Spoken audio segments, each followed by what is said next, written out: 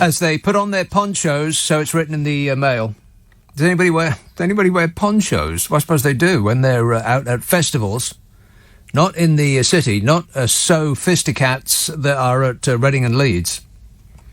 As they put on their ponchos and prepare for a weekend of stellar lineups. Not to my eyes. Stellar lineups. Festival music lovers are braving the rain and the risk of catching COVID, as well as a multitude of sexually transmitted diseases. Disgusting. They are the first large-scale gigs since restrictions were eased, and fans can look forward to tomorrow's searing 77 Fahrenheit heat. Yes? No. No. They're lying about that. That is a lie. There will be no such searing heat. It's going to be cold and cloudy. And the music will be rubbish as well. Correct. I mean, come on. Liam Gallagher? Does anybody want to hear that cagouled, droning, monobrowed oik without the rest of Oasis? No. Stormzy? Anyone? Negative. How about Biffy Clyro? No. I don't even know who that is. Is it a bloke or a band? He sounds like a country and western singer. Billy Clyro. Biffy Clyro. Is that real, or is that somebody just made that up as a joke? Does he sound like a country and western star? Exactly. Why can't they have proper acts like in the good old days? It were grand when I were a lad. You could go to your local pub and see Pink Floyd and Led Zeppelin and the Wurzels singing I've Got a Brand New Combine Harvester, and you get enough change out of 3 groats to buy a suit and a weekend in Morecambe. You tell that to the young folk today and they won't believe you. Most of the UK is set to be dry and bright for the duration of the 3-day weekend after weeks of wetter than usual weather for August, according to the Met Office. It said the high pressure is likely to dominate through the end of the month and into the start of September, suggesting that this week's settled spell could continue into next week. Yeah, it's settled. It's settled at rubbish. We've had this weather for ages now. It's been the blooming same every day. Not that I'm complaining or anything. Whinging and whining and moaning. Highs potentially reaching 70 degrees Fahrenheit in Reading. Well, so where's this 77 that they were talking about? Look forward to tomorrow's searing 77-degree heat. And then in the same blooming article, they say it's only going to go up to 70. Like I said. Liar! Highs potentially reaching 70 Fahrenheit. Oh, wow. 62 in Leeds. Oh. And going to drop to 50 Fahrenheit overnight. And don't even ask me to translate that into European surrender centigrade because I'm too upset. I am not completely satisfied with summer.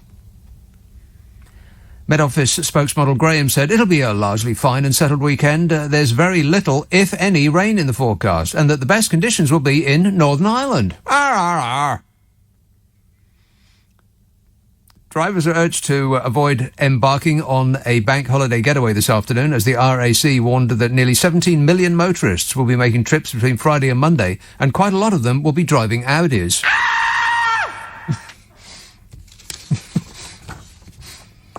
Met Office spokesmodel Graham said, the conditions are expected to cool slightly going into... Cool? Oh, come off it.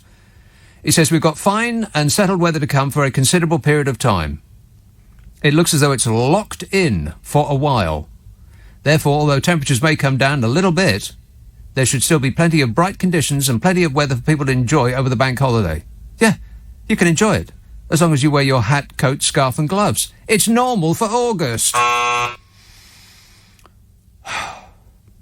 RAC Breakdown spokesperson Rod urged motorists to carry out essential checks on their car, such as ensuring the ashtrays don't have any illegal drugs in them.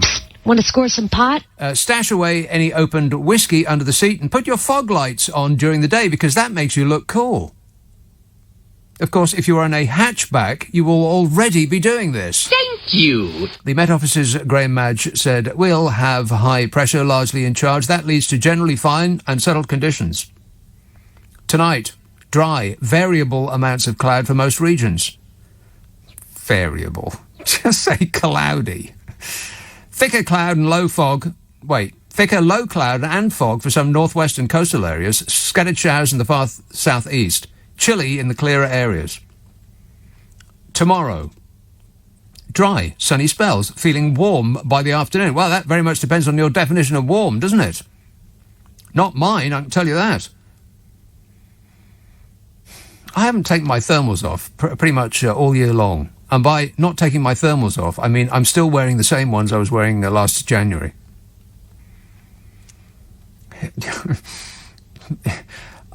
When it comes to it, you may be able to peel them off me, but it might require a blowtorch. Outlook for Sunday to Tuesday. Remaining fine and dry for most, with the best of any sunshine and the warmest temperatures in the west. Cloudier and cooler for eastern parts, which I hope does not include any of your parts. Sunshine and warmth in the west. Well, not the northwest, surely, because that would be you-know-where. I'll check while you wait. This phone is an idiot. It doesn't recognise my face. It doesn't recognise my thumbprint or anything. It's me. All right, Glasgow. What? Pfft, rubbish. That's nonsense. You are not getting 2 weeks without rain. I don't believe it. There's something wrong with that phone. Would you like to hear the long-range forecast for the next 4 weeks? No. I don't blame you. Next couple of weeks. This is until the 10th of September. Oh, my God, it's September already. Largely fine and dry weather. Best of any sunshine in the west or the northwest. That's what my app said. With more cloud in the east. Sunshine in the northwest. Do you have anything to wear in the northwest when the sun shines? Winds are going to be light to moderate.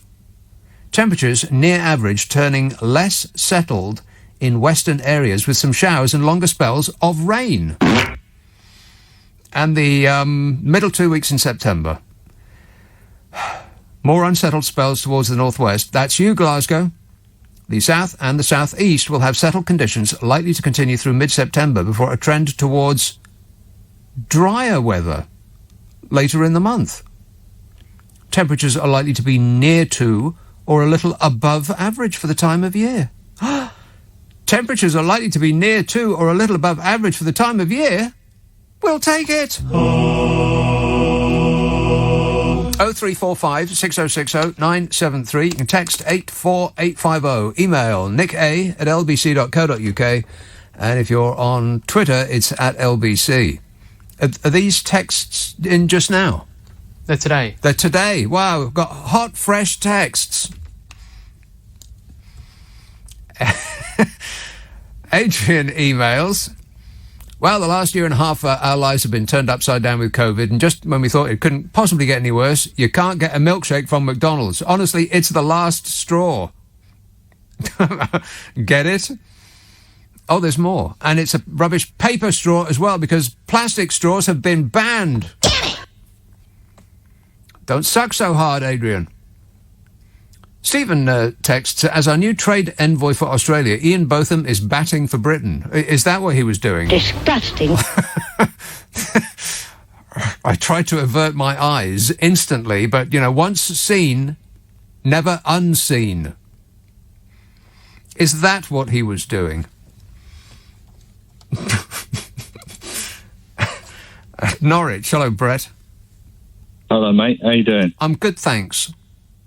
I was going to say, hello there. Well, hello there. Hello there. Yeah. Hello. Yes. Hello. Hey, hello. Hey, listen, man. Are you talking about Afghanistan tonight? Well, I am now. Okay.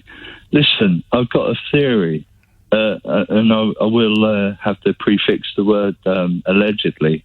But, oh, that'll cover us.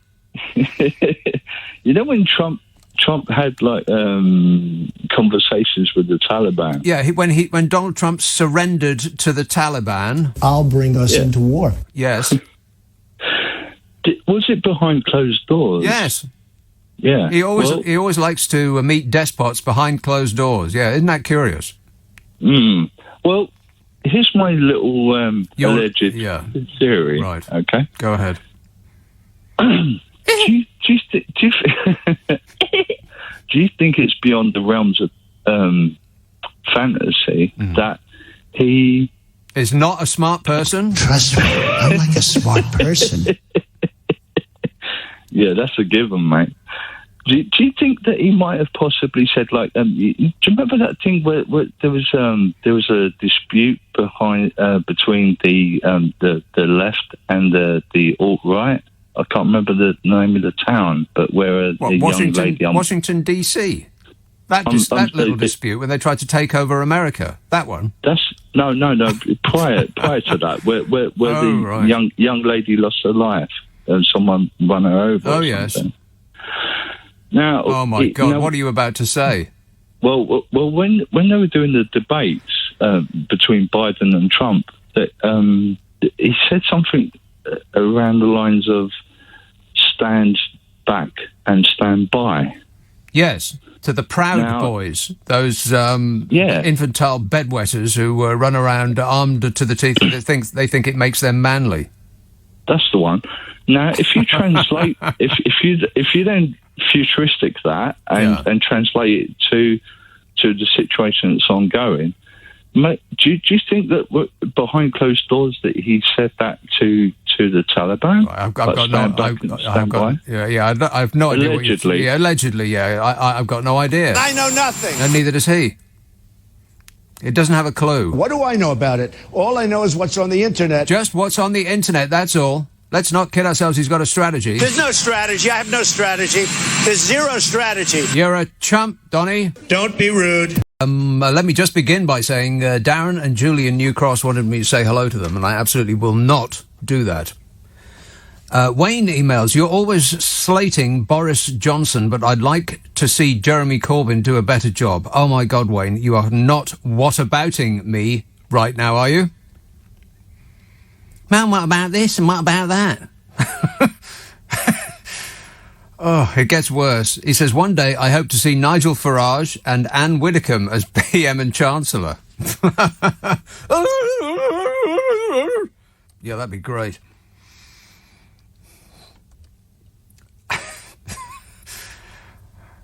I assume you're joking, so I'll move on. Andrea texts, did you hear about ISIS X? It's like ISIS K, but much more dangerous, and it's coming soon. The ex-president, but still orange trumpet said so. We're all going to die. ISIS X and ISIS K. Is that some sort of drug reference? You kids, just say no. Well, just say no thank you. I mean, good manners don't cost nothing, do they? Be polite. Shane says, on Monday this week, I was cruising along the M8 towards Greenock when I noticed it was not raining in Glasgow. What? I don't believe you. And Bodger, this says, Bodger can be proud of one success as PM, 100% record of failure.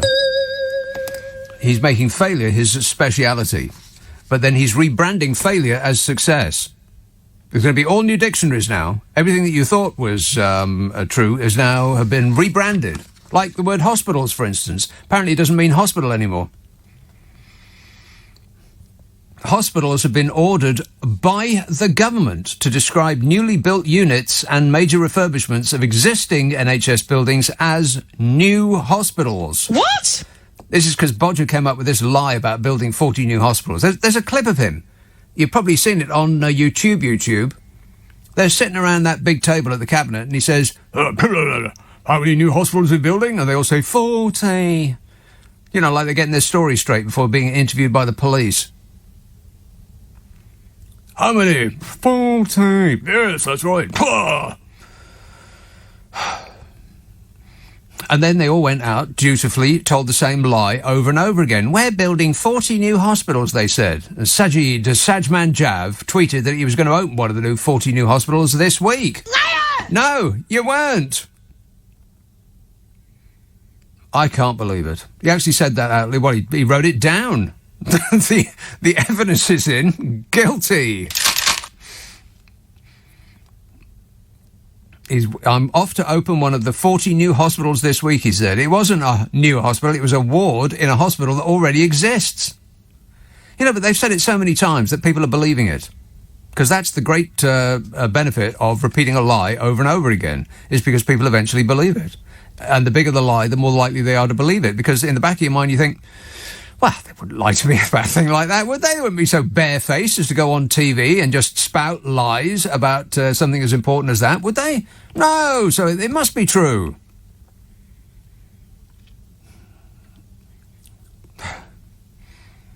But people believe it despite their knowledge of the relationship that this regime has with the truth.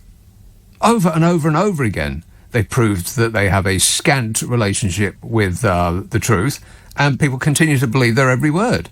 Oh, well, I know they lied to me about this, and then they lied to me about that, and they lied to me about the other thing, but they're bound not to be lying to me about this.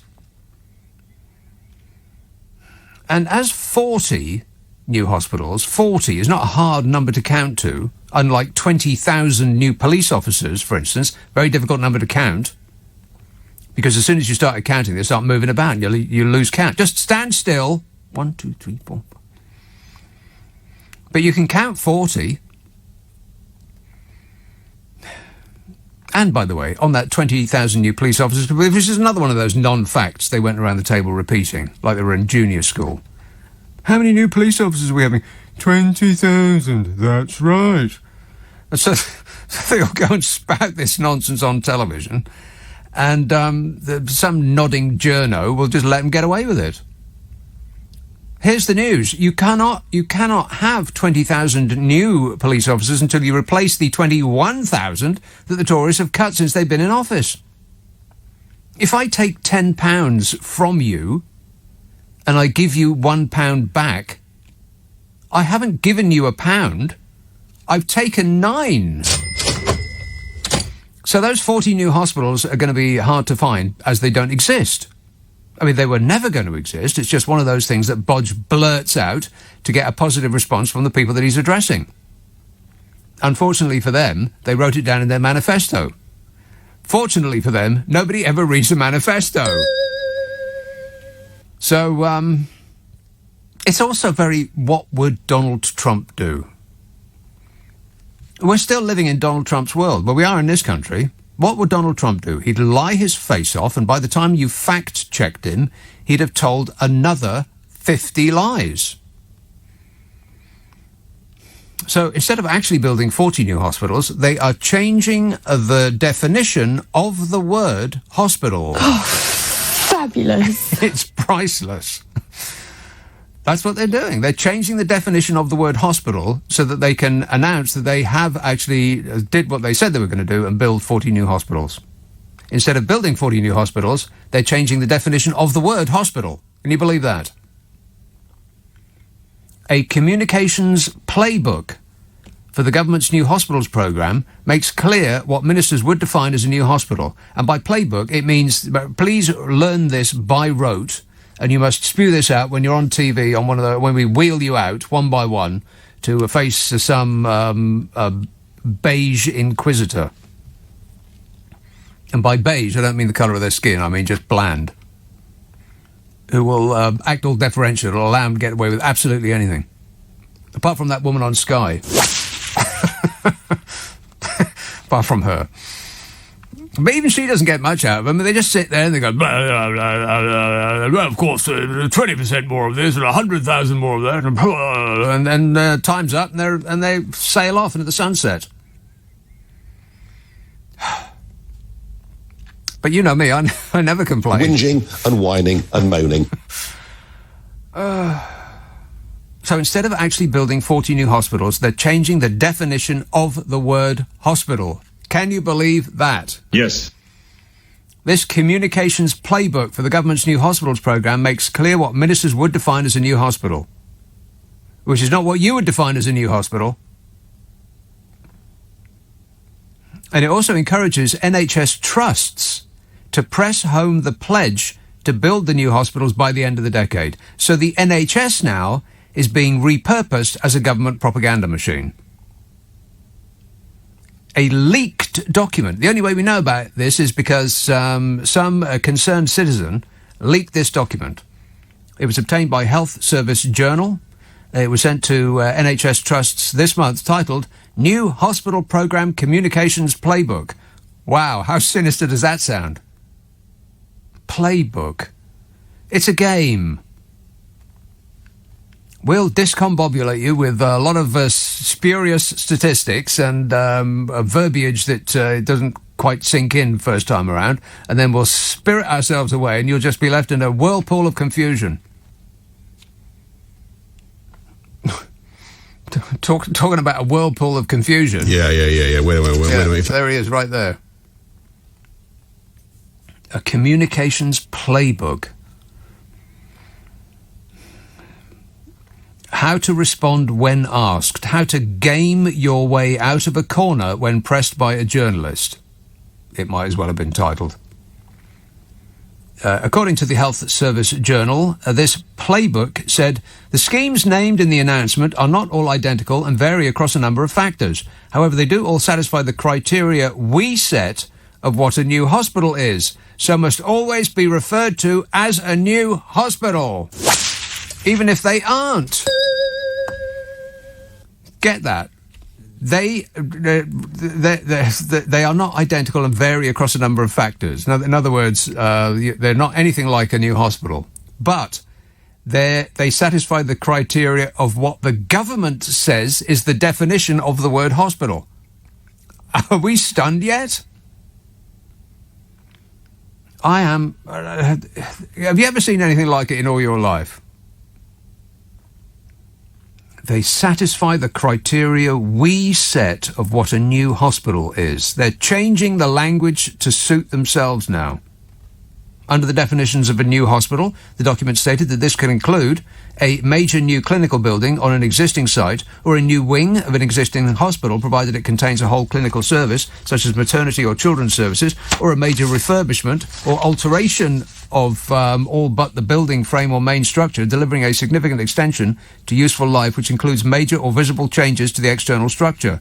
It could also be the provision of a cigarette butt receptacle or a portaloo in the waiting room, and that the outside gets a lick of paint.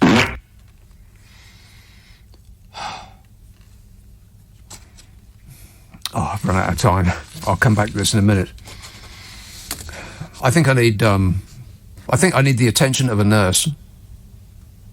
Somebody get the screens. So back with the story about this fantastical tale about the 40 hospitals.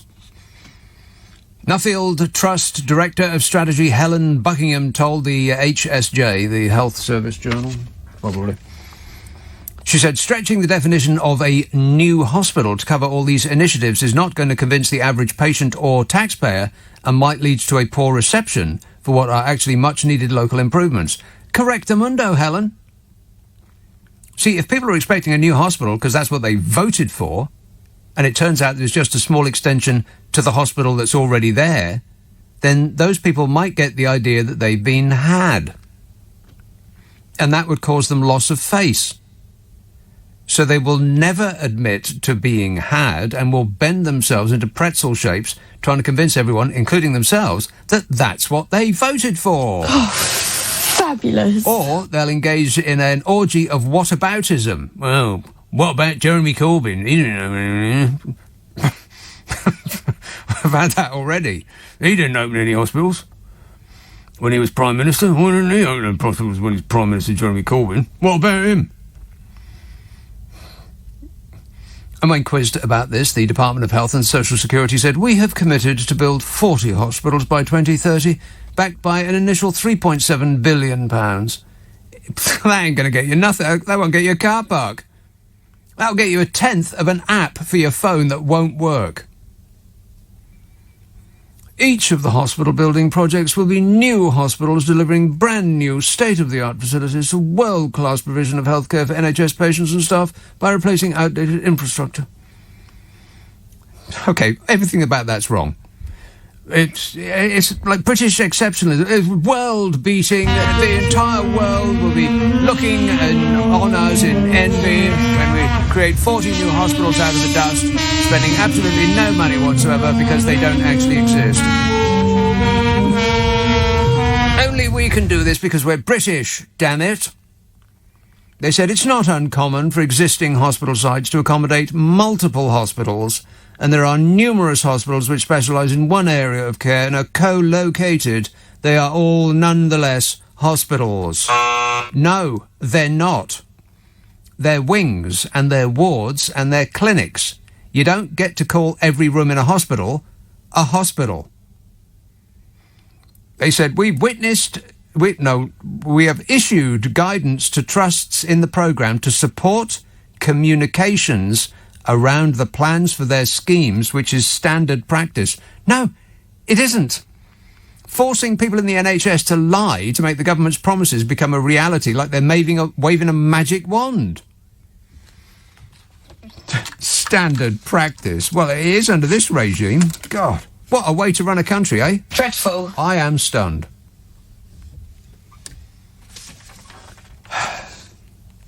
Mary texts, Biffy Clyro are from Glasgow. Why does it always rain on me? That was one of those.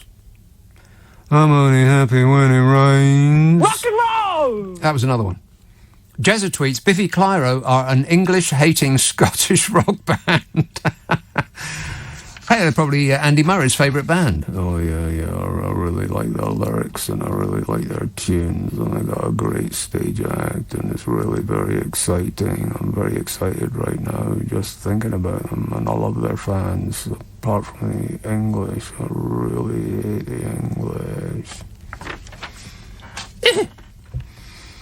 Jesus of Narrative tweets, we need to listen to more Coldplay in these sad times. No, we don't. Oldbury. Hello, Branches. Hi, Nick. You okay? Yes, fine, thanks. Well, you know what? What? Regarding Boris Johnson and Donald Trump, it's been staring us in the face because Donald Trump's favourite phrase, one of them is... shut up! Yeah, that's his favourite phrase. That's one of them, right? I like that one. Yeah. Don't be rude, yeah? Mm-hmm. Anyway. And I am the most fabulous whiner. And I'm a whiner, and I keep whining and whining. he keeps whining and whining. I'm a whiner, and I keep whining and whining. Go ahead. Yeah, he's, one of them is, the other one is, I love the poorly educated, yeah? Okay. Now, look at our state of our schools. Yeah? I love the smell I love the smell of makeup in the morning. Go ahead. Yeah. Well, hang on, he's got loads, yeah? But what I'm trying to say is basically the education level of the people like myself and, the working class is going further down. Yeah. Yeah? It's like it's a plan, isn't it? We haven't got the knowledge of asking the questions, yeah? Yes. Because what they're doing is they're dividing us, yeah? Okay, all the time we've been divided by race, religion, colour, gender or whatever. Right? While we're busy amongst fighting ourselves, these plonkers, yeah, are running this country down. So who's the plonker then, Ranjit? We are. Bingo! Yeah, because we vote these idiots in, yeah, and then we complain. Now, I don't know if you've seen one of the Clint Eastwood films where he goes, "Don't pee on my back and tell me it's raining." Yeah. No. Which one was that? Was that the one with the orangutan? No, I think it's Outlaw Josie Wells. What he's saying to the system, yeah? You're peeing on my back and you're telling me it's raining. And if somebody intelligent asks them that question, they say, well, why don't you go and get yourself an umbrella? Right. This is like my add to it. Yeah, why don't you flip channels, because that doesn't seem like a very seemly film. Yeah, that's what I'm saying. But the thing is now, going on Boris Johnson, remember a few months ago I said, look, when Donald Trump was, we're best at this. No, I most certainly do remember nothing of the sort. I do not listen to this show. Okay. I said Donald Trump's been reading the graph upside down. Yeah? Yeah. Okay, so where he's at the bottom and he reads it the other way around, he thinks he's at the top. Yeah. And that's what Boris Johnson is doing now. Like with the police force, we've got 20,000 extra, like what you've just said. But the reality of it is probably about 5,000-6,000 less. They are they're disseminating misinformation. You can't say we're going to have 20,000 more police officers if they've taken 21,000 off the streets. Even if, and in the vanishingly unlikely circumstance that they actually do provide 20,000 new police persons, then there will still be 1,000 short of where they were when they took over. Yeah, and the other thing that you're on about hospitals, yeah? So if 3 or 4 GPs get together and they build a new surgery, yeah? Yeah, and they sell it to an American medical insurance company, yeah. That's another hospital.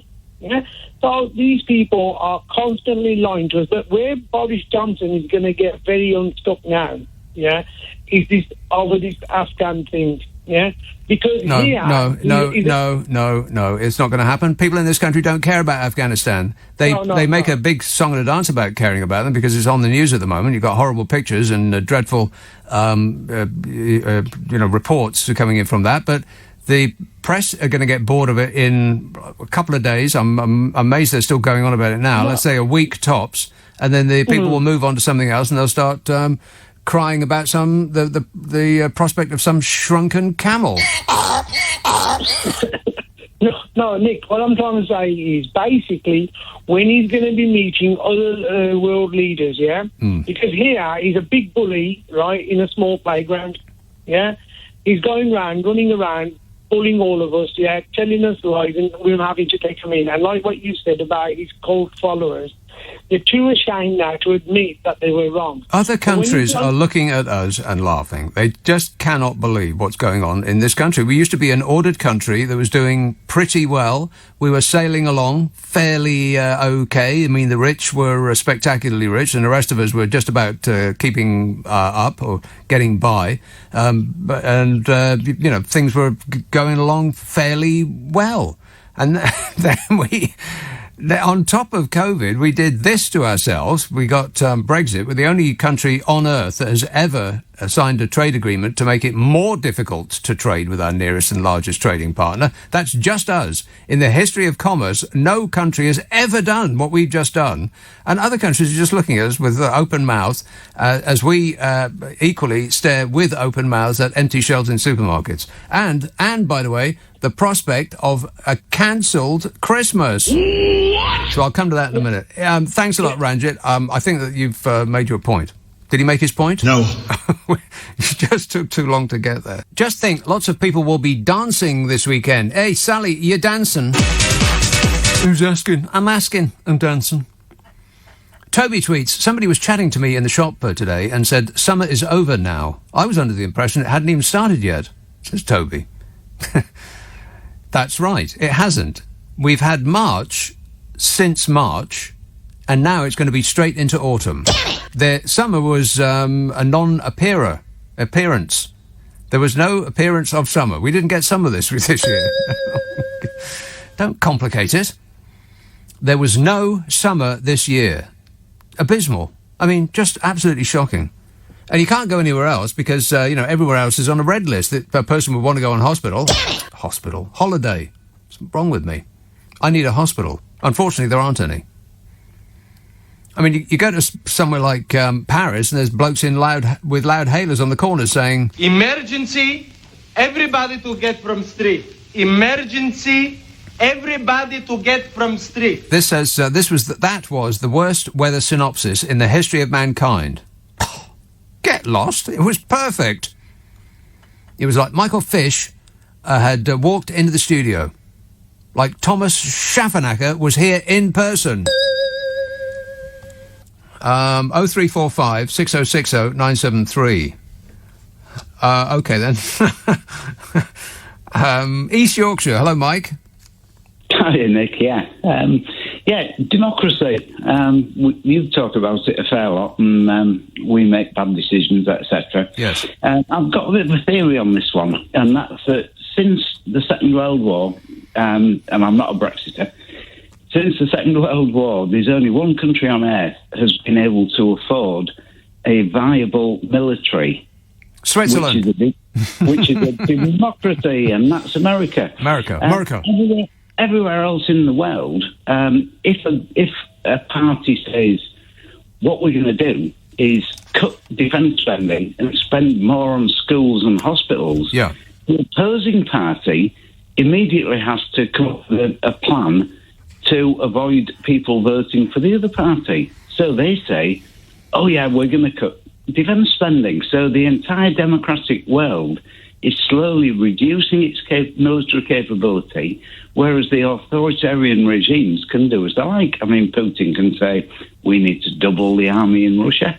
China can just double its army. Yeah, I don't think you got that right, Mike. I think that we are spending ever larger, more fantastic amounts on our military. There doesn't seem to be any limit to the amount of money that we'll throw at the private military contractors. No amount seems to be enough, and it doesn't really matter what the product they provide is. It doesn't apparently matter whether it works or not. We buy boats that sink. We buy tanks that can't fire, that shake their occupants to death, so that they actually need one of those 40 new hospitals. So we got tanks that don't work and ships that don't work. And what else we got? We've got nuclear weapons that we'll never use, not now, not ever, never. £40 billion, and you know what? If they say it costs £40 billion, you can be absolutely certain it's £80 billion. So it's probably £100 billion that we spend on our military. And what do we do with it? What's it for? But it has no capability, because we have 40 nations other than America in Afghanistan, and we can't maintain a military presence in Afghanistan. Incredible. It took like 2,500 people and about 10,000 support staff. So we can muster 10,000 support staff between us and our friends in the EU. And we can certainly, even with the cuts that we've had in our armed services under the Caring, Sharing Conservative Party, which, by the way, amount to 30,000 in the Army, 5,000 in the Navy, 5,000 in the RAF, 2,000 in the Royal Marines, and, not to mention all of the rest of it, which is 60,000 from the NHS, 21,000 police, 10,000 prison officers, 7,000 PCSOs, 730,000 people in the public sector, and 12,000 fire persons. But one bit of good news. Anyway, I've got a new car. Well, let me ask you this. Do you like... Wait. Do you like driving in your car? I love driving in my car. Right. And now I've got a new set of alloys on it. I've got a new car. Because Boris said, yes. if I change a little bit, it's new. So I've got a brand new car. I've put a set of alloys on. Isn't that wonderful? Mike, are you out of your mind? You're going to curb those alloys in about 10 minutes. No, I'm not letting the missus drive it. All right, that's a pretty good note to end on. Say goodbye. Cheers, mate. Ta-da. 0345 6060 973. He said ta-da, and not a moment too soon. Bye-bye. Not that he was going to say anything offensive or anything. But women can't park. It's a fact that I just made up for comic effect. I know somebody who just took their driving test, and it didn't seem that there's any test in the driving test anymore. When I were a lad, I had to pass my driving test, and it was extremely tortuous.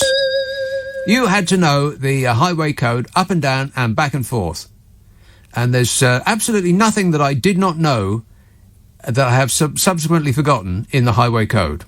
Ask me now anything you like about the highway code, and I will not know the answer. But ask me at 17 years old, and I would have provided the answer toot sweet, if not quicker. And the actual test itself was torturous. There were hill starts, and he said you didn't even have to do an emergency stop. But what are they testing? Your ability to find your keys? You didn't even have to park the car. That's insane. No wonder the road is full of berserk people. They've been told that they're excellent drivers and have got the documentation to prove it, and they don't know one end of the car from another. And we provide them with something that weighs 2 tons and goes 150 mile an hour, and they are, to a person, all out to prove that fact. And nobody knows the extent of their car. They just seem to hog the centre of the road these days, particularly on really, really narrow roads. They don't know where the end of their car is. They don't know how far it is from where they're sitting to the end of the passenger side. So they've got no idea how near the curb is. See, there's that bloke with his alloys. They're going to be ruined by next Tuesday, I betcha. Betcha. What do you want to do that for? Get new alloys? They'll look good when they're fitted, and then you'll be cursing every moment from next Tuesday onwards. Damn it, just spent $2,000 on those, you'll be thinking. What was I saying? Oh yeah, driving tests. What do they test these days? He passed, but then who couldn't? You could pass it if you're asleep. You don't have to park. You don't have to do a hill start. You don't have to do an emergency stop. Well, what else is there? Hello? Is this thing on? 0345 6060 973. Toby tweets, someone was chatting to me. I've read that. Declan says, I'm all for saving the planet and the COP26, but why Glasgow? Is there a direct flight from Washington to Glasgow? Well, there is when the President of the United States of America travels. There's a direct flight from there to anywhere when he wants to go. Although, ask Joe Biden where it is he's going, and he'll probably say, but not quite that high. It's a little alarming.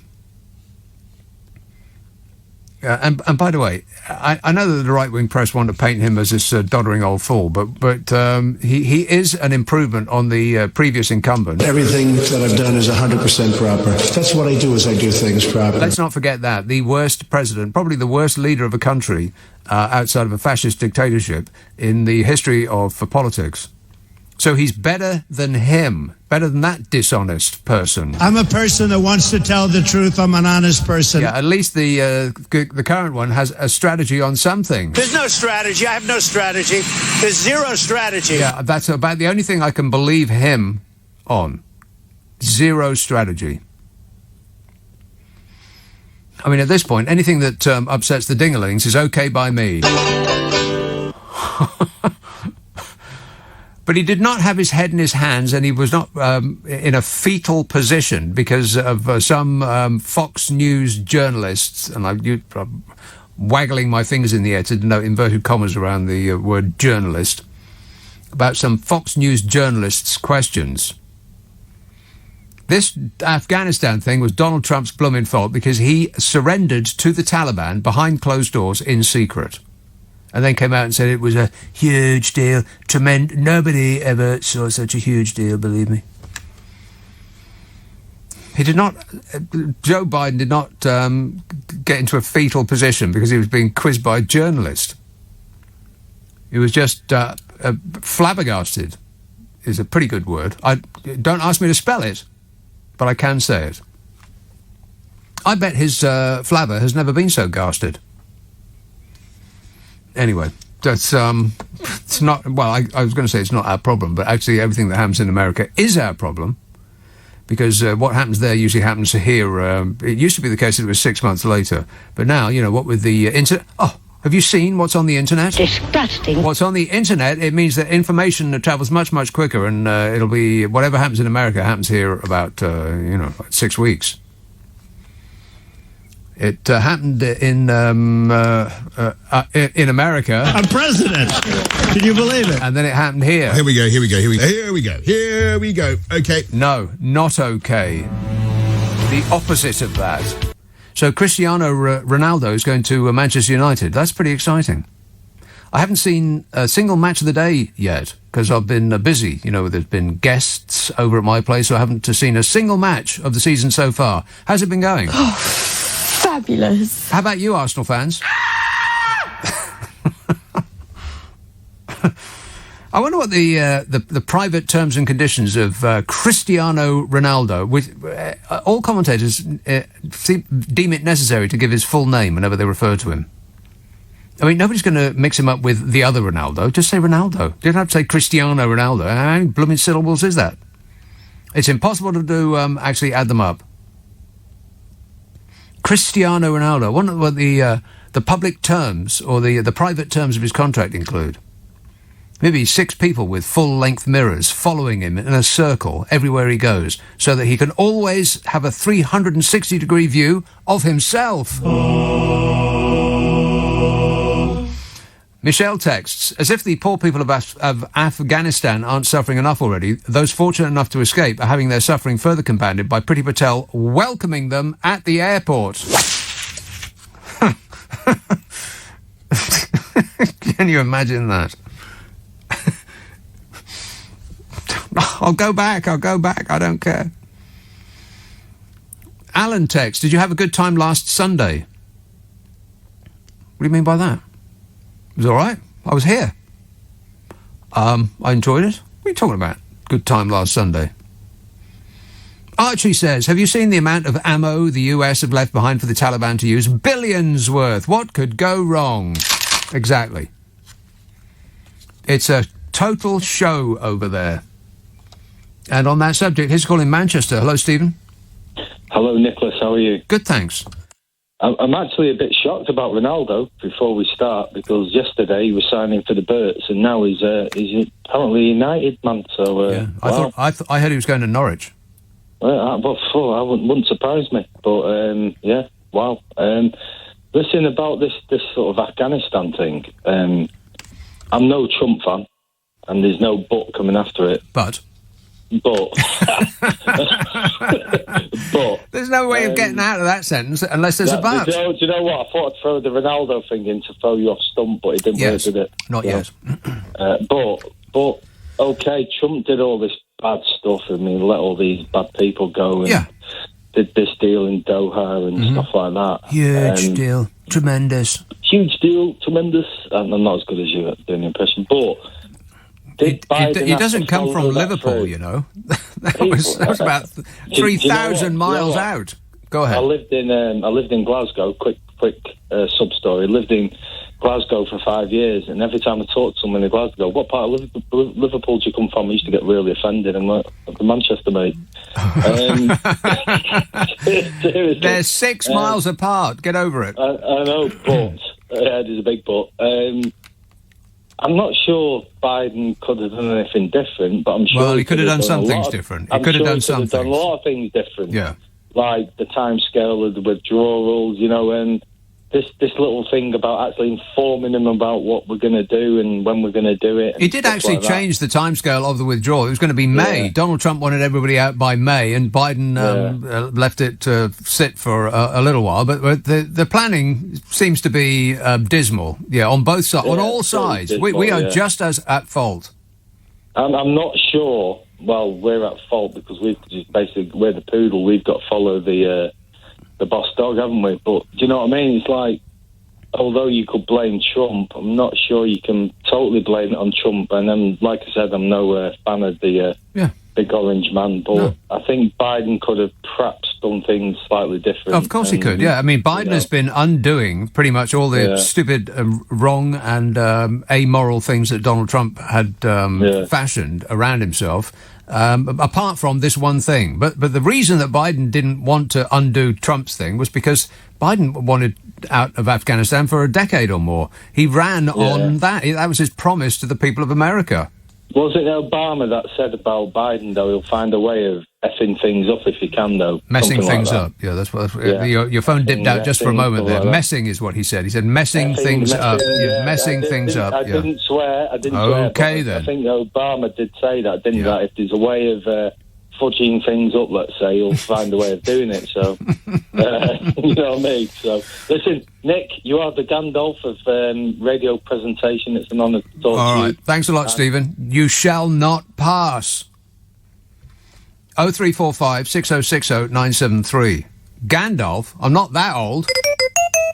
Thanks very much for everybody who sent me a birthday card and presents and such like. Appreciate it. Thank you. It's very, very nice.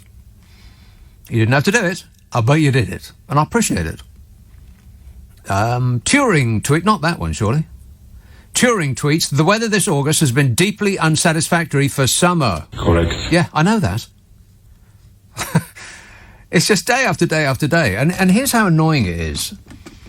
It's annoying because Carol McGiffin. What? What? Yes, you, Carol McGiffin, are in the south of France. Do you know how warm it is in the south of France? I'll tell you. Oh, my God. OK, this is... she's not in Nice, but she's Nice adjacent. It's tomorrow, sunny, 77. Sunday, sunny, 78. Monday, sunny, 77. Tuesday, sunny, 77. Wednesday, sunny, 79. And it goes on like that every day for 2 weeks. Sunny and 77, 78, 79 degrees in Nice, in the south of France. And so I thought, well, OK, that's Nice, that's the south of France. What's Paris like? Well, you know what? It's not far off the bloomin' same. 72 tomorrow, and then an anomaly. 69 on Sunday. And then, by the end of this week, it's 76 degrees and sunny, 77, 76, 76, 77, 77. And you know what it is here? Oh, my God. 66, 63 next week. 63 degrees and cloudy. 64, 65. That's it. It's over. How is it, meteorologists, explain this to me, I double dare you. How is it possible that France and England are having such spectacularly different weather, despite the fact that you could spit that far? I mean, I get why Northern Ireland... I get why they're freezing cold and raining all the time, is because they've got the weather coming off the sea there. And, you know, I'm prepared to believe that Scotland will have worse weather than the south of England. But why? I've never been so upset. Very, very annoyed. Stop whining. Chris says, while some parents may be outraged by children being vaccinated without consent, what about the child's right to be protected? Apropos of nothing at all. We weren't even talking about that, but he managed to squeeze it in there anyway. Lancashire. Hello, Annie. Hello, Nick. How are you doing? Good, thanks. You ought to be up here, you know. We've had a good summer this summer. Shut Amazingly. Up. Nonsense. We have. It's been... I kept hearing that it was all terrible down south, which is usually the other way around. Yes. But we haven't had much rain at all for a couple of months. You know, I just kept praying for rain because the garden was parched. We had to keep filling up the pond. And even now, I mean, it's been... My friend's been at the Lake District for 2 days. She's come back burnt. What? Burnt, yes. Annie, definitely. We do not wish to know that. Thank you. Yeah, sorry. I thought I'm just going to say a rude word then. But what is it that's happened? I mean, really, because I don't know any explanation. Because the weather people, they just say what it's going to be like, but they don't tell you why it's going to be like it. Why has it been so specifically awful just here where I live? I'm not saying that I'm personally being picked on, but... Well, it seems to be in the east of the country, doesn't it? The west, it's usually the west that gets more rain, but this year it's been the east and the southeast that's had a lot more rain than we have, which is very unusual and very odd. Probably global warming, it's all... Oh, right. You're talking about chickens? Yes, or something. Yeah. Anyway, that's not what I rung about. I rung up about the lying about the NHS. Oh, yeah. About hospitals. Mm-hmm. And, you know... I think the problem is that if you don't have a lot to do with hospitals or the NHS, and a lot of people just read the right-wing media, or maybe younger people sort of, get all their news off social media and things, so they're not necessarily getting properly informed. People just don't know what's going on. But if you have much to do with it, like this year, I've had a lot to do with the NHS. Actually, this week I had to dial an ambulance, dial 999 for my partner, who was sitting on the bed and just keeled over sideways and was virtually unconscious. So I dashed down, I had to go down on the stair lift downstairs, get to the phone and dial 999. What's the number for 999? I was told that it could be an hour and a quarter for an ambulance. What? And I said, he's had a stroke once. I said, I don't know what's the matter with him. He's not properly conscious. And she said, "I'm really sorry." She said, "We're just so busy at the moment." She said, "If it gets any worse, ring back." Well, I thought, well, what difference does that make? Yeah, I mean, and it takes me... This is our world-beating and world envy... I've mucked that sentence up. This NHS is the envy of the world. Yeah. Exactly. And anyway, in the end, they did turn up after half an hour, and she said, "Oh, you're really lucky," because she said we've just gone to an old lady. She's been on the floor for 12 hours. What? I mean, it is shocking. Well, my mother-in-law was on the floor for 7 hours, and this is 80 miles south of here. A couple of months ago, she was on. Yeah, I mean, they sent somebody out in a car to make her comfortable, in inverted commas, if you can be made comfortable on the floor. But then the ambulance itself took. Well, I'm surprised. 7 hours. I'm surprised they didn't get Amazon to just deliver her a cushion. Yes. Oh, honestly, it's just no joke. And then in A&E, he got stuck in A&E for 14 hours. What? Yeah. No, well, I mean. He was actually lying on, in a cubicle, lying on an examination table, but they didn't have a bed. He was in A&E for 14 hours because they had no beds. Oh, my God. And then I couldn't get through to A&E. I spent I'm absolutely knackered because I spent most of Wednesday night awake trying to ring A&E. They were so busy, they couldn't even answer the phones.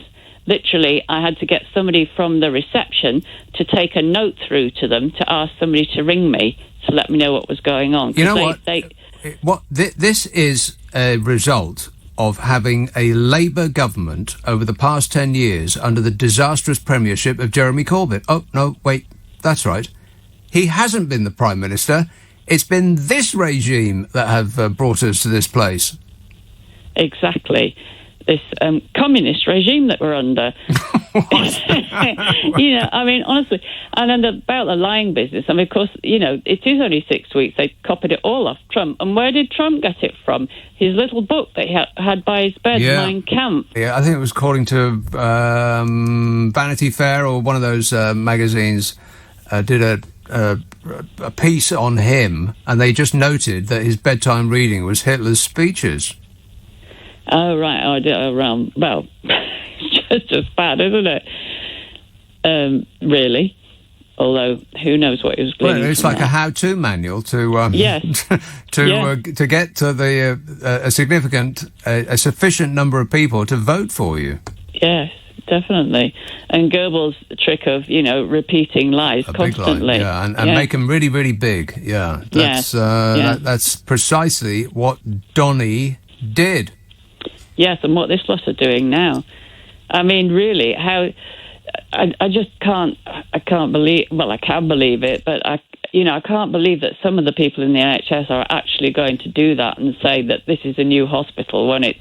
Well, I'm glad that some concerned citizen actually had the gumption to release this to bodies who could get it out into the public. Not that it will make the slightest bit of difference, because the answer that you'll get from members of the public who have supported the regime isn't, "Oh, well, he's doing his best," because they will not admit to being had. That's the essence of it. And no, they absolutely won't. There's no way out. I think we're stuck here forever. Annie, I'm going to have to go. Was your other half all right? Yes, he is. He's much better now. They don't quite know. They've still got him there because they're doing a few more tests, but he is much better. Okay. Yeah. Texts. I'm in Glasgow for the weekend, and I am pleased to announce it's great weather. I think you've been lying all along, he says. Liar! Jim emails, up here in West Cumbria, it's been a great summer. Oh, well, soon it'll be Christmas when we can all enjoy a lovely dinner of toast. Yeah, you know what? Bad news. The toast is off. We've got no bread and you ain't got no toast. I'll come to that in a minute. And Brian says, Farage and Widdicombe as PM and Chancellor, I'd rather have Palpatine and Vader in charge. Yeah, and then the only thing that could help us is the Rebel Alliance. You hear that, Keir Starmer? We need an alliance. You listening to this? Probably too busy styling his hair. You don't need to put all of that product in your hair. You just don't. You just don't. Wembley Park. Hello, Christoph. Oh, hi, Nick. Christoph.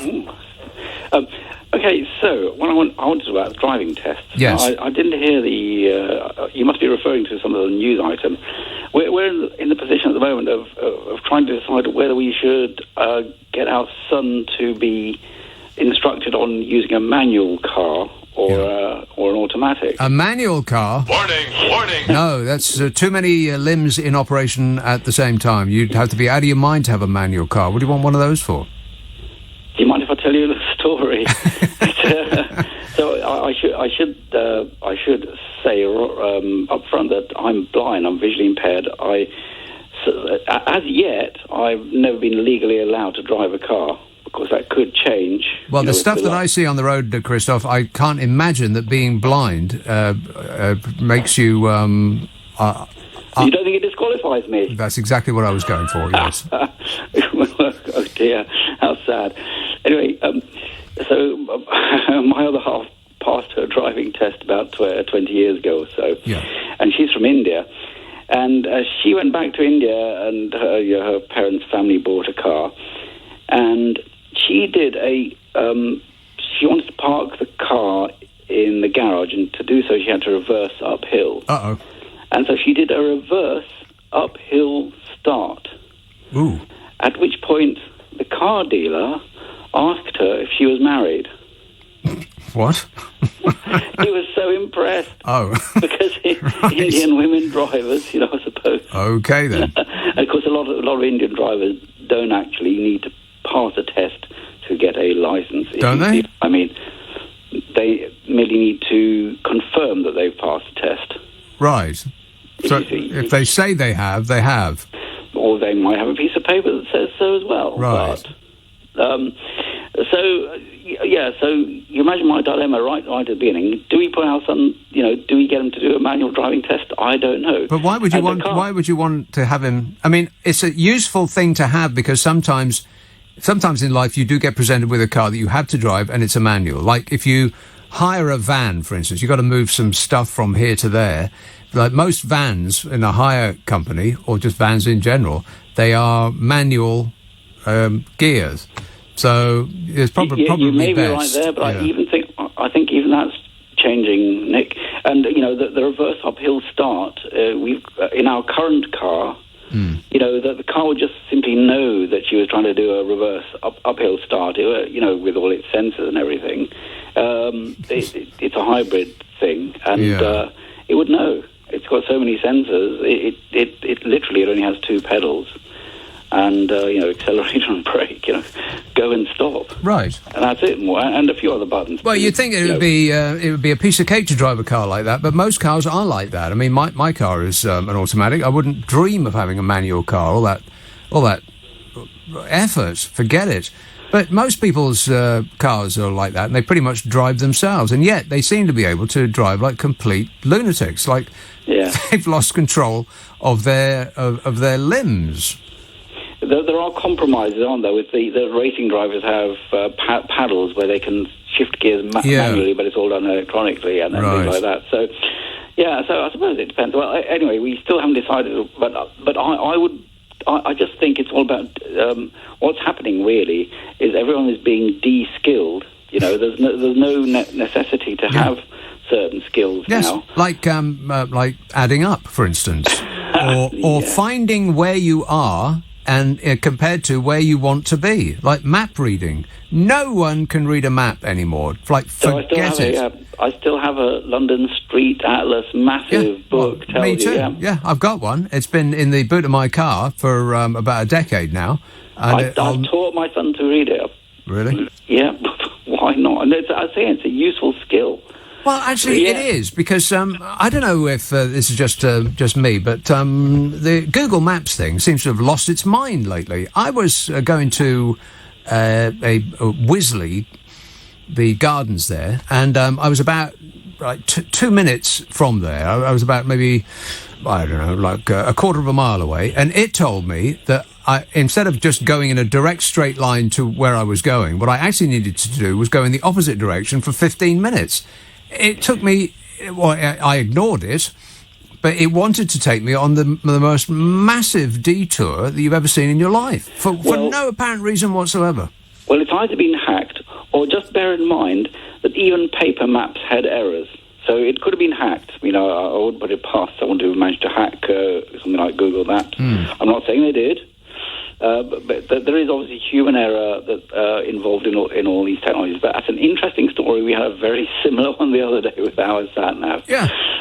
But paper maps are also paper maps. Right, also yeah, perhaps. Right, I suppose so. But yeah, I mean, a paper map, it's more likely that the person reading it would make a mistake than the map itself is in error. Although it depends when it was printed, of course. Well, you heard all the stories of people driving over into harbours and into water because following their sat navs. I don't know if any of those stories were true. Right. But use your common sense, and there's no such thing as common sense. Except when COVID. Except you talk about COVID, of course. All right. Okay, thanks a lot, Christoph. 0345 6060 973. Yeah, the other thing it wanted me to do was to leave the motorway I was on and just go around the roundabout that was off the motorway and then rejoin the exact same motorway that I was on. What was the point of that? If I just stayed on the motorway, I would have been in exactly the same position, just quicker. I think it's lost its mind. Google Maps. This is the mind of Google Maps, recorded yesterday. Confused. Jan tweets, I think we're misunderstanding Boris. Stop saying Boris. He's not your pet. He's not a dog. Johnson, you mean? Jan tweets, I think we're misunderstanding Johnson. Is he saying they are building faulty new hospitals? I think that must be what he means. A faulty hospital. Right. That makes much more sense. Tony emails, I read that the philosophy of the Chinese president is to be included in the school curriculum over there. What pearls of wisdom would one find in Bozo's book, apart from never be more than 12 hours from a high-vis vest? Yeah, or a walk-in fridge. Or 3 months away from squiring some top Tory totty. Pah! Manchester. Hello, Ryan. Oh, hi, Nick. I've been listening to you for about 3 weeks, non-stop. Very good. Thank you. That's all right. I thought it was the perfect time to call because I've completed 4 driving tests. 4? You failed 4 times? I might have failed 3 of them. Might? Well, okay, I did. But I still think they were probably too easy. How is it possible to fail a driving test? I think the examiner was probably slightly unstable. He was actually being examined in one of them. Right. So there was a lady sitting in the back, and and anyway, at one point he slammed on the brakes, and at the end he said to me, because it was a sort of dual control, and at the end he said to me, if I wasn't paying attention, that would have been it for all of us. And when he said he didn't mean you, he meant himself? No, he meant himself. Yeah. Right. Well, so why did he slam the brakes on? What were you about to hit? He thought there was a car coming towards us. I was convinced there wasn't. But, that's not something you really have a debate about. Either there was or there wasn't. Which was it? I said we'll have to agree to disagree. Right, okay. And he failed you anyway? Yeah. Right. Yeah. So, but the fourth one where he passed me, I was convinced, because I had the same guy 3 times. I was convinced. I was convinced that he just wanted to get rid of me. Yeah. And he said at one point I was over the speed limit, but I eventually brought to hell it with back. it. Yeah. He said I brought it back to around the right kind of speed. Yeah. He just couldn't stand it anymore. He never wanted to see you again. Yeah, pretty much. So now the rest of us have to suffer. Manchester, as long as you stay in Manchester, then I'll be completely safe. Bad luck, I'm moving to London in a couple of weeks. Oh my God! Right, I'm giving up my car. I'm going by bus.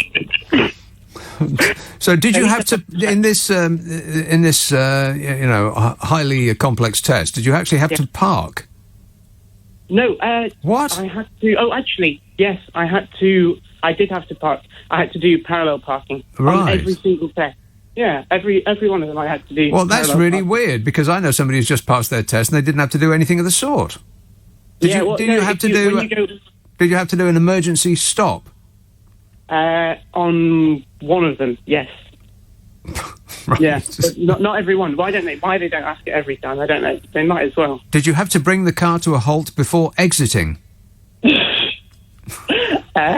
Maybe one of them. Yeah, just open the door and throw yourself out. Yeah. I think that's what he wanted me to do at certain points. Yeah. But at the end, it was good. Okay, but you passed in the end. I think. Thank you.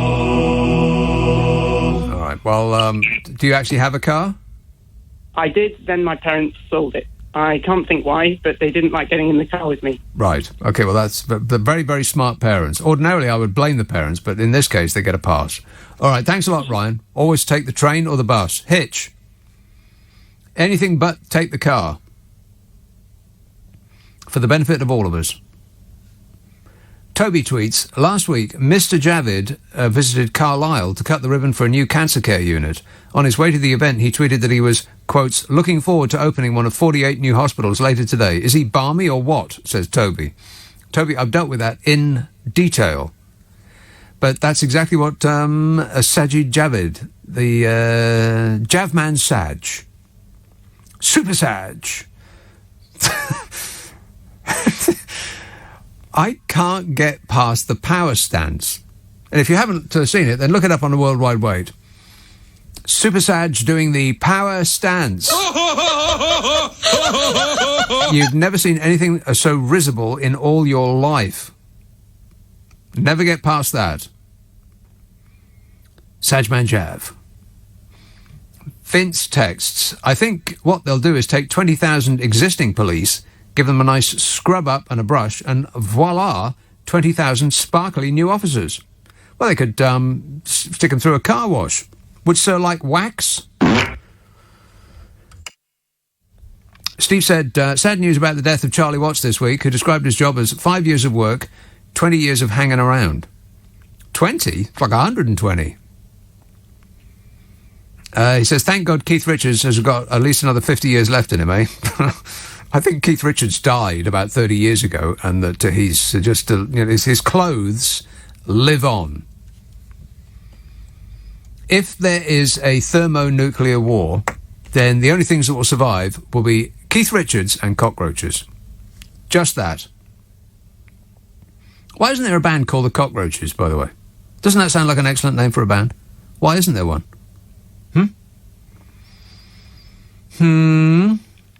Ian says that the Tories used the same trick in 1992 to change polytechnics into universities. They claim to have created 33 new universities. Did they really? Huh. And Robert says, if I buy my wife a new blender, can I say I bought her a new kitchen? Absolutely. Paul says, my new fuzzy dice makes my car a new car. And, well, there's probably variations on that theme. Plenty of them. 0345 6060 973. Well, I don't like to be the bearer of bad news, but Christmas is cancelled. Oh, no. Supermarket shelves could be empty at Christmas. What? Empty. This is due to food retailers grappling with severe supply chain issues. So says the chief of one of the UK's largest supermarkets. But at least he didn't say that it was caused by Brexit. Until he said that it was caused by Brexit. John Allen, the chairman of Tesco, said supermarkets are struggling to source stock ahead of the busy festive period as a result of immigration rule changes caused by Brexit, reducing the supply of lorry drivers. John Allen, chairman of Tesco, said supermarkets would normally be increasing stock in their preparation for the Christmas period, when demand for food and drink products is typically higher than the rest of the year. Booze. You can say that again. However, a scarcity of HGV drivers has stopped them doing this. He says, we've got Christmas around the corner, and in retail we start to stock build really from September onwards for what is a hugely important time of year. You know, this is very upsetting for several reasons. First of all, the prospect of empty shelves at Christmas, because you want them bursting with products and produce. at Christmas time. You want an embarrassment of riches, don't you? You want to put on at least 3 stone at Christmas time. You want to eat until your face falls off at Christmas. You do not want to go to the supermarket and find that they ain't got this and they ain't got that, and as for the other, forget about it. But the other thing that's really annoying is that we're talking about Christmas. I haven't finished with summer yet. We haven't had summer yet. Christmas we're talking about already. John Allen, out of Tesco's, said, "We've got a lot of goods to transport between now and Christmas, and a strong supply chain is vital for everyone. The reason for sounding the alarm now is that we've already had one Christmas cancelled at the last minute. I'd hate this one to be problematic as well. There will be problems this Christmas without food to eat." Get Mud on the phone. They're going to have to re-record Lonely this Christmas. Rock and roll! They can creep in and then creep out again. So this is getting serious now, isn't it? Like Brexit. Blimey. Road haulage chiefs have calculated there's a shortfall of nearly 100,000 drivers. 100,000! And you know what the government's answer to it was? Increase the size of lorries. Yeah, how big are they going to be? 100,000 times as big. 100,000 drivers we're short of, and the government's response is, just let's make the lorries bigger. Or you could make the shelves in the supermarkets smaller. Problem solved. And we are short of 100,000 drivers because thousands of EU drivers left the UK during the pandemic. And they left because we said, we don't want your sort round here no more. Bye-bye. And so they left. It's a mystery. But you might be thinking, what does the boss of Tesco's know about supermarkets compared to some bloke with a Union Jack as a profile picture ranting away on Facebook about it having nothing to do with Brexit? Well, the boss of the Co-op supermarket, Steve Murrells, said that current food shortages are the worst he has ever seen. And what you'll get from people is, well, the shelves are stocked round where I live. My corner shop is bursting, it is. So that proves that the boss of Tesco's and the boss of the Co-op supermarket have no idea what they're talking about. Everybody gets to have their own facts these days. We're all living in the screaming memes world now. Oh, shut up! The boss of the Co-op supermarket, Steve Murrell, said the food shortages are the worst he's ever seen. As in, ever. Data published this week by the Confederation for British Industry shows that retailers recorded their lowest levels of stock since records began. I was going to have a blood test this week. I tweeted this out. I put it up on Twitter. I was going to have a blood test this morning. To get up as the cock was crowing and hightail it down to the GPs for a blood test. They called me up yesterday saying, don't bother. It ain't worth it. Because we ain't got no bottles to put the blood in. You know, those little plastic bottles. You wouldn't think that would be a thing, but apparently it is. There's a nationwide shortage of blood sample bottles. Can you believe that? They were going to take my precious essence and squirt it into a bottle. So now I get nothing because there's a nationwide shortage of blood bottles, all because of the European Union being mean to us. No! Or whatever fantastical excuse you want to make up. Data published this week by the Confederation for British Industry shows retailers recorded their lowest levels of stock since records began. Meanwhile, high street fast food chains have stopped selling products as a result of suffering from shortages of key components. McDonald's removed milkshakes from its menus in England. I am stunned. Not only in England, but also in Scotland and Wales, which sounds like almost everywhere to me. Greggs announced its chicken bakes are in short supply. These are the sunny uplands that we were told about. God, it's absolutely glorious. And by sunny, they mean hungry, and by uplands, they mean gutters. How's Brexit going, Nige? Brexit's going great. Fiona says, do you think that the communications book, this is the hospital thing, the method of lying about how many hospitals they're actually building, they just threw that out and then realised, wait a minute, people are actually holding us to this. They're actually going to count, these people, the amount of hospitals we're building. They're not just going to take our word for it. So now they're redefining what it is to be a hospital. Instead of building 48 new hospitals, they've just changed the definition of the word hospital. Can you believe that? Yes. Yes. Yes, I can. Fiona says, do you think that the communications book was Michael Gove's summer homework, as he has been missing in action for weeks? Bodger must have given him something to do to keep him out of the road, to keep him on the road for a couple of weeks. Yeah, I haven't seen Michael Gove in a good long while. And we miss him, no? No. No. Not even a little bit. Ricky says, is there any chance of the custard hippo chucking us some of the millions of pounds he plans to hand over to the Taliban? Yeah, we've surrendered to the Taliban. It's another great British military success. Amazing. What is all that money for that we spend on our military? I mean, seriously, what is it for? Apart from burnishing the profit and loss account of private defence contractors, who ministers mysteriously walk out of their jobs as MPs and into earning a vast chunk for not really doing very much. Isn't that curious? Odd. It's almost as though the two are in some way connected.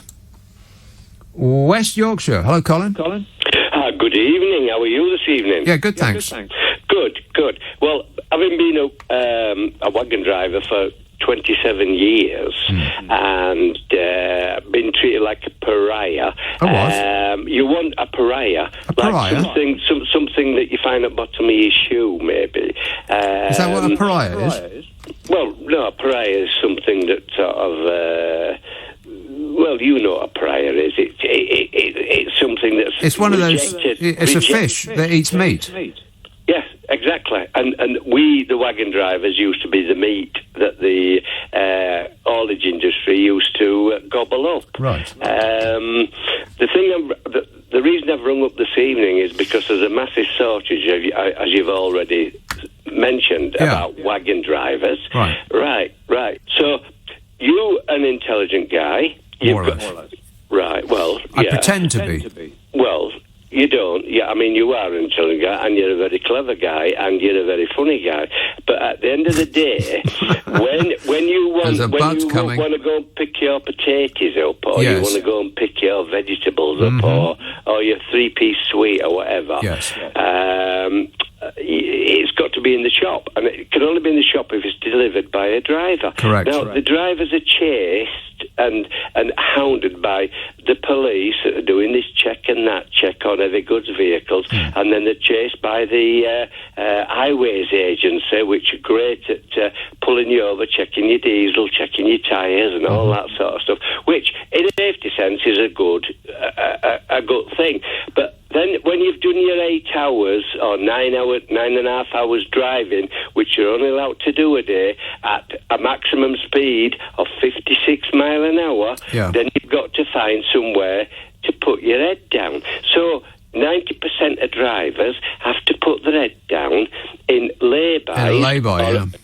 Or industrial estates, or wherever they can find a parking space. No washing facilities, no way you can have a meal or anything like that. I know, near me there's several lay-bys, and they've always got like 10, 12 lorries jammed in them. I suppose they're waiting for... Do they have to wait for permission to join a queue to get to Dover? Is it something like that? No, it's not to do with that. It's with the you just come to the end of your allotted days time, right? No, okay. No, the the number of hours you're allowed to drive each day, which is 9 hours. But I thought the government. Hang on a minute. But the government wasn't the government like flailing around in desperation to try to fashion some success out of this catastrophe. They said you can increase the hours you work by an hour. Something like that, didn't they? Yeah, well, an hour. You know what? You've got traffic reports there, and it says you're delayed on the M25 or you're delayed on the always M62. the blooming M25, always. Always, yeah. So them hours are ticking away. So you're not delivering the goods to the stores where they want to go. But let me ask you this, Colin. Don't you think it's a long time to be driving a day? I mean, if I drive 2 hours a day, I want to get off the road and have a nap and a sandwich. No, the thing is that when you're a professional driver, you drive for 4 hours, right? And then you've got to have a 3/4 of an hour break. Right. So then you can get out, stretch your legs, have a pee or whatever you want to do. And then you've got another 4 hours. And on 3 days a week, not 5 days a week, 3 days a week, you can drive for 9.5 hours. Right. Right? And then you've got to park up. So wherever you are, you've got to try and make it to where you are. If you go into a service station and park up, it'll cost you about 30 quid. Yeah, big mistake. Up. Warning! Yeah. Peter texts, have you heard that breakdancing is the next Olympic Games sport in Paris 2024? Maybe they'll have Anton Dubik judging. I don't really know who Anton Dubik is, but I'm sure she is excellent in every regard.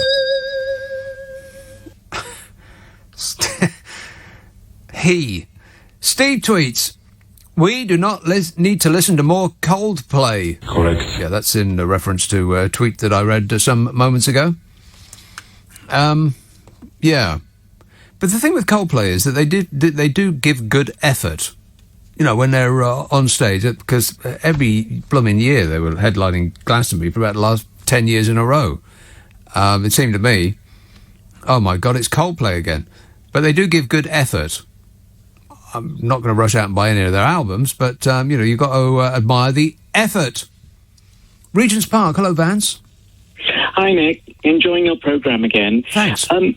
Nick, you were wondering what people are taught on their driving test or what they're tested on. Right. Do you realise it's similar to science GCSEs now? Huh? When I did my O-levels, say, in physics and chemistry, we had to memorise formula for things like kinetic energy and gravitation. But in the past decade, students have not had to learn formulas. They're printed at the top of their exam paper. What? Yes. So you do a physics O-level, GCSE, or chemistry, or mathematics, and they print the answers on they print on the all test the formulas. They don't print the answers. They print all the formulas that you need to use to calculate your answer. But you don't have to memorize these formulas anymore. Well, I suppose that does make sense in that in the real world, you need never remember anything because you can look it up. You know, it's your ability to use those equations that's the important part.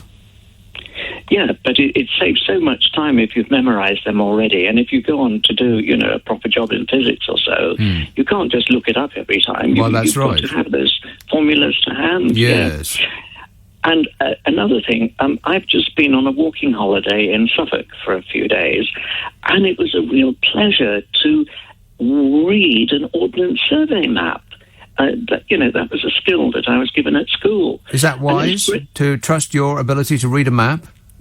Yeah. I mean, I was taught, I was in the cadet force at school, and so they actually taught us to read Ordnance Survey maps. And one day in Suffolk, there was a whole bunch of people with their iPhones wondering how to get from A to B. Right. And eventually they just followed me. Regardless of where it was you were actually going. Exactly. Yeah. I felt useful. Wow. Anyway, all nice right. to talk to you, Nick. And you. Cheers. Thanks a lot, Vance. I should have asked him what the equation for gravity is. Actually, gravity is caused by magnets. It's magnets. Affirmative. Steve tweets. Oh no, I read that. This says levelling up will have been achieved when everyone in the north has their own pair of shoes. Yes. John says, can you believe that Glasgow is currently the hottest climate in England? What? What?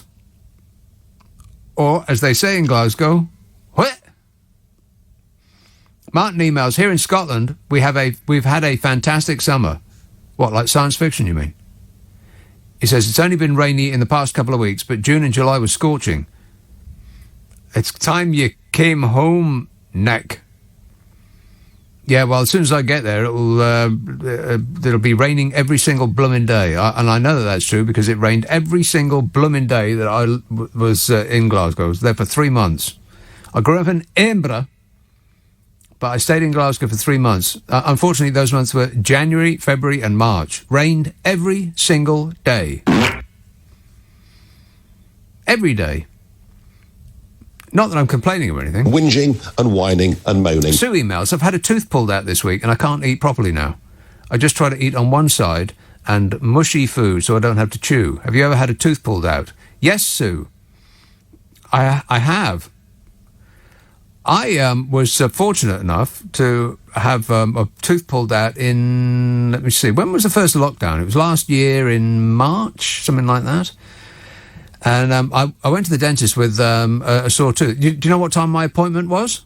That's right. Yeah, exactly. So, yeah, I went in there and I was about the last person they had in there before the lockdown, before all dentists shut up shop.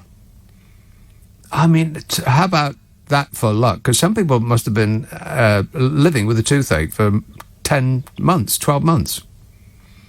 It must have been absolute agony. And they said, you can have, what do they call it? Root canal work. Now, I don't know what that's like, but it is a synonym for the most painful thing that anybody's ever had. And I've had laser eye surgery from when it was really painful. I was one of the first people in the country to have that. Aren't I a trooper? No. It was so painful, you can't believe it. Because unlike the thing that they do now, it's like they flap and zap. They cut around and lift and peel the skin back, then zap the underneath and then put the skin back on. Oh, no. When they first started to do that, they actually scraped the front of your eyeball off. Oh, no. I'm not making that up. And then it had to regrow. God, it was painful. You couldn't... I had to lie in a dark room. You couldn't move, because every time you move, there's nothing you can do about it. Your eyes move too. It was the most painful thing ever. So I don't want to have to go through that again, or have root canal work. So I just said to them, I'll pull it out. It's amazing how pain-free it is to have your tooth pulled out. I mean, I know they inject you. That's the worst part of it. They come at you with this... a needle that's about 3 feet long. You think that this is definitely going to go through my jaw and through my neck. He's going to staple me to the chair I'm sitting in. Why do they have to be so long? Don't answer that question. But yeah, so he puts, you know, he's got like 1 foot on my chest. He's got a pair of pliers in my mouth and he yanks it out and I'm like, so you're going to start? And he said, no, that's it, it's out. And then he showed it to me. Oh God, that's the most revolting thing I've ever seen in my life. Don't show it to me. Nobody wants to see that. Why am I talking about this? Oh, yeah. And so, yeah, I just had a cap, Sue. So I feel your pain, literally. I had to chew on the other side. It's remarkable how used you get to chewing on one side of your face. You don't even really notice it. But, yeah. So I've been eating soft things. Like pizza, for instance. Big mistake, huge. Roy tweets, how do you think global Britain is working out for Bodger and Deckchair Dom? No influence over the US and none within the EU. Well, we never had any influence over the US. Forget about that special relationship. It's only special to us. Us poor, desperate puppy dogs. Trailing along our master and desperately hoping that he's going to pay attention to us. America doesn't care about this country. Never did. Don't care. It's America first, regardless of who the President of the United States of America is. It's America first. But we just think because we both speak the same language that we are somehow special in their eyes. But it's just so desperate and pathetic is what it is. Just trailing around. Oh, please notice me, notice me. Have some self-respect. Global Britain. I think Global Britain is working out just fine for Bodger and Deckchair Dom. They're going to be just fine. They're in the money, honey. Always will be. It's us poor dopes who are going to be suffering. Still, we knew what we were voting for. That's what I keep hearing over and over again, regardless of the actual consequences and the reality on the ground. Yeah, there's no food on the shelves and Christmas is cancelled, but we knew what we were voting for. Right. Glasgow. Hello, Paul. Hi, Nick. Morning to you. Paul. Hello. Yes, sir. Yes, just wanted to let you know about the weather in Glasgow. Mm-hmm. It's not fake news. We are in taps off weather. You're in a what now? You would say tops off. Yeah. We would say taps off. Caps off. Right. You're taking your cap off. Taps off. Yeah, taps, yeah. Oh, tops. T-A-P-S. Right. Okay, I get it. Taps off. I don't believe you. I do not believe you. What's it doing now? Right now, at this moment. Right now, it's rather dull here in Glasgow city centre. But we have had 71 degrees all week. What? Yes. What is going on? Because this is not normal. And the week coming as well. Yeah, I think it will be up to about 79 during the week. No. 70... I'm serious, Nick. I can hear you typing on that keyboard. I can hear you. don't care whether you're serious or not. I am checking as we speak. 79? You are dreaming. No fake news from Glasgow. 79? Yes. No. No, definitely not. 71 tomorrow. Then 67, 67, well, 71's not 79. Then 67, 65, 66, 67, 65, 63, 61. Oh, my God, it's autumn already. Nick, what would you say to that in January, February, March, though? I'll be pleased with that in January, February, March, but it's not January, February, March, is it? No, it's not. No. And just while I'm speaking to you, I would like to say, you used to do it well. You've always done a great show. But I did used to listen to you on another station, maybe about nearly 30 years ago. Oh, yeah. Used to give us all the boys up here in Glasgow that were getting looked after by Her Majesty. A bit of a mention. Oh. Right. Bartolini. Say no more. Mm-hmm. Say no more. Yeah. All right, you've said enough. Thanks a lot, mate. 0345 6060 973. Yeah, I used to be huge in Barlini, eh? My people. Chris texts, I feel I owe Boris Johnson an apology. I've been calling him the worst foreign secretary we've ever had. But after hearing the omni-shambles that is Dominic Raab, he has taken the crown. Yeah, Dominic Deckchair Raab. Angular, tetchy humanoid, Dominic Deckchair Raab. Margaret says, couldn't they have put a few animals in the hold of every plane that left? I assume you're joking, Margaret, but I would guess probably not. Are you kidding me? If they could put a few animals in the hold of every plane that left, they could put a few more people in the hold of every plane that left. Get your priorities straight. Oh, little puppy dog. Yeah, how about a person would be better? Darren texts, have you seen the government in Australia dealing with COVID restrictions? Drink beer with a mask on. How'd you do that? How do you drink beer with a mask on? I mean, Australian people. Well, they are experts. If anybody can drink beer with a mask on, it's Australia. Booze. Michelle says in France they have centres where they train aspiring lorry drivers. This course is paid for by the government. The people just need to be referred by the job centre, so they can train for an HGV licence for free and also receive an allowance. Is there such a scheme in the UK? Says Michelle. Michelle, I don't know. But it doesn't prevent me from having a strong opinion, and I'll assume that the answer is no. And furthermore... No. No, I bet you got to pay through the nose to be an HGV person. Government scheme. It costs $9,000 to go to a university to study something that will get you a job on a moped delivering pizza. Rob texts, Bodger Johnson has saved over 150,000 people from dying because of the vaccines. He's a saviour. Rob,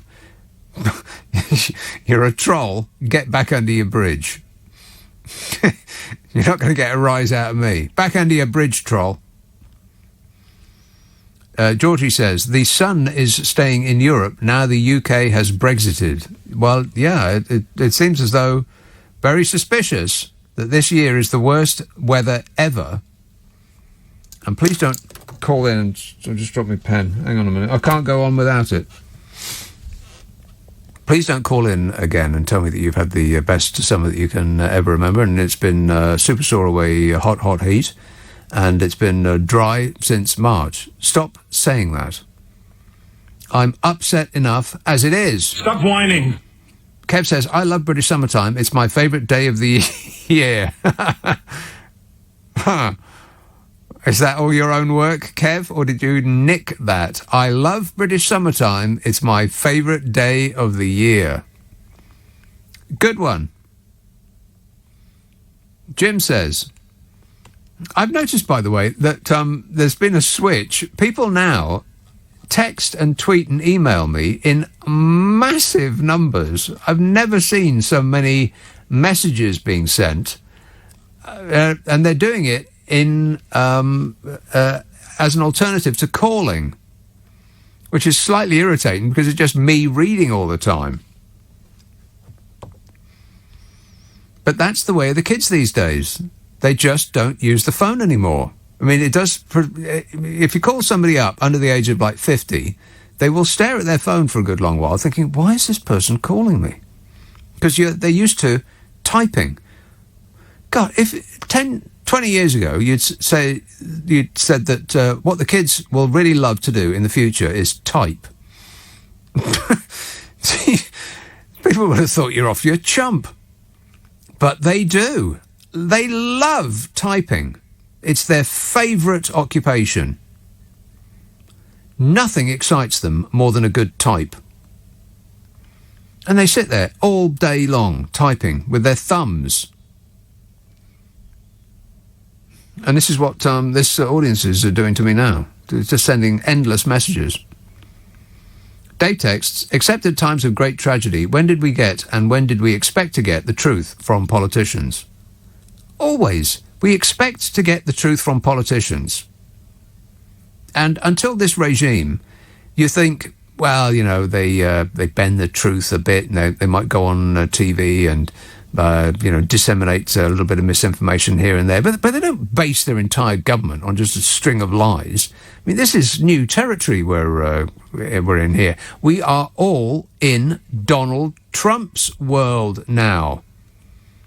And the meaning of words is the same in America as it is here. Fluid. I'm very highly educated. I know words. I have the best words. See, highly educated. That apparently is not a phrase that means what it used to mean. Nice. It doesn't mean what it used to mean either. Donald Trump is not a nice person. Right, or maybe it does. I pressed the wrong one. Donald Trump is a very nice person. Yeah, see, that would have made more sense. Oh, well. Screwed it up. Jim says, Have you seen the stories alleging Michel Barnier is running against Macron on an anti-immigration Frexit platform? What does it all mean? Ein texts, not that Ein, surely. It says, do you think the Taliban will be as stupid as our current government and pay its neighbouring country £40 million to patrol its own borders? Doug says, it's been a great summer. No heat, no wasps, no sweating, no sleepless nights because it's too hot. It's been a great summer. Roll on autumn, says Doug. Hey, Doug. Oh, shut up! But thanks for getting in touch. Appreciate it. This says, the driving test is easy peasy now. Reverse, scrapped. Has it?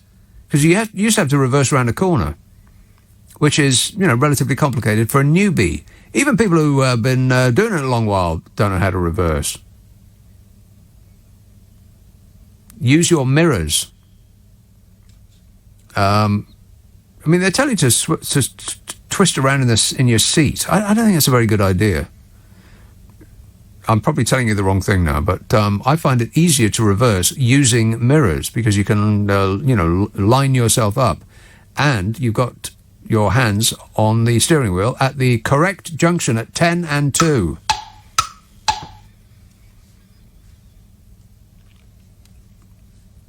Anyway, it says, reverse has been scrapped. The turn in the road scrapped. What, you mean a 3-point turn? They don't have to do that either. What? Emergency stop is 1 in 3 tests. Parking bays are at the examiner's discretion. And all the examiners are interested in is what's under the bonnet and the sat-nav. How could they possibly be interested in what's under the bonnet? It's usually their own car, isn't it, that you're being tested in? And the sat-nav. Do you have to actually show that you can work a sat-nav to pass the test these days? That's ridiculous. No wonder the roads are just completely... the M25, I swear. Can anybody go down the M25 at any time of the day or night and it actually be clear? No. I was stuck in an hour and 30-minute jam yesterday. My sat-nav took me into it. I couldn't believe it. It said, there is a delay on your journey. You are on the quickest possible route. And it took me to the end of an hour and a half traffic jam on the M25. And I was staring at it as I was following its instructions like a moron. And I was thinking, you're not actually going to take me to the end of an hour and a half traffic jam. You're surely going to use your giant brain to think your way round it. And did it? No. Morons. We're surrounded by morons. And I got to the front of the problem, and it was, as usual, a certain make of car that was responsible. Don't make me say it again. Dave says, except at times of great tragedy... I read that. Except at times of great tragedy, when did we get and when did we expect to get the truth from politicians? I refer you to the answer I gave some moments ago. Jezza tweets, what's your take on the news that Cristiano Ronaldo's heading back to Manchester United? My take on it is it's too many syllables. Cristiano Ronaldo. 7 syllables. And yet the commentators insist on saying all 7 every time he's got the ball, which is going to be a lot. Just say Ronaldo. There's only one Ronaldo on the pitch. We don't think that the goofy one has come back. The guy with the teeth. The guy with the teeth, who looked one way and then passed the ball the other way. Neat trick if you can pull it off. I think it's pretty good. It's exciting. I mean, it's it's another chapter in the soap that is the Premier League. I shall look forward to it. Oh, I'm going to cough. Hang on. That's better. Let's have Elton Shuvik. Hello, Nick. I was just wondering what, in the aftermath of the deal with the Taliban, what is going to happen to all the all the weapons that the Americans have left behind? I mean, are the Taliban going to use it themselves? Are they going to share it with ISK? Are they going to sell it to jihadists in neighbouring countries? I mean, there's no telling what will happen to all that weaponry. I mean, Joseph Haller couldn't have made it up more effectively in Catch-22. Yeah. I don't think they're interested in selling them because they don't really need the money. I mean, they've got all the money in the world because of all that excellent heroin that they produce. So, don't worry about them. They're making billions and billions of dollars. They'll probably use it to shoot people with. Yeah. I mean, they're already trying to kill each other. Are they? And yeah, I mean, the attack, the yesterday's blast. Yeah. That was ISK attacking the Taliban after the Taliban released all the ISK prisoners, and it's a really it's an unstable situation, and because it's an unstable situation, it's very dangerous. Yeah, a little bit dangerous. Yeah, I think that Afghanistan is on the red list for holiday destinations, so keep that in mind. Yeah, I mean, it's at the moment there's the World Food Programme is warning there may be hunger. So, yeah. Well, the World Food, the Tesco's is warning there may be hunger this Christmas. Warning! Yeah. Although, the pictures out of Afghanistan are just.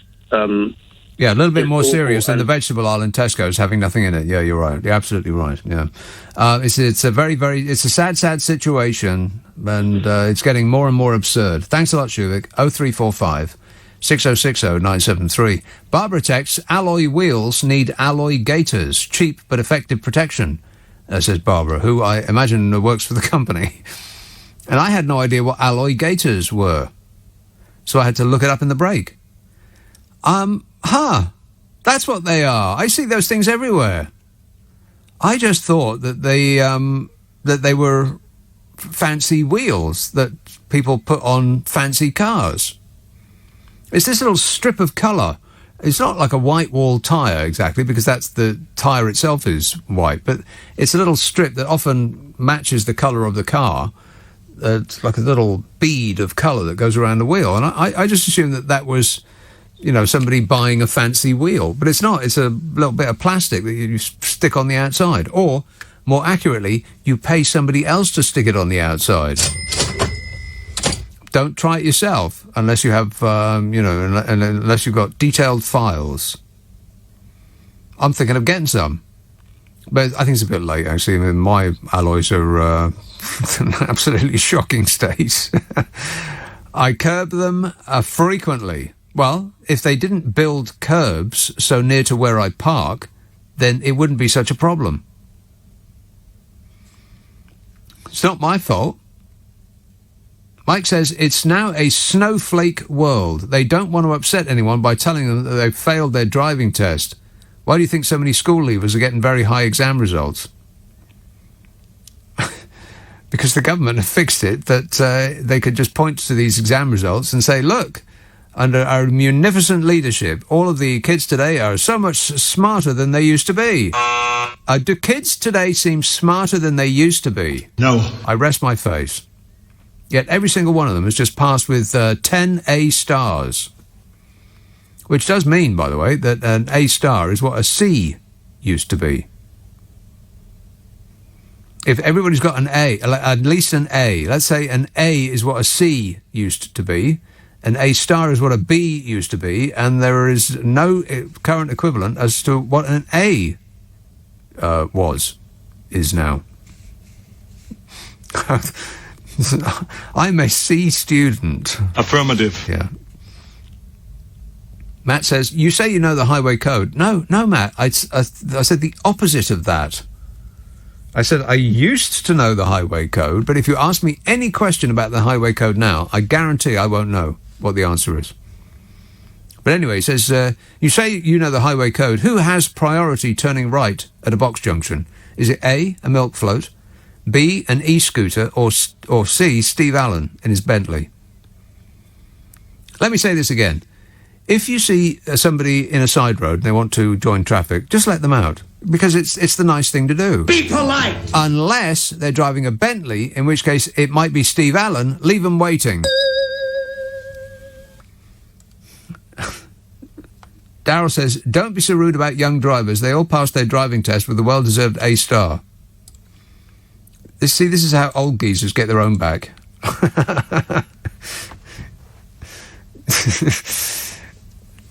That'll teach them, these young kids today. Mike emails. Maybe Biden has a John Wayne fixation. He's going to round up a posse and hunt down the bad guys. Yeah, no, we failed. The West failed. The West seems to fail in pretty much all of its adventures. We ain't got the stomach for it. And we ain't got the time, we ain't got the patience, and we pretend that we haven't got the money. But that's a lie. We do have the money. It's just that we select not to spend it on certain things. Mostly those things include, but are not limited to, foreigners. I mean, do you remember the happy, clappy dance that people were making when the government announced that it was going to spend less money on foreigners, foreign aid? Oh, my God, people were absolutely bursting at the seams. They were so thrilled.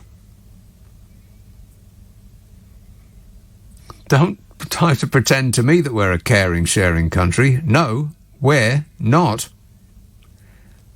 And the only money that we do give to in foreign aid is for the benefit of the direct benefit of ourselves, raising a country up to the point where it becomes consumers of what we sell. You know, weaponry, mostly. Machinery. They describe it as machinery. If you look at the import-export numbers, then we export a vast amount of machinery. But I think that's what they mean by that, you know, things that go bomb, things that go boom in the night. Leslie tweets, the driving test these days does not include the three-point turn or reversing your car into a side road. Well, that's ridiculous. I mean, both of those things are something that you will need to know. What do they actually test these days? I mean, there's not much left. No emergency stop, no parking, no three-point turn, no reversing. What's left? Rob emails, I agree that Trump scraped the bottom of the barrel, but I had great hope in Biden and I'm extremely gutted. Well, yeah, but you're talking about just this one thing, though. And just this one thing, though, is what the people in America and, by the way, the people in this country wanted. We wanted the troops back. We wanted to spend less money on foreigners, and you got your wish. It's just that it's a little bit messy extricating yourself from a country that you've been propping up for, the last 10 years, 20 years. Since forever. That's the reason that it's messy, is because we were trying to impose what an ordered country in our eyes looks like on Afghanistan. Probably not such a great idea to copy it on what we've got here, which is a centralised government, because it's all tribal warlords and this faction hates that faction and etc. and so on. So we were trying to impose the Western idea of good governance on a country that didn't recognise it, and when we left, it was in a chaotic mess, which will no doubt be bad for them and us eventually. But it's what the people wanted, and it continues to be what the people want. So his popularity may dip a bit. I mean, it won't go down to as low as Donald Trump's highest rating, Biden. I mean, it has gone down, but Trump's highest rating is still not as high as Biden's lowest rating. Before we start yearning for the previous incarnation. But, that's what people wanted. And very, very occasionally, you get what you want. 0345 6060 973. Lee text, could you confirm what is happening with Christmas this year? You're worrying me. Is Priti Patel planning to cancel it? Now we have our country back thanks to Brexit. Have we exchanged Turkey for sovereignty? I better not complain. I wouldn't want a whipping from Priti Patel. Yeah, well, I think I did that to death, but I can fill in more detail if you like. Can you confirm what is happening with Christmas this year, says Lee. Yeah, all right then. It's off. In a nutshell, Christmas is cancelled. Oh, no. UK retailers are grappling with a shortage of truck drivers that's left some businesses without key products and are not likely to get the help that they want from the government. Well, you know what? They only have themselves to blame, because UK retailers had every opportunity to be donors to the Conservative Party, but they failed in that regard, so they get nothing. Businesses and haulage groups are lobbying for truckers from the European Union to be added to a visa programme to allow them to fill an estimated gap of 100,000 people. No, no, no, no, no, and furthermore... No, no, no, no, no. Because that smells like immigration to me. And people will be yelling that they can't get a milkshake from their favourite burger restaurant, and they can't get any chicken from their favourite fried chicken establishment. And there's no toys on the shelves at Christmas, and the shops are all out of crisps. And they're going to have to remind me how they knew what they were voting for when they selected to leave the European Union. But you can save that call, because I remember now it was fewer foreigners about the place. And now those foreigners are gone, and we find we can't do without them. If only somebody had said something. You know, had warned that Brexit might not be such a great idea. Unless you were a hedge fund manager and had patriotically bet hundreds of millions of pounds against the economy of this country. It's almost as though we've been had. If only someone had spoken up. This month is apparently really, really big for, getting all your stuff together for Christmas. Not you. You can wait. Or actually, this year, maybe you shouldn't wait. Get it in now. Put it in the freezer. One person in government who spoke on condition of anonymity said there was frustration at the attitude of haulage associations. You see, logistics, that's what they call it, like trucking things from one place to the next. And that bloke that I was talking to earlier on was completely right, totally correct in every respect. He said that if you go to the shops, what you'll see on there has been taken there by lorry. I mean, it mostly arrived in this country by ship, and then, unless you want to go to the ship personally and pick up your stuff, don't do it, then it's going to have to go to where it's going on a lorry. But there ain't no lorry drivers. 100,000 short, apparently. And that's because we expressed a preference that we didn't want European lorry drivers here no more. And then they said, yeah, OK, then, ta-da. Bye-bye. And they left. And now we're busy saying, well, no, come back. Don't go. But one person in government who spoke on condition of anonymity said there was a frustration at the attitude of haulage associations. Now, while many firms blame Brexit, this person in government said that the haulage associations need to get used to the new reality. Well, they're beginning to say that now about Brexit, aren't they? Because at first it was teething problems. Don't worry about it, these are just teething problems. They'll sort themselves out. And then experts, after a good long while, said, you know what, this is not a teething problem. This is baked into that stupid deal that you signed but you didn't read. It's almost as though this government has no idea what it's doing. Now, why on earth would that be? Yeah. Wait a minute. Oh, yeah. Yeah, I remember now. So the government is busy trying to blame the lorry companies for not having the staff that got sent home because the government was trying to pander to its fans' basest instincts and get Brexit done by chucking out all the foreigners. Many firms blame Brexit, but the person speaking on behalf of the government said that the haulage companies need to get used to the new reality and start paying better wages so they can attract staff. They want companies to upend their business model because this government is in want of someone to blame for this Brexit fiasco, someone other than themselves, of course, where the blame in fact lies. Well, here's a fun fact. even if they doubled the wages, it would still take about 2 months to train a driver. And that would be the end of October. And that's too late for Christmas. Because apparently the goods need to be moving now. And it's not going to help if the shelves are bare of vegetables and fruit or things that you actually like crisps. What? Can you imagine going down the crisps aisle and there's nothing to buy? I mean, you can get by without broccoli, but cheese and onion. Anyway, the problem with increasing wages, of course, is that prices on the shelves will go up. And I don't think that's what Brexiters voted for, despite them trying to rewrite history and claiming that they did. They didn't, and furthermore, they didn't. And on top of that, young people just don't want to drive lorries for a living. Why would you want to do that? You get up at 3 o'clock in the morning, you're slaving away all day in some hot cab, and then you've got to sleep in it and pee in a bottle. Does that sound like a great life? No. No, nobody wants to do that. And computerized self-driving lorries are the future. Why would you train for a job that doesn't have a future?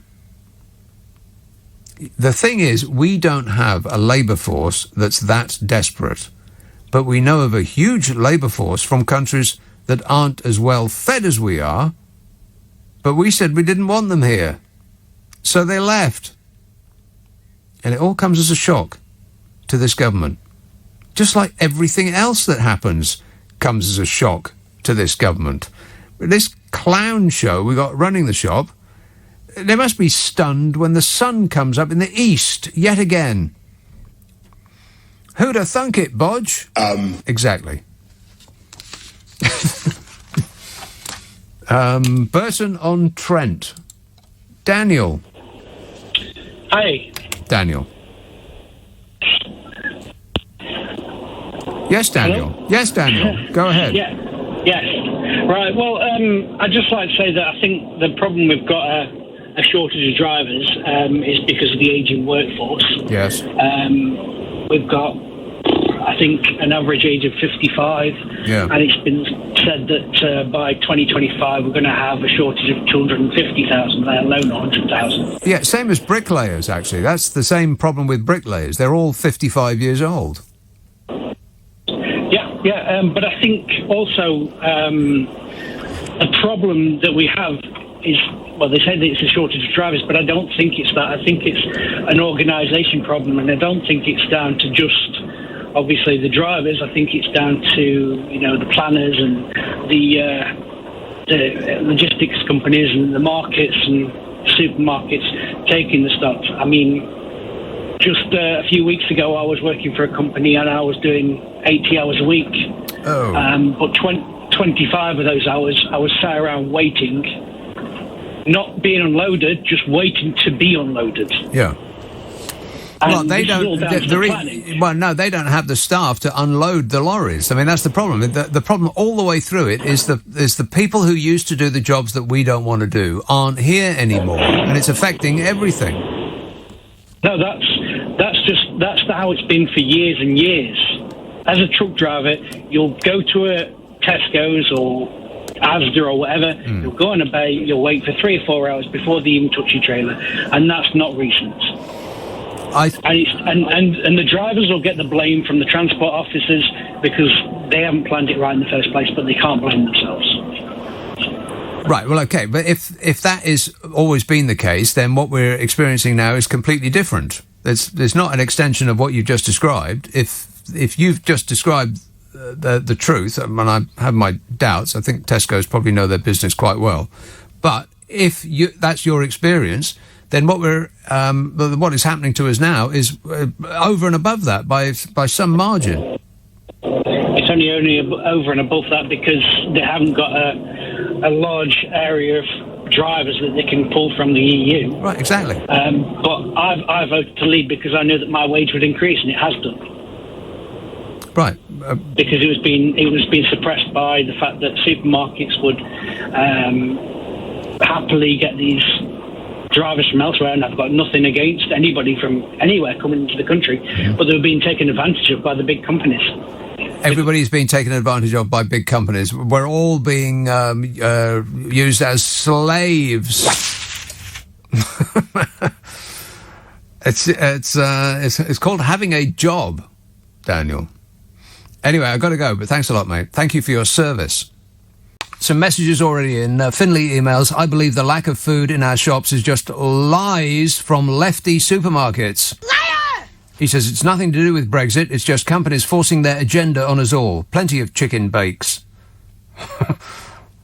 Very hard to tell tone, of course, when it's written down, but I'll assume you're being sarcastic. These are messages from yesterday. There's so many. Stop writing to me. How do they get my address? Mick texts, Harry Kane is staying at Spurs because he's allergic to silver. Andy says, have you seen the statue of Ronaldo? It looks more like Norman Wisdom. Yeah, on steroids. Matt says, as a delivery driver, I spend about 13 hours on the road every day. The standard of driving is awful out there. And it seems that the lockdowns have exacerbated that. You can say that again, Matt. Abysmal. Please, if the driving conditions are very, very bad, then speed up and tailgate the car in front. Actually, physically push it down the road if it is doing less than 50 mile an hour in a 20 mile an hour zone. Flash your lights furiously, always drive around with your fog lights on, and crank up the stereo so it makes your ears bleed. Of course, if you're driving a hatchback, you will already be doing this. Thank you. Appreciate it. Paul emails, I had to wait 3 weeks for a telephone consultation. I went to a private GP the same day. Yeah, it's almost like that's the plan. Make it so hard to see anybody on the NHS that you think, oh, to hell with it, I'll just pay money. It's almost as though that's the plan. Chris says, what with the British weather as it is, all Priti Patel will have to do to deter illegal channel crossers is to erect huge digital screens on the beaches of northern France displaying the UK weather forecast. That's a good point, Chris. That'll put them off straight away. I can't believe that Paris is having such a great time and we're sitting here freezing today. I'm toying with putting the heating on in August.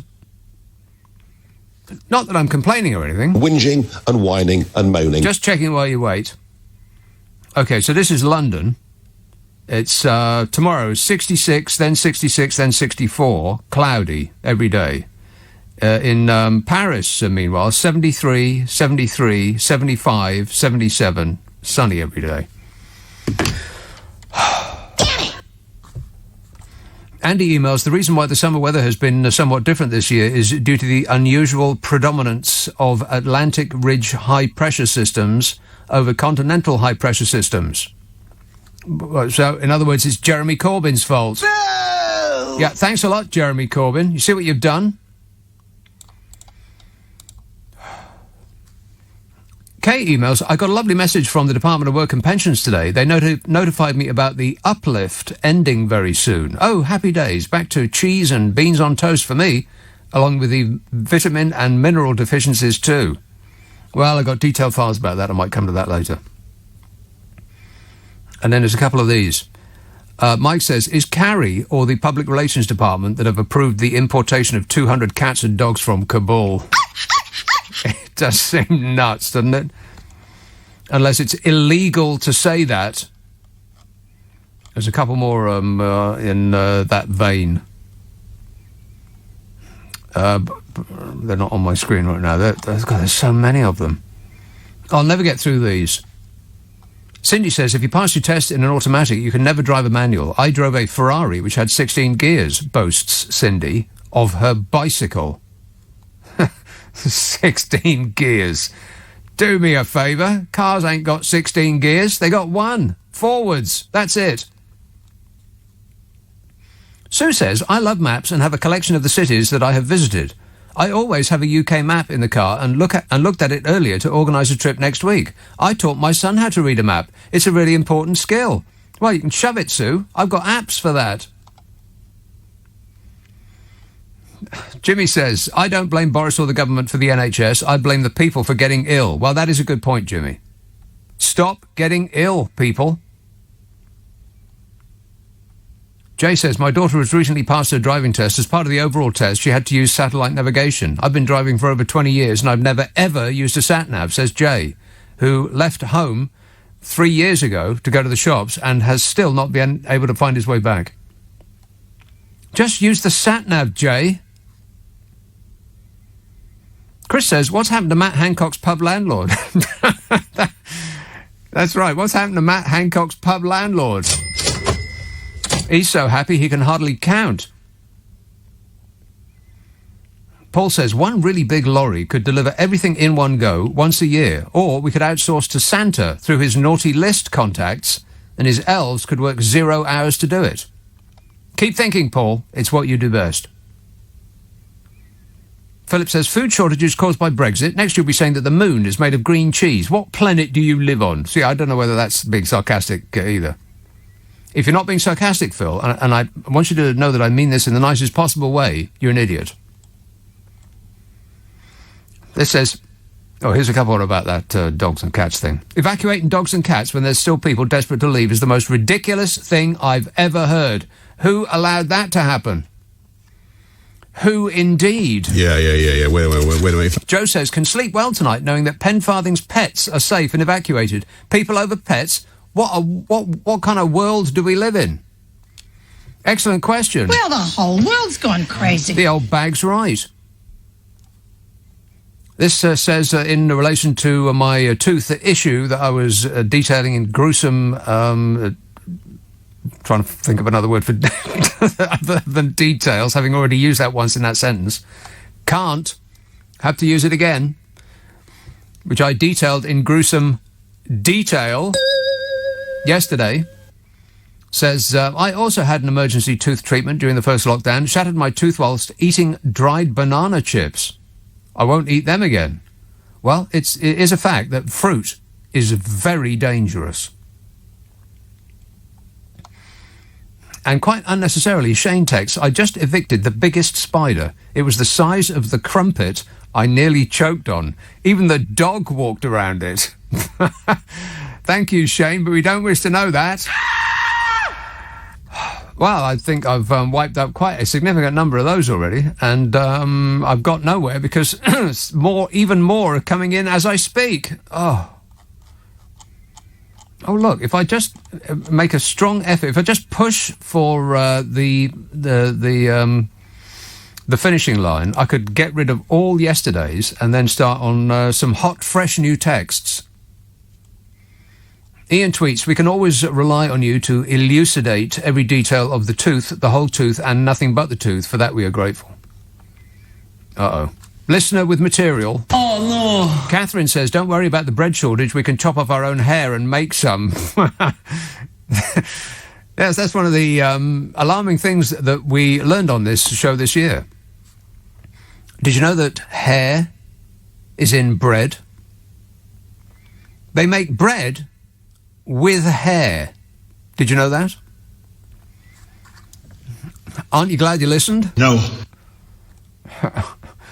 John texts, how did Pretty Awful ever become Home Secretary? How? No idea. Probably the quality of the person that's handing out the jobs. Paul says, I do like to be beside the seaside, but only when the sea's not closed. Closed. Oh, yeah, I'll talk about him in a minute. The sea was closed. You know, like seas often are. They drained it for cleaning.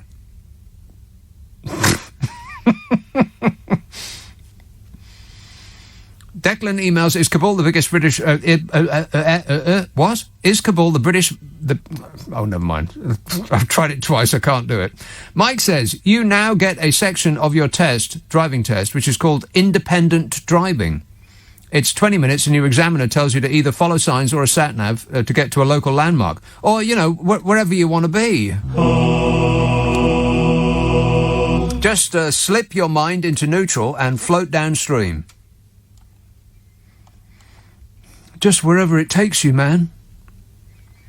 Abdullah tweets, I agree with letting people out at side roads, but only if it's hard to pull out. If there's no one behind you, please don't slow down to let me out. It's quicker for you to just go past instead of slowing down and making a is he letting me out standoff. Yeah, and let me reiterate, if there is somebody desperate to get out and it is safe to do so, then just let them out of a side road. I mean, that's just good manners, isn't it? Be polite! Unless it's a Bentley, in which case it might be Steve Allen, so leave him there.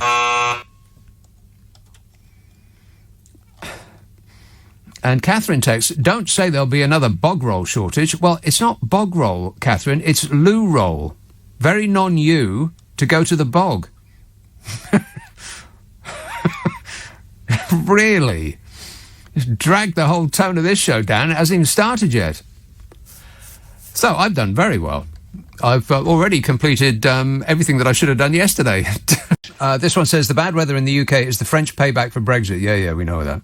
Chris says, snowing tonight in Bergen, Switzerland, and -1 evil surrender temperature. I thought Bergen was in Norway. A fellow thinks he's in Switzerland. Now, there's a chap who needs a sat-nav. All right, well, it's the elephant in the room, so I'll just get rid of this, because, that's what's front of mind before we get distracted by, I don't know, a shrunken camel or something cute like that.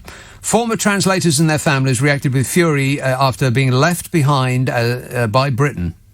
That's us, as the Mercy flights ended and Kabul's airport gates closed on them. They accused the UK of abandoning to the Taliban men who had risked their lives beside British soldiers, and they felt that they had been betrayed. Well, that's because they'd been betrayed. Dozens of ex-interpreters are among 1,100 eligible Afghans and more than 120 British citizens who were forced to stay behind as the extraordinary evacuation entered its final hours. Remember, France has been evacuating its citizens and eligible Afghans for 6 weeks now. Do you know that? 6 weeks.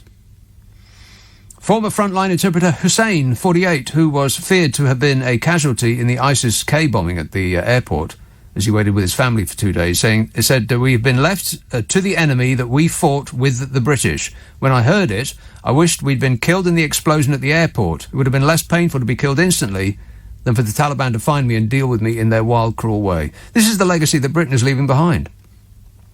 That's not Joe Biden. It's not even the Tangerine Scream. It's us what done this. Why would anybody ever help us again? I mean, they'd have to be off their chump. We are the least reliable people on earth. Sign a deal with the United Kingdom and you can guarantee that we won't think it's our business to uphold our end. And we'll think it's somewhat impertinent that you imagined we would. Musa, 35, a former supervisor of interpreters, said the British killed the Taliban with my help, and now they want to kill me because I've been made available to them. Witnesses said when it became clear that the British had closed their gate, providing access to the airport for the final time, there was screaming and tears from those outside. This is the Mail. That I'm getting this from. Some beat it with their fists while others tried to climb over it. Campaigners estimate at least 50 entitled to relocate are being left behind. Among those also stranded are former translators who are British citizens who went back to bring their families to the UK. Did you get that? Also stranded, former translators who are British citizens who went back to bring their families to the UK, wives who were recently granted visas after a court battle to join their interpreter husbands in Britain were also left behind. A court battle. We were fighting to refuse the wives of the interpreters who were granted access to the UK. That we took them to court. Shame piles on shame. And Bodger and angular, tetchy humanoid Dominic Deck-Chair-Raab went to the Foreign Office. Did you see that? Cameras in tow, of course, for a photo opportunity. He showed up, Bodger showed up, looking like he was the entertainment for a child's birthday party. And he'd slept in a skip. And actually said to one of the people working there, "Paw! Paw!" He said, "Are you the guys inundated with all the emails from everywhere in the world saying, please help my son, mother in Afghanistan? I've had a few of those." Okay, first off, are you the guys inundated with all the emails? He doesn't actually have any idea what the Foreign Office does, and he used to run it. What? Second, inundated means overwhelmed, as in can't cope, as in people who should be at the top of his to-do list. But instead, the top of his to-do list was, as ever, getting himself photographed in someone else's place of work. Third, that dismissive, I've had a few of those. You know, like there were emails from Uber saying you have £5 towards your next cab ride. Oh, yeah, I get those all the time. You know, people are desperate for me to save their lives. Oh, it's just so many. I just bulk delete a lot of them.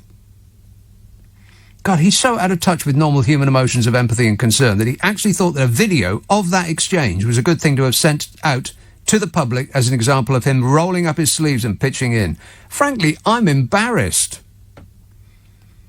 I mean, at this point, if I were asked by a foreigner where I come from, I think I'd think about it and say Canada, eh? How the hell has this happened? How do we spend more money than every other country in the world except for 5 on our military, and yet we seem incapable of doing anything with it? We're the 5th biggest spender on military kit in the world. It goes US. I mean, the US just spends a preposterous amount of money on their guns, but, you know, they do love their guns. They love their guns and Jesus. Which is a pretty weird combination, isn't it, really? Guns and Jesus. Oh, and money, of course. Weirder and weirder. And then China spends a boatload of money on guns and weapons and things that go bang. And then India, and then Russia, and then us. Why? Why are we 5th on that tiny little list? If we can't actually do anything with that money, what does it get spent on? Where does it go? It goes on boats that sink and tanks that can't fire. I mean, I had detailed files on the tanks thing. It was absolutely incredible. I wonder if I can dig this out in the next, 3 hours, if I go through all of my files here. So it's okay. I've only got about 1,000 pieces of paper in here. I'll come up against it eventually. Don't you worry about that. Maybe I'll do it in the news. It'd be more professional, wouldn't it?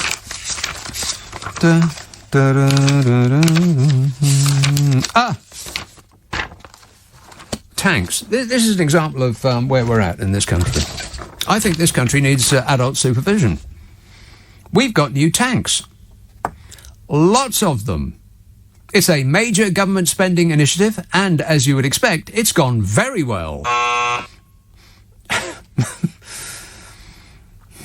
While trying out the latest high-tech vehicles, the noise and vibrations that members of the British Army trials team were subjected to were, quotes, insufferable.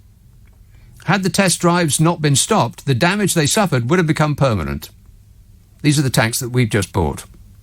Some of them reported back spasms and joint pain or swollen ankles. Others a constant tingling in their hands and feet. Still more emerged reeling from acute hearing loss and nausea. But apart from that, how were they? Oh, fabulous. Oh my God. We can't get anything right.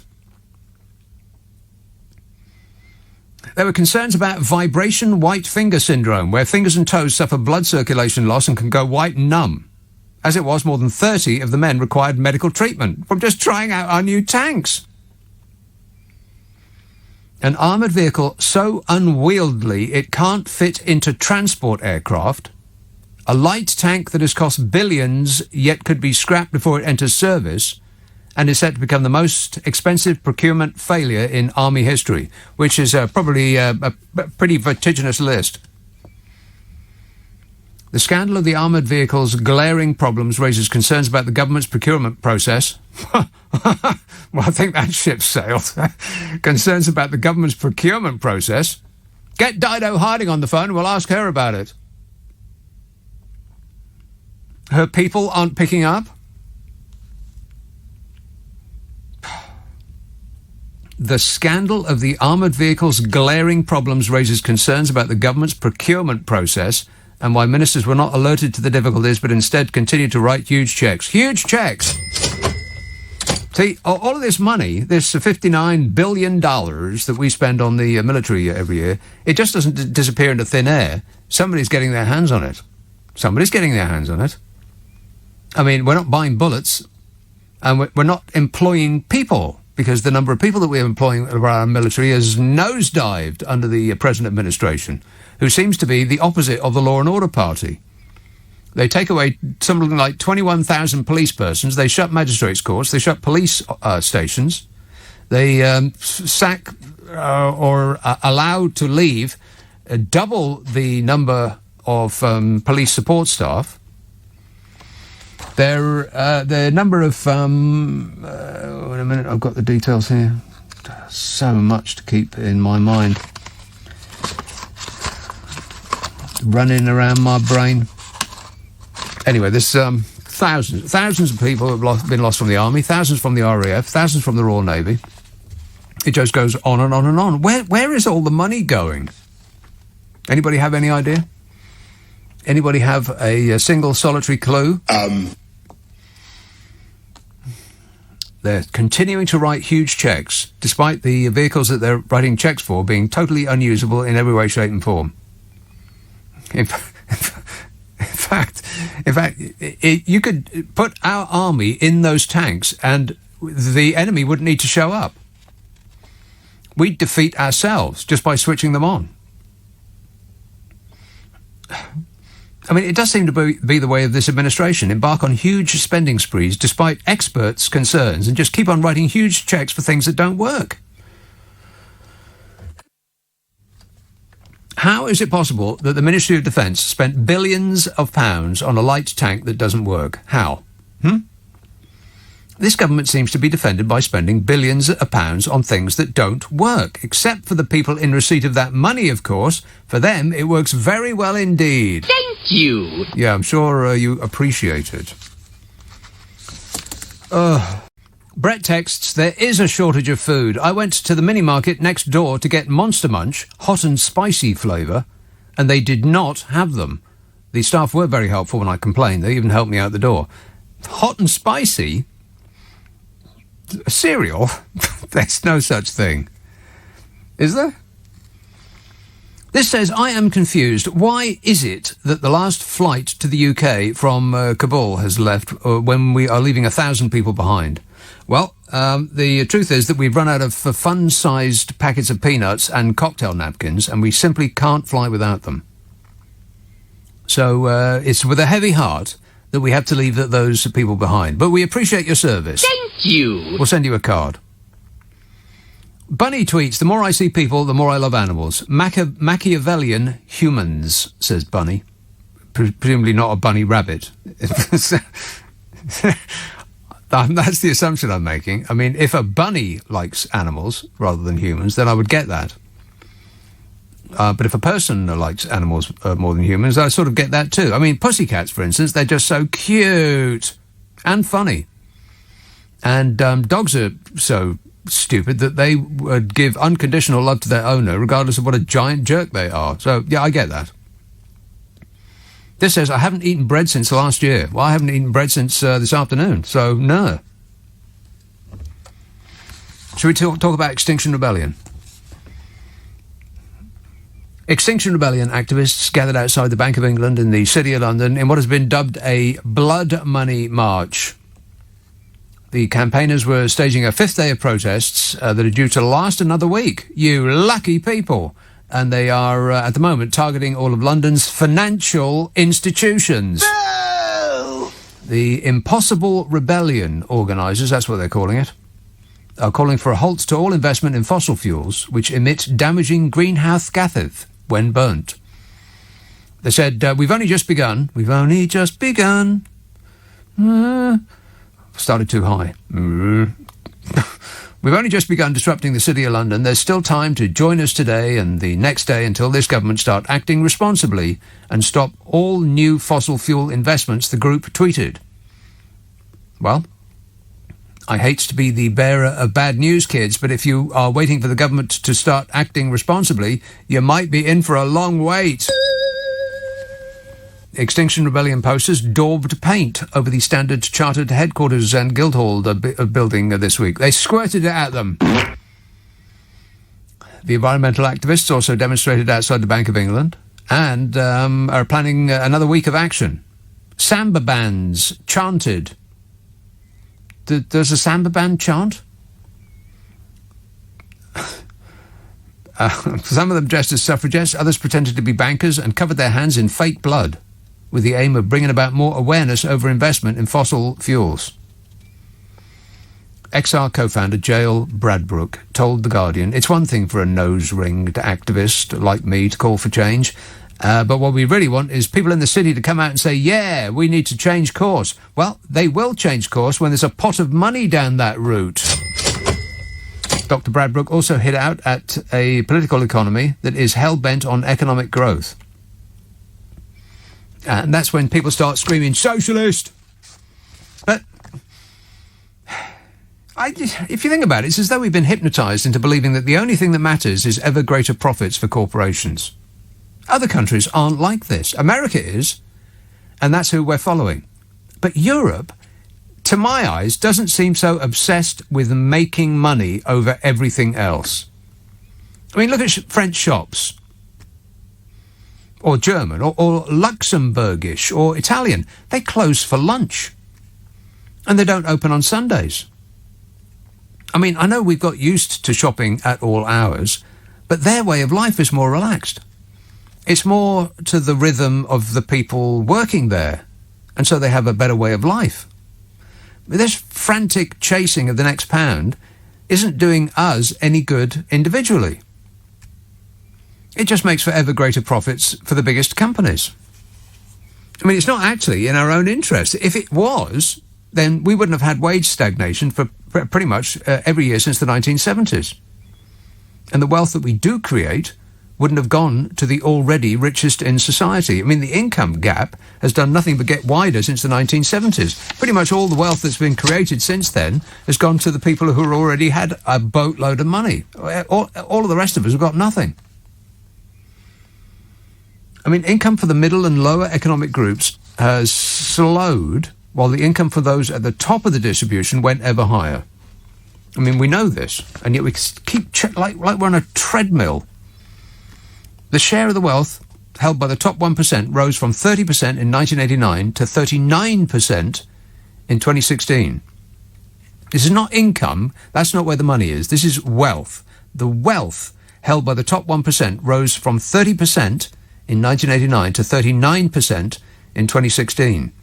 The share held by the bottom 90% fell from 33% to 23%.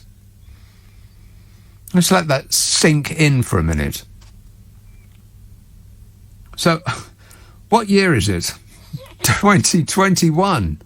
So over the last 30 years, the top 1% have increased their wealth by about a third. The bottom 90% have decreased their wealth by about a third. I mean, what this way of running our lives, this constantly slaving, just about getting by, has meant is that those at the top have got ever further away from the vast majority of the rest of us. And yet we still support this system as though there is no alternative. And in fact, we're so well trained that anyone who says any of these things that I've just said is yelled at as a communist or a Marxist or any of those other ist words that you can think of.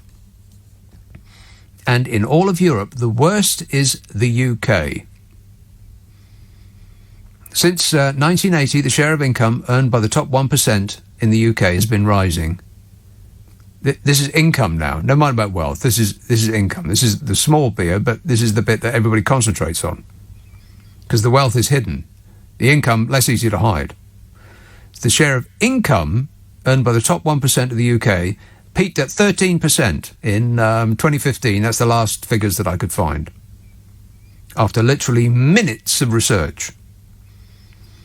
13% in the UK. That's double the figure for Belgium, much higher than Australia, much higher than Sweden or Norway. In fact, fun fact, all of those countries that I just mentioned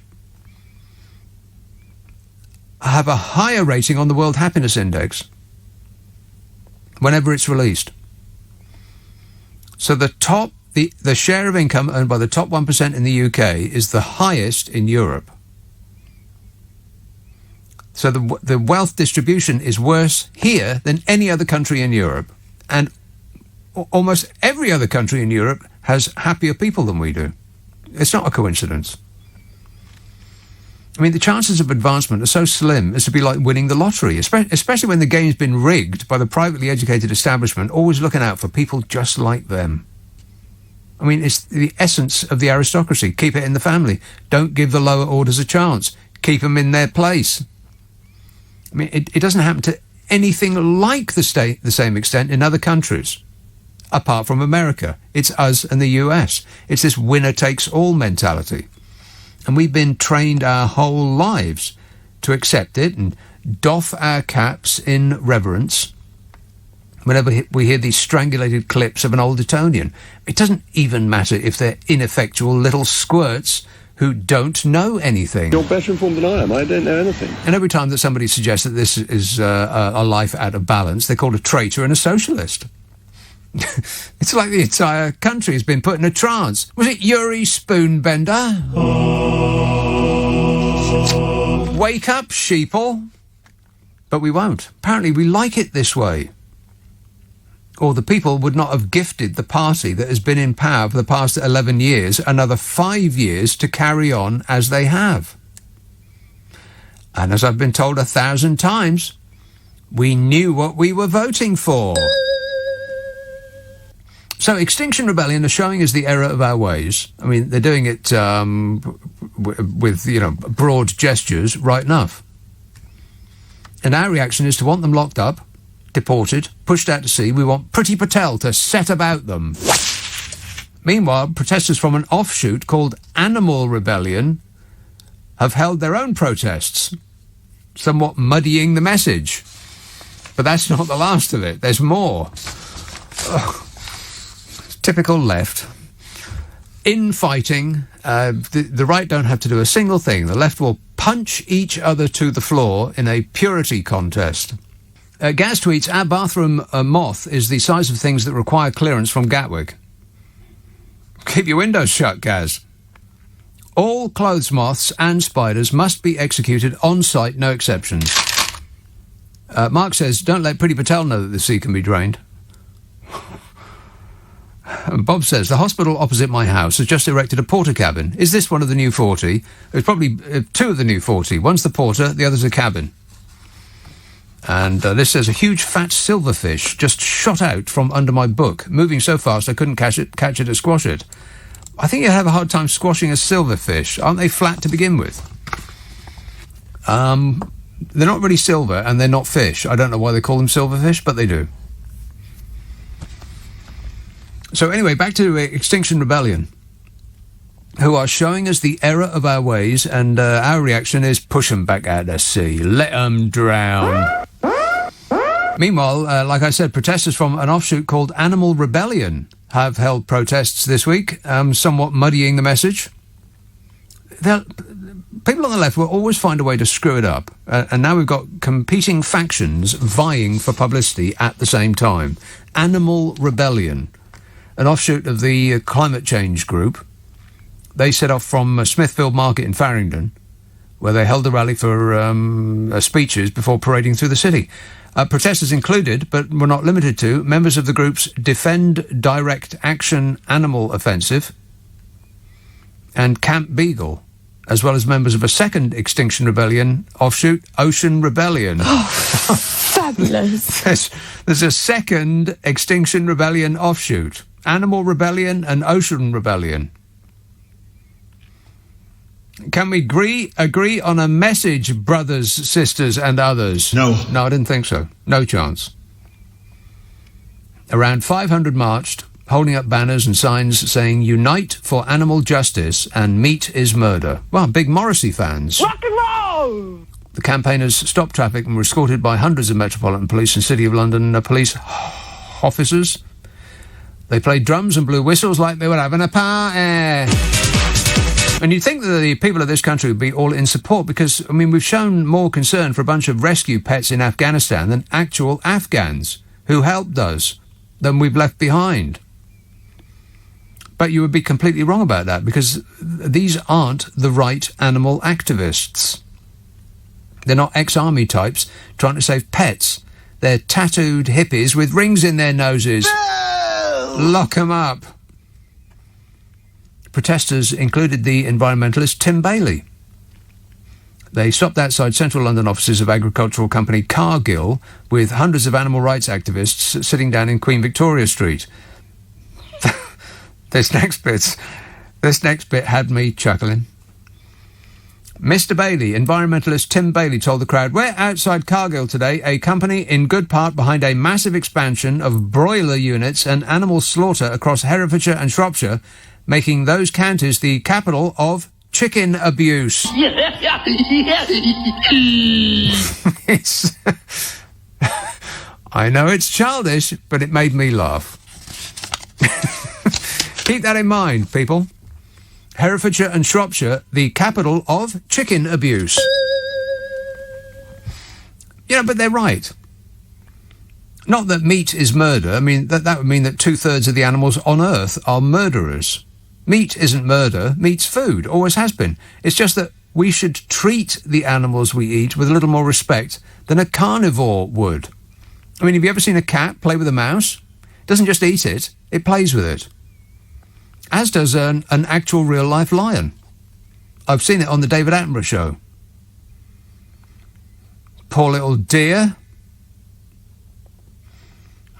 Yeah, but we should treat animals with more respect. We should eat less for our own health, and we should eat better for the benefit of the planet and the animals concerned. But that would undoubtedly raise the price of meat. So we won't actually do that, while complaining about those that are suggesting that we do. Same with the climate change issue. We won't do a thing if it will cause us a small inconvenience and cost us 10 pence. What a way to run a planet, eh? Dreadful.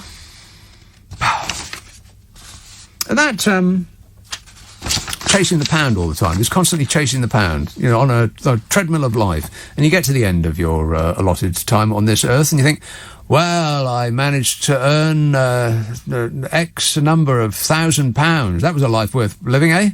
Of course you don't. You think, was I happy?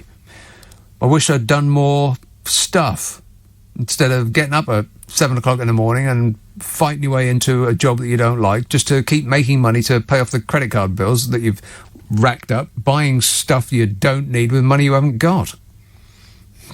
The whole world's gone insane. And yet we still are possessed of the notion that this is the only way to do it. We must go, go, go, go, go. Other countries aren't like this. And apart from America, it's America and us. So, I mean, we're the dingalings now. And the reason that is, usually given by those that have already made it, usually those that have already made it by being born to families that had already made it, is GDP. Oh, the rising tide will lift all boats. As in trickle-down economics. Doesn't trickle down. It trickles out and away and disappears like a puff of smoke. GDP, that's what it's all about. The gross domestic product, the amount that the country earns. It must keep going up, up, up. We've got to try. Boris Johnson was banging on about, we're going to whip 20 quid off the poorest people in the world. No, not the world. Not the world, this country. The poorest people in this country, we're going to whip 20 quid off them. It's about £1,000 a year. And the reason that he can do that without flinching is because £1,000 is nothing to him. £1,000 is what you spend on a pair of shoes. Handmade. St. James. Very nice. In fact, you probably couldn't get a pair of shoes in St. James for £1,000. They're probably like £3,000. And suits are £5,000 these days, aren't they? If you go down Savile Row. I wonder where Bodger gets his suits made up. It probably costs an enormous amount to look that cheap. I bet they're not off the peg. I bet they're made to measure, and he just sleeps in them to make them look like that. Pah! What ripping fun. So if GDP, gross domestic product, if continuing to push it up and up and up is the most vital thing to the economy, and Dominic Raab, and that famous clip of him on Question Time, when he's being questioned quite politely by this lady who was suggesting that it might be a good idea to, support people who are disabled and the other most needy people in the world, in the country. And Dominic Raab swivels on his seat like the tetchy, angular humanoid that he is, and said to her, "Oh well, it'd be lovely to support the disabled and the poor and the needy, but that's just a childish wish list." What? A childish wish list. Unless we have a strong economy and the GDP is going up, up, up. Well, let's examine that just for a brief second, shall we? GDP growths in Europe. Where do you think we come? After all that effort, after all that concentration on, nothing but profit. Well, Ireland are first. This is for 2017 into 2018. The last figures before you-know-what came around and screwed it up for us.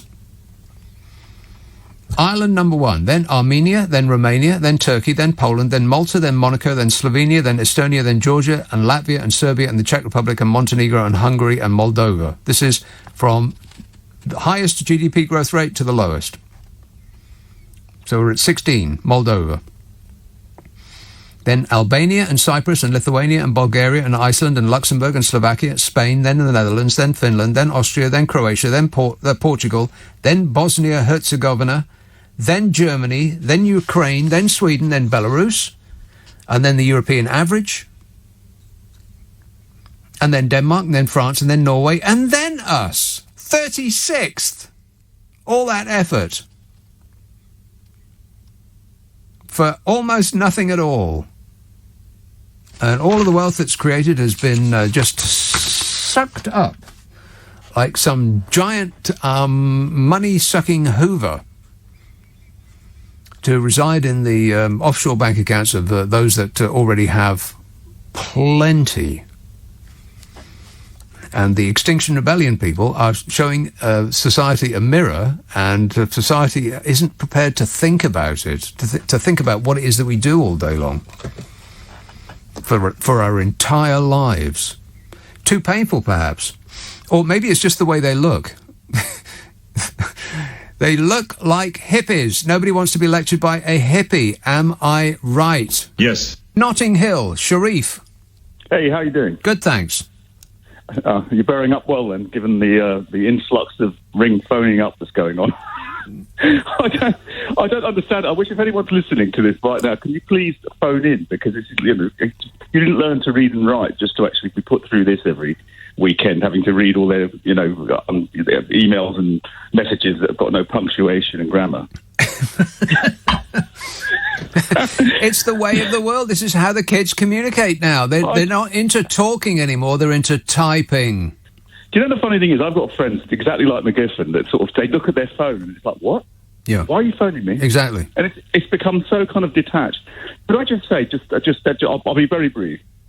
The Dominic Raab and the Boris Johnson disconnect is absolutely astounding to me, because they are so disconnected that you'll have Boris Johnson rock up with Dominic Raab, and he'll actually have the temerity to say, "Oh, and did you see all of the Afghans came back after the suicide bomber and went back to outside the airport?" Yeah, that's desperation. Exactly. That's fleeing for your life. It's not a lifestyle choice. Right. It amazes me. And then Dominic Raab is the same individual who thought that when teachers, nurses were going to use food banks, he said it was because they don't know how to budget. Well, he said it. I think the phrase was much worse than that. He said it was like they have a temporary cash flow problem. Oh my God! I mean, the only trauma he's ever seen is trying to find his sunblock. When he was on holiday, claiming that he was in full command of what was going on in the Home Office. He told everybody he didn't want to be contacted by phone. Yeah. I think that the angular tetchy humanoid Dominic Raab, the only problem that he's ever encountered is when he was in need of an oil change. I don't actually think he's a human being at all. This is the thing, and also, apropos of nothing, I do agree with you about your colleagues' massive Bentley, because I've seen them and been in them, and I'm telling you, they are disproportionately large for some reason. I don't understand what they're trying to compensate for. I should only imagine that you could fit a car within a car, like a Russian doll. Yeah. You know, and God knows what it cost him to fill the bloody thing up. Oh, well, his phrase to me was, if you have to ask, then you can't afford it. Oh, you see, that's the old trope, you see, because us peasants could never only dream of owning a superior car like that. I'm going to put my next time I see it, parked next to my jalopy, I'm going to put my sticky fingerprints all over it. You see if I don't, Steve. That's the thing, and then he'll have a nervous rash, thinking that you could probably spoil his paintwork. He'll have to go to service for a couple of weeks. Yeah. He'll just throw it away and get a new one. But wait for it, though. I mean, honestly, Nick, you're going to get the whataboutery again. Oh, yeah, but what about, what would have Corbyn done? The usual bloody argument they always... It's bloody boring. It's like, look, they've been in power for 11 years plus. You voted them in again.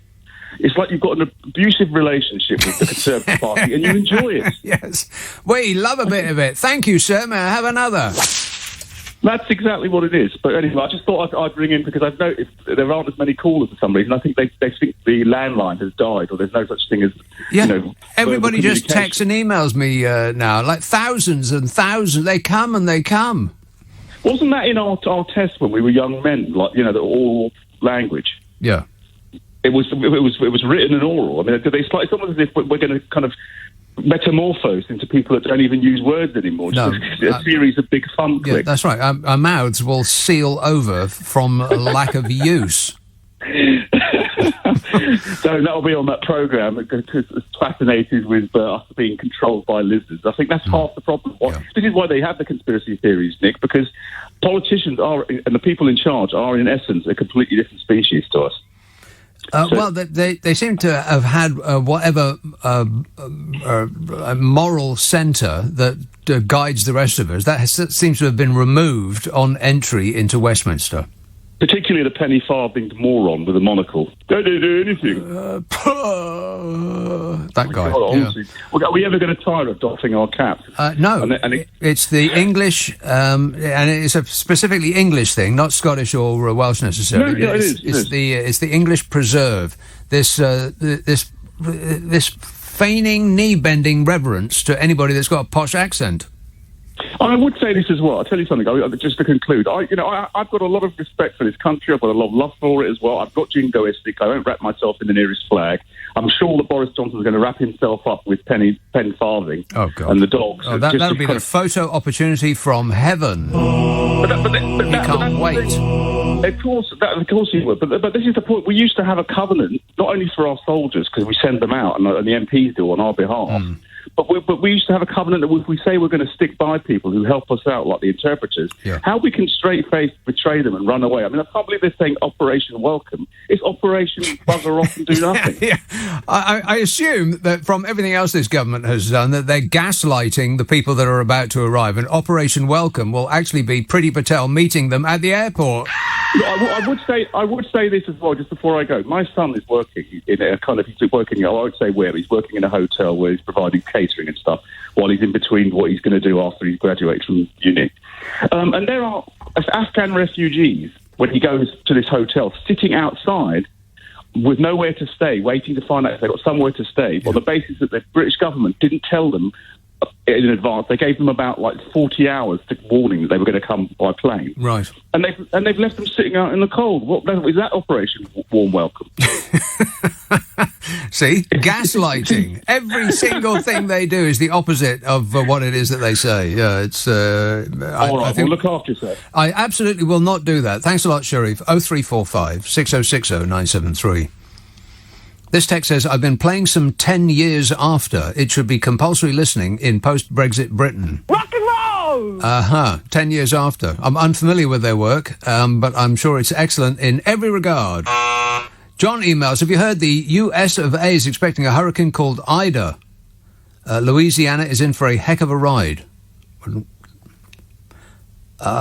that a joke in reference to the name Ida? I don't really get it. Maybe I'm missing something. Yeah, another hurricane called Ida. But, if you're an American and don't believe in science, It's just weather. Got nothing to do with climate change, just weather. It's just wind. And you know who knows a lot about wind? I know a lot about wind. I know a lot about wind. I know nothing. Yeah, it's more believable.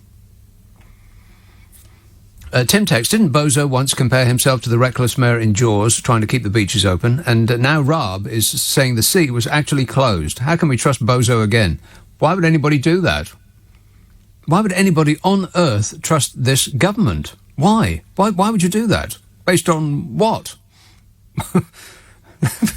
We sign a deal with the European Union that we didn't read, and instantly we ink it. We want to rip it up and act as though we've signed a completely different deal. And we ask people to interpret for us at great risk to their lives, with the implication, either written or spoken, that we will take care of them in the end, should the need arise. And we disappear and leave them all there. Wow. Why would anybody trust us again? Ever? It's just embarrassing. I mean, apart from it being shameful and awful and horrific and all of the rest of it, it's just toe-curlingly embarrassing. Watching Bodger Johnson and angular, tetchy humanoid Dominic Deckchair Raab look totally lost in the Foreign Office, as though they had no idea why they were there or what the people in the Foreign Office were actually doing.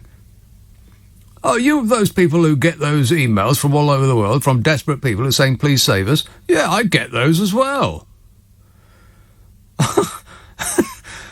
By the time I saw that, 1 million people had seen it. And I would imagine that something of the order of 48% of those 1 million people voted for Bodger Johnson. Are you beginning to feel as though you've been had yet? No. No, of course not. Digging their heels in ever harder. Oh, he's doing his best. And, by the way, Tim, he didn't compare himself to that reckless mayor in Jaws who kept the beaches open when the big thing was still out there chomping through people's legs. He said he wished he was. As in, he was his hero. The stupid mayor in Jaws. I mean, that's a sign, isn't it? Warning, warning. Exactly. Derek texts, the group that carried out the attack at Kabul airport, ISIS-K, sounds more like an Afghan breakfast cereal than a terrorist organisation. Well, maybe it's a bit too soon for that, Derek. ISIS are splitting into factions just like the Extinction Rebellion people, the Pink Boat people. They can't agree on a single solitary thing. Are we playing samba or techno these days? We can't decide. Let's all have a vote. Jazz hands only. Don't shout. No yelling. And definitely no clapping. That's right, Al. No making a noise. Bill texts, do you realise that British forces could not stay in Afghanistan on their own? No, I don't realise that, Bill. Why not? He says, stop trying to blame Boris for Biden's disgraceful handling of an evacuation process. Yeah, I think it was our pretty disgraceful handling of an evacuation process as well. Plus, it was Donald Trump's deal. He surrendered to the Taliban. Don't be rude. It's true. He surrendered behind closed doors in secret, which is how he likes to meet people of that ilk. And then he pushed and he pushed and he pushed, and he tried to get them all the troops back in May, because he wanted to close the deal on Afghanistan, so it would reflect well on him as he ran for re-election. And he pulled out something like 2/3 of the American troops. At which point, Biden either had to restart the war, or just go ahead and pull them out anyway on a longer timeline than Trump wanted. Biden is to blame, but it was Trump's deal in the first place. And I don't really see why. Nobody has explained to me fully why we couldn't just do it on our own. Or certainly in a coalition with some of our European friends. Yeah, why not? We're the 5th biggest spending country on the military in the world. It's like $60 billion a year. How can we not afford that? How? Tell me how we can't afford that. We weren't fighting a war. We were just keeping the peace. It was about 2,500 soldiers, something like that, and about, 10,000 civilian engineers and such, keeping the helicopters going. And the guns oiled. Why couldn't we afford that? What's our military actually for? Explain that to me. Phil says, in this new Brexit climate, Wednesday is now officially the first day of winter. I'd put the heating on if I could afford to, but having dodged COVID, I guess I'll have to take my chances with pneumonia, says Phil. Oh, no, and autumn is creeping inexorably in. Every day it seems to be more autumnal. I can't stand it. Why is this happening to me? Whinging and whining and moaning. Brisbane. Steve. G'day, Nick. How you going, mate? Good, thanks. That's good. I have to say, sorry it is, but I'm just absolutely thrilled to talk to you, mate, because I've been listening to you for about the last 18 months or so. I just discovered you last year on the show, and I love it to death. It's fantastic. Well, thanks. So sorry to make you embarrassed. No, that's fine. That's fine. Thanks very much. I did promise not to mention what the weather was like here in Brisbane, so I won't, okay? Because I know that upsets you. Okay, then. Look, before I do just go into my little topic, I have to say, too, that I discovered your back catalogue, which Tino had put together, and I absolutely love that, too. I'm just working my way through that, and it's brilliant. I just listen to it driving around the car every day. Who's put that together? Do you remember Timo? This is way back from probably 25, 30 years ago, and you're on another station. I can't say the name of it. Oh. Timo. Do you remember the... yes, right. Yes, I do remember that. That's from a long time ago. That's still going. I know. It is. I know. And I must admit, I was shocked at first by the, can I say, puerile nature of some of the content. But absolutely. At the same time, I loved it. Disgusting. I know. I loved it to death. It's compulsive listening. Well, it's a good long while since I even thought about that. I'm surprised that that's still going, but that's nice. NickAbbott.com, eh? I know. I made a point of downloading them on just in case the website gets pulled one day. I'm just putting this out on the roll. Yes, it falls foul of some sort of new computer decency rule. No, that's right out. Yeah. So look, I absolutely just love listening to the show. It's funny. Like my son plays cricket. I know you love sport so much, or cricket. But on a Sunday or Saturday morning here, I'll be listening to your show and I'll have the headphones on and I'll just start laughing. And it's always really bad if one of the kids has made a mistake at that same moment, and people think I'm laughing at the kids. I'm actually laughing at your show. Right, I see. It's my fault. Absolutely. So continual laughter cause. I can matter about my, about my subjects, but the main thing was, really, I just wanted to say hi because I've just enjoyed the show, so much. Well, that's very nice of you, Steve. But what was it that you actually called about? Well, was that really? But no, it was with Afghanistan, with what you were talking about. Right. I mean, look, our government hasn't exactly covered themselves in glory either when it comes to returning interpreters and what have you. Yeah. So don't feel that you're on your own there. It's not just the British that are failing in that area, shall we say? Right. It's mostly it's mostly countries that speak English. I think so. Curious. I think so. Yes. And in closing, Steve, what's the weather like there in Brisbane? Did you really want me to say it? Say it. Well, bearing in mind, it is still winter here, and looking at 26 degrees today, so it's still only 8 o'clock in the morning. My God! Thank you, Steve, but we don't wish to know that. Oh, it's winter and it's 26 degrees. What? Don't get me to change that into good old British Fahrenheit because I'd just be too depressed. Thanks a lot, Steve. Bill texts. No, I've read that. Phil says, read that. Declan says, I've never understood toilet roll hoarding. Surely it's common knowledge. Well, I'll read this. I'll read this to myself before I read it out, and I'll check it's worthy. I'll check whether it's seemly or not. I've never understood toilet roll hoarding. Surely it's common. Right. Yeah, no. It's a no from me, and furthermore... No. Oliver says, UK number 2, Dominic Deckchair Raab, is aloof yet cantankerous, incompetent yet confrontational. His angular, tetchy, tired, next in line to the dispatch box face makes me want to cry myself to sleep, says Oliver. He does have an angular face. You could use him as a letter opener. Or an ice pick. Ealing. Hello, Pasha. Ealing. Hello there, sir. Hello there, sir. Hello there.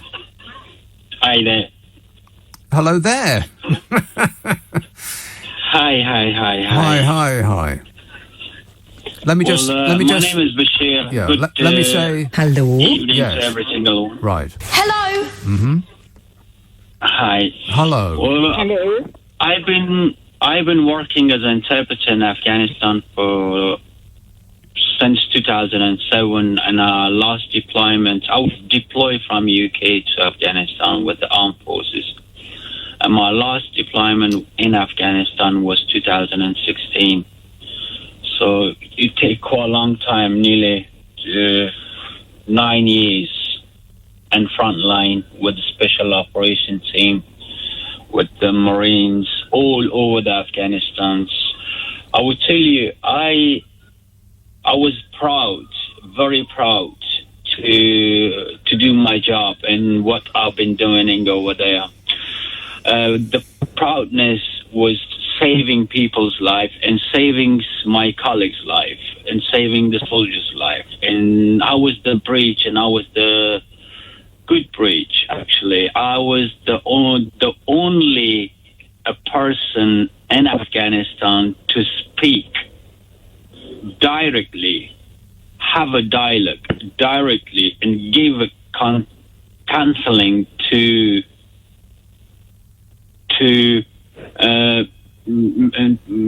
insurgents, to Taliban. You were the only person in Afghanistan to speak to the Taliban? To speak to the Taliban from the A to the Z, to all of them. Hang on, back up. You were the only person in Afghanistan to speak to the Taliban? Yeah, to speak to the Taliban. The only person? Show him the right way. The only person. And I will tell you how. I did that. How did I manage that? I'm a musician. I write songs and I compose songs. So I was writing songs and composing songs. Those words, those poetry to anti-terrorism, reprogram those suiciders, which is they've been ready and they've been trained. And I was doing music. I start communicating with the Taliban fighters through of the music. With music, yeah. I thought they were against music. Well, yeah, they are against music, but I find the way how to do it. If it is something catchable, if it is something very nice, if it is something beneficial, it doesn't matter. But someone will listen to the music on private sites. So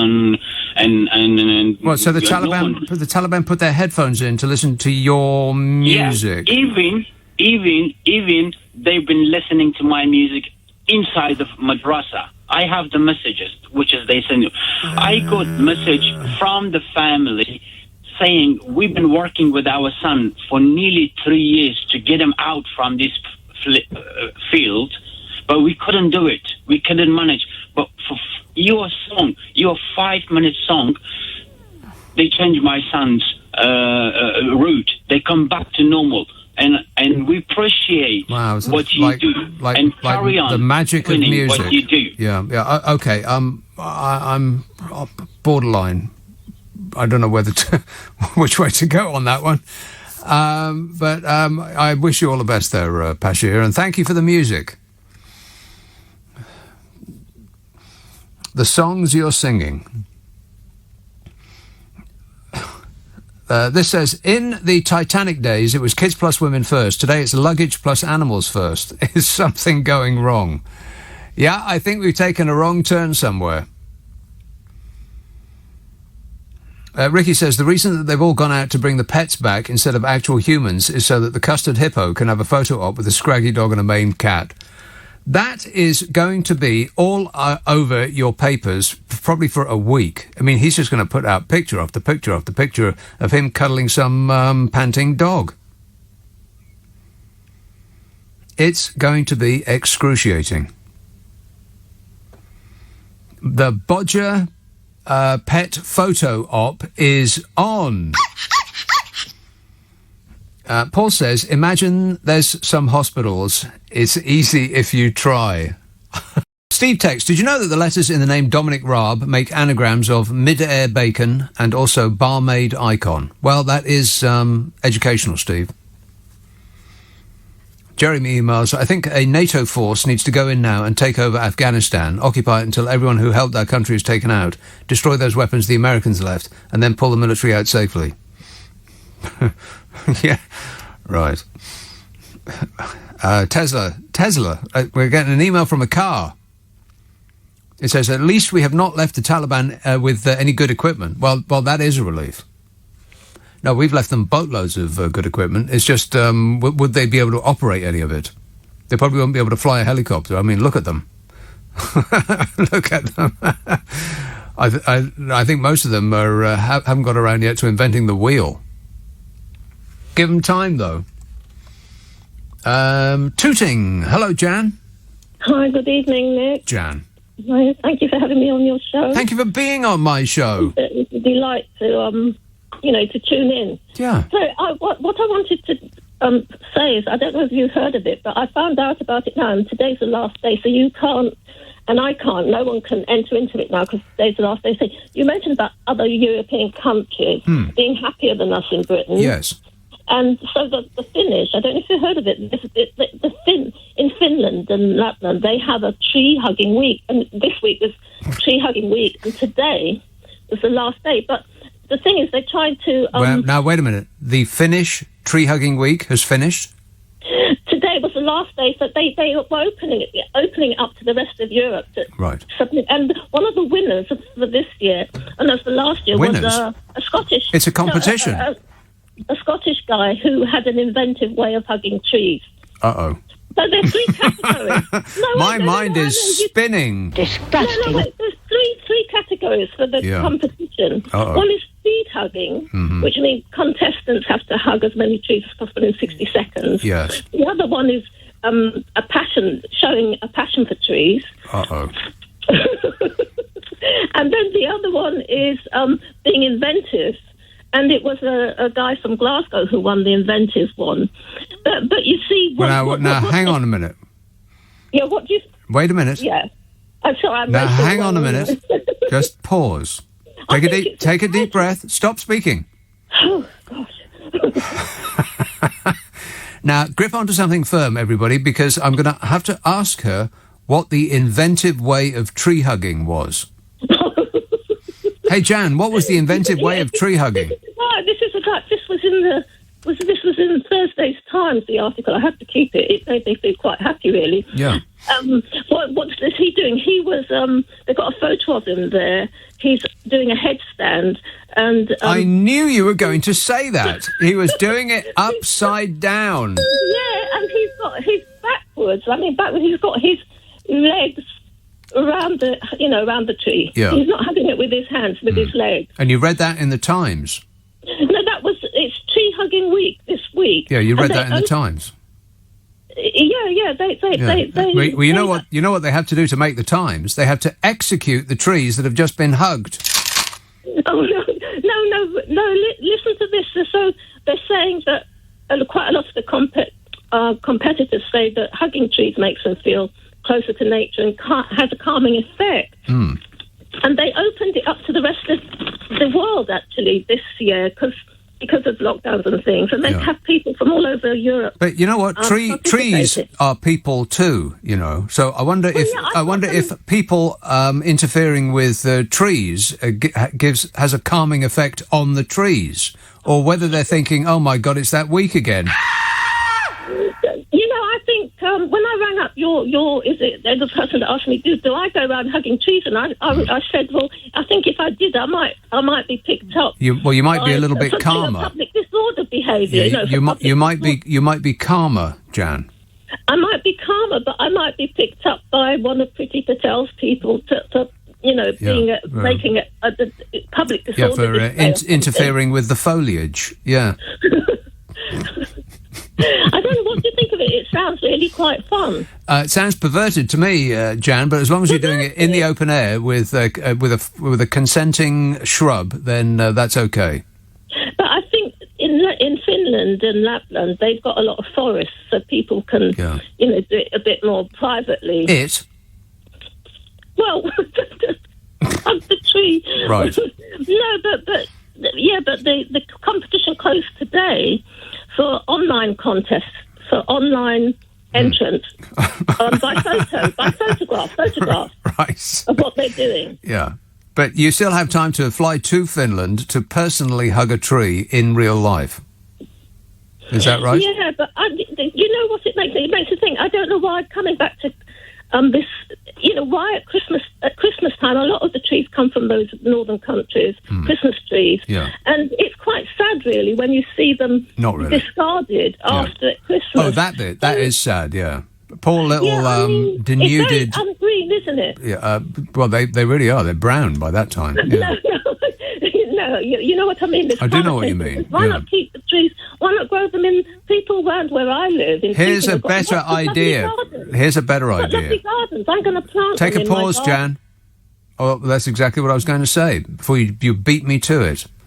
That's exactly what I used to do, is buy a Christmas tree in a pot, and then once Christmas is over, because trees aren't just for Christmas, then put it in the garden and watch it grow.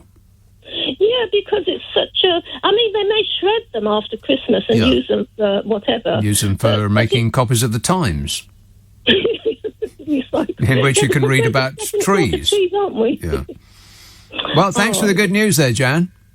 Yeah, so you're going to go around hugging trees. Would you ever do it? Absolutely. Although I don't know whether it's just a function of getting older, but I do appreciate trees now more than I ever did. Either with or without leaves, because it does, when the leaves drop, which is about to happen. Oh no! It's autumn, people. Oh, can't stand it. Got the trees, you see the actual, the skeleton of the tree, and it's a marvelous thing. No, they're outside my window. The trees are reaching into my window. Who is? The trees. Oh, the trees. The crown of the tree. Right. Because I'm on the second floor. The crown of the trees, like the branches, are almost touching the house windows down my road. I mean, they're very lovely, and I must be getting good clean air from the trees outside. Yeah, not really. But I don't need to hug them. It's like they want to reach in here and hug me. Yeah, I don't think you get clean air from having a tree outside your window in a city. Not in Tooting, Jan. It's trying to compete with too much local pollution there in Tooting, Jan. Oh no, we've got a common at the end of the road. Oh, really? We've got loads of trees. There's lots of trees you could go hugging around here, but I think I'd get arrested. Yeah, how common, exactly. All right, well, thanks for illuminating it for us there, Jan. Cheers, my dear. Wembley. Hello, David. Hello. Pleased to get through. Yes. My point was, in your comments of past days, and I really do thoroughly appreciate your programme, you're making the point about how many millions we spend on the army, and what are we actually getting for it. Right. Now, I am going back a long way, but I am 72. 72 years old. In the late 80s, early 90s. Hello? Yes. Yeah. There was an announcement in the press and the news that for the first year since the end of World War II, our forces weren't engaged in some action abroad. But most of this we never heard about, like Bosnia, Cyprus, keeping the peace. And I wondered whether, but I may have heard you wrongly, you may be saying, surely with this amount of money that we're spending, we could keep a force in Afghanistan. Yeah. About 2,500 people. That's it. Yeah. Would you know, I'm not expecting you to, whether we are actually in action anywhere else in the world at the moment? Because I don't. You don't know? Or you don't think so? I don't. I'm not an expert on it. Well, I'm not an expert on this or anything else. But no, I don't believe that we are currently engaged in any other wars. Right. Apart from with the evil European socialist superstate. Yeah. Because we used to be stationed in Germany. Yeah. But I don't know if that was the only point I wanted to make. Right, well, we're not actually at war with Germany, but we may have some of our troops there. Not sure. Don't know. Doesn't really matter. I just wondered. But I also personally, I've known a number of people in the army, but I've been out of touch with them for a long time. I would wonder if a force of 2,500, had the Taliban had it in mind to invade, would be able to repel them. I mean, our soldiers are world-renowned. Our tanks might not be. No. But our soldiers are world-renowned, I believe. Well, like the German soldiers and the Israeli soldiers and the French soldiers and the Italian soldiers and the American soldiers, and they're, all soldiers are soldiers. Ours aren't some sort of superhumans. They're not special in any way, shape or form. They're just soldiers, like everybody else's soldiers. Yeah. I've known a few, but they when you say are known, prejudiced towards their own thoughts. Yes, I get your point. Yes. Okay. Okay, thanks very much. No, Stephen. thank you. I appreciate it. Thank you. 0345 6060 973. No, I've got no idea either. Jan says, where do we quaintly imagine we're going to send those tanks to? These are the tanks that I was referring to some while ago. I have the detailed files. I think I've thrown them on the floor now. One moment, please. The tanks that make you, that give you numb fingers and hearing loss and make you queasy and sick and all the rest of it. We spent billions and billions and billions of pounds on tanks that are so ruinous to the human form that we can't actually use them. More money well spent.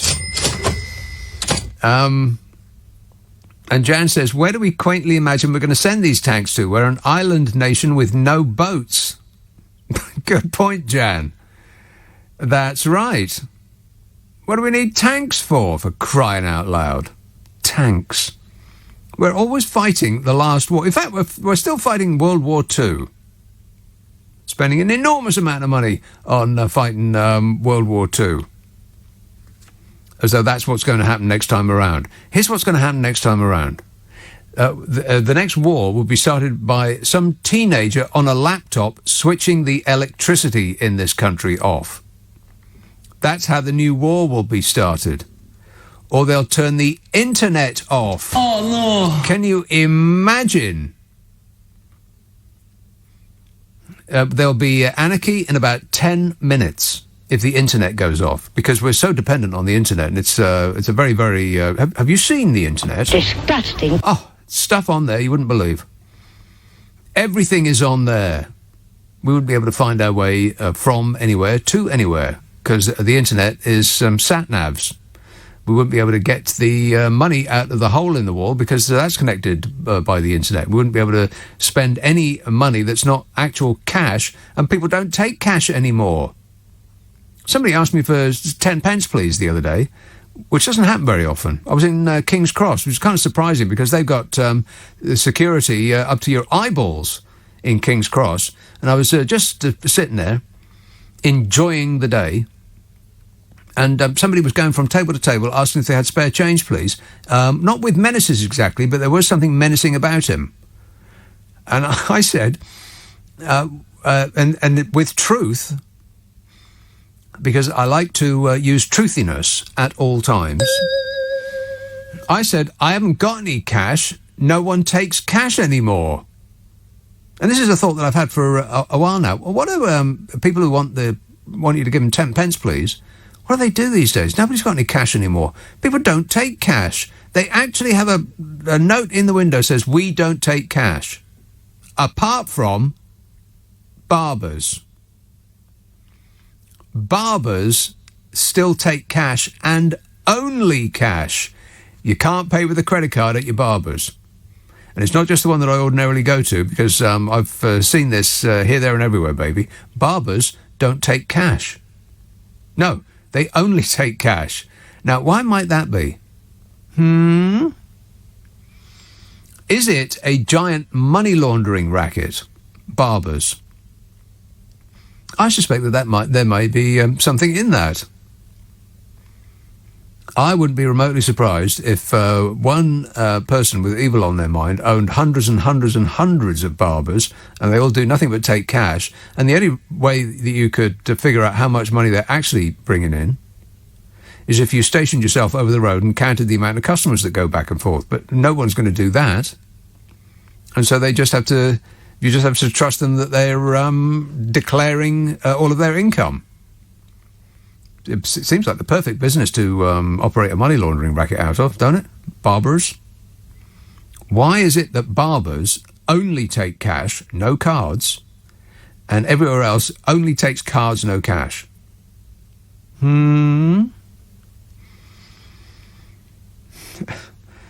Roberta texts, where's the money gone on the world-beating track and trace testing system, God help us? Oh, as in, my comments some while ago about where does the money go on, all the military. Where's the money gone? Where's the money gone on all the police persons that they don't have to pay anymore? The 21,000 police persons that has disappeared under the Conservative administration. Where's the money? Where's the money we saved gone from that? And the nurses, and the army personnel, and the RAF, and the Navy, and the police backstage crew, and the people that used to run the magistrates' courts that have closed. Where's all this money gone? I mean, we're up to our eyeballs in debt, and it goes ever upwards, regardless of COVID. It was going upwards regardless of COVID. After 10 years of austerity, we owed more money as a country than we did before. I mean, figure that out. We were the only country, pretty much the only country daft enough to embark on austerity, when most economists worth their salt would tell you that the opposite is needed in times of great privation. You don't want to pull the purse strings closed. You want to pour the cash all over us. That's how you get out of a recession. But, the Conservative Party is ideologically opposed to giving a penny to those who need it the most, because there's all those donors to feed,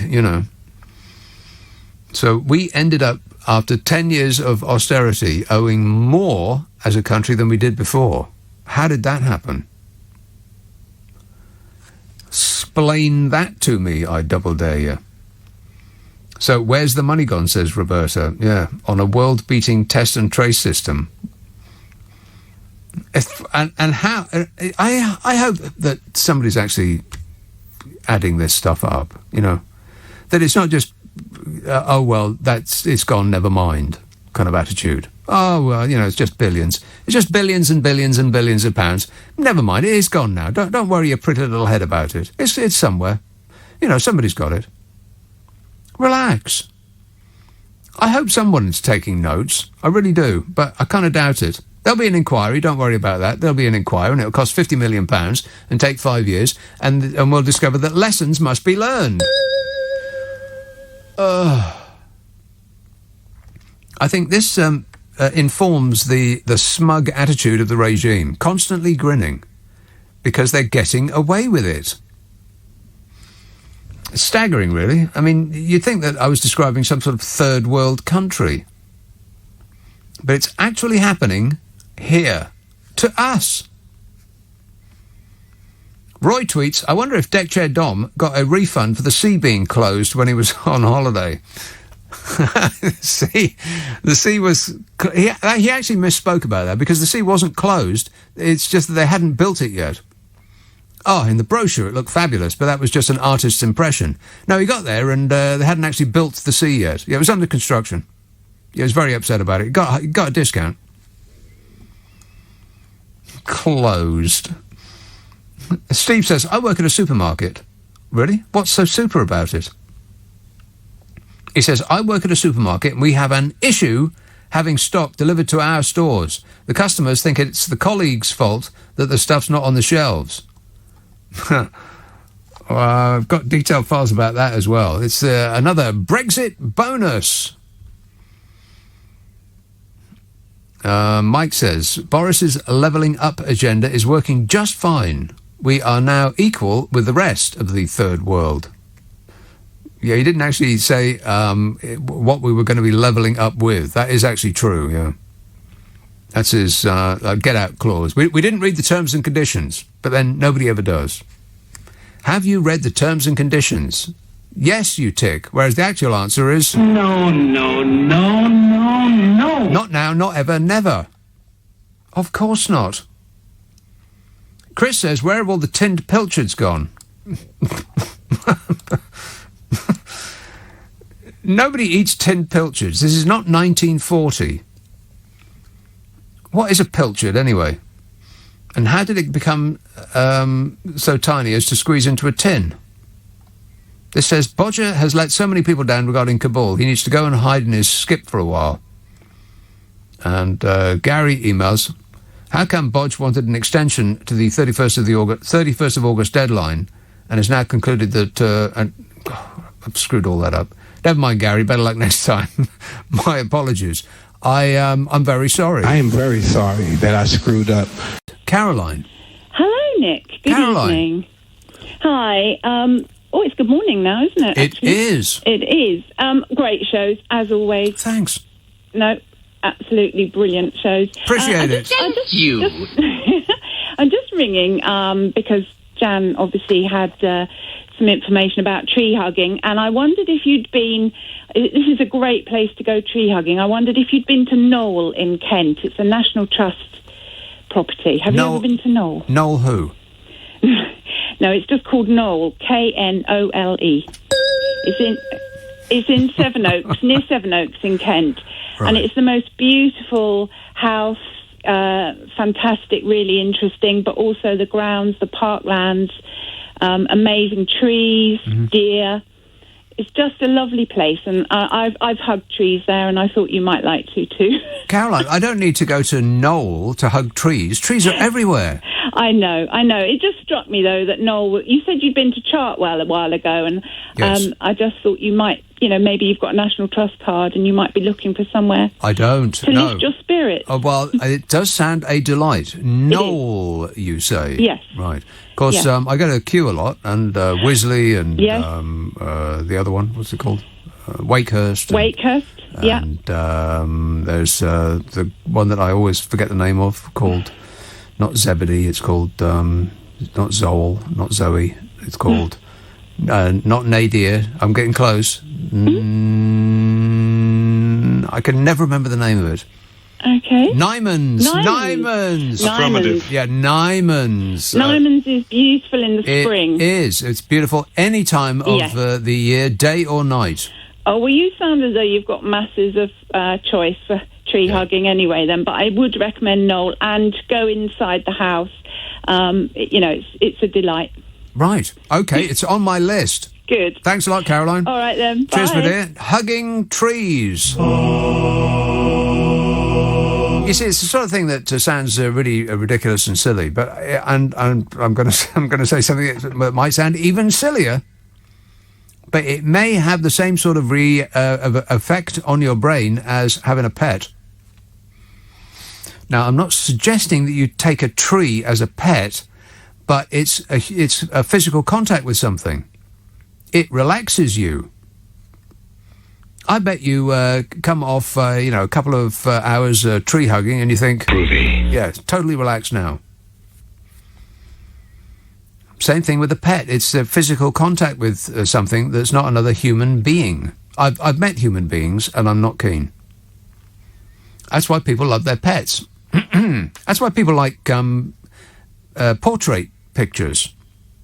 Because you get to stare and stare and stare at somebody's face, which you wouldn't ordinarily be able to do unless they're a baby, and then they just, they just stare and stare and stare back. I wonder if they can see you, or whether you're just this amorphous shape. But they do seem to lock eyes, babies, don't they? Just their eyes get wider and wider and wider, and they just stare and stare and stare. Whereas, and as an adult, you can stare back. Whereas if it was another adult, then you probably shouldn't do that, for fear of getting dead quite quickly. But I bet that tree hugging, it's that physical contact with something that's big and barky, like a dog. If it's big and barky, give it a hug. Why not? Higgs tweets, I have seen many Extinction Rebellion types drinking capitalist coffee and using plastic mobile phones made using fossil fuels. Hypocrites. People really are bending themselves into pretzel shapes to try to figure out some way to dismiss the arguments of the Extinction Rebellion and tree-hugging types. Because the alternative is to accept that almost all of the scientists in the world are right, and that the weather events of increasing magnitude are being caused by climate change, which is being caused by us. And the prospect of accepting that means that you would have to perhaps, or you might be persuaded to change your lifestyle in some small, tiny, insignificant way. Nobody's going to change their lifestyle in a big way. They just aren't. And if the survival of the human race depends on that, then you can say ta-ta to everything that we know. Bye-bye. It's gone. If it depends on us making giant changes to our lifestyle, then forget it. It's over. But if it would make a difference if we made tiny, infinitesimally small changes in our lifestyle, then we still won't do it.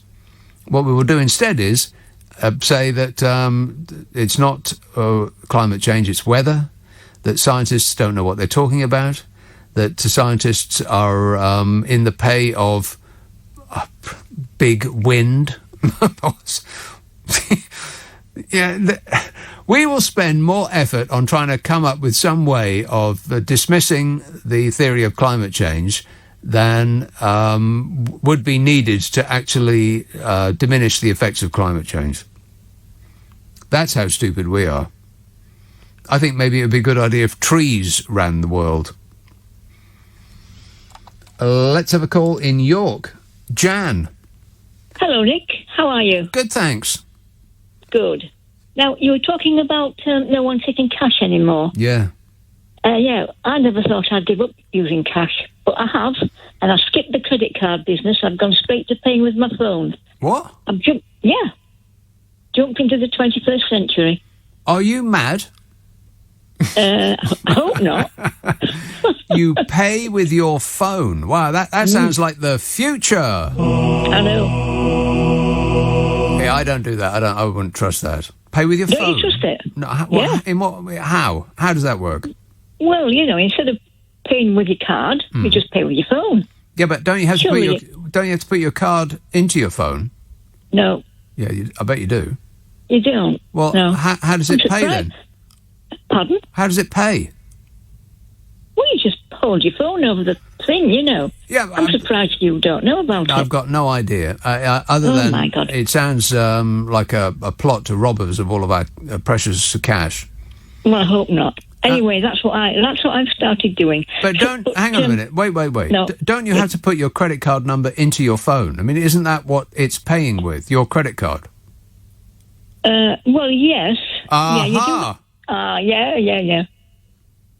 Yes, you do have to set it up, to pay with your card. But yeah, you don't need your card when you're paying, Yeah, but you are using your card.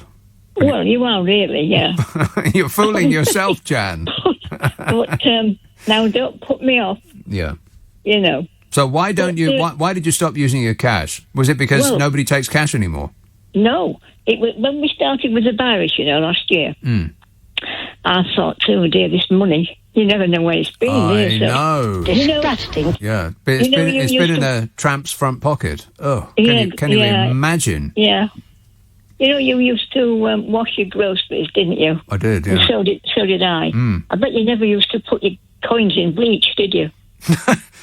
I did. Wow. I did, yeah.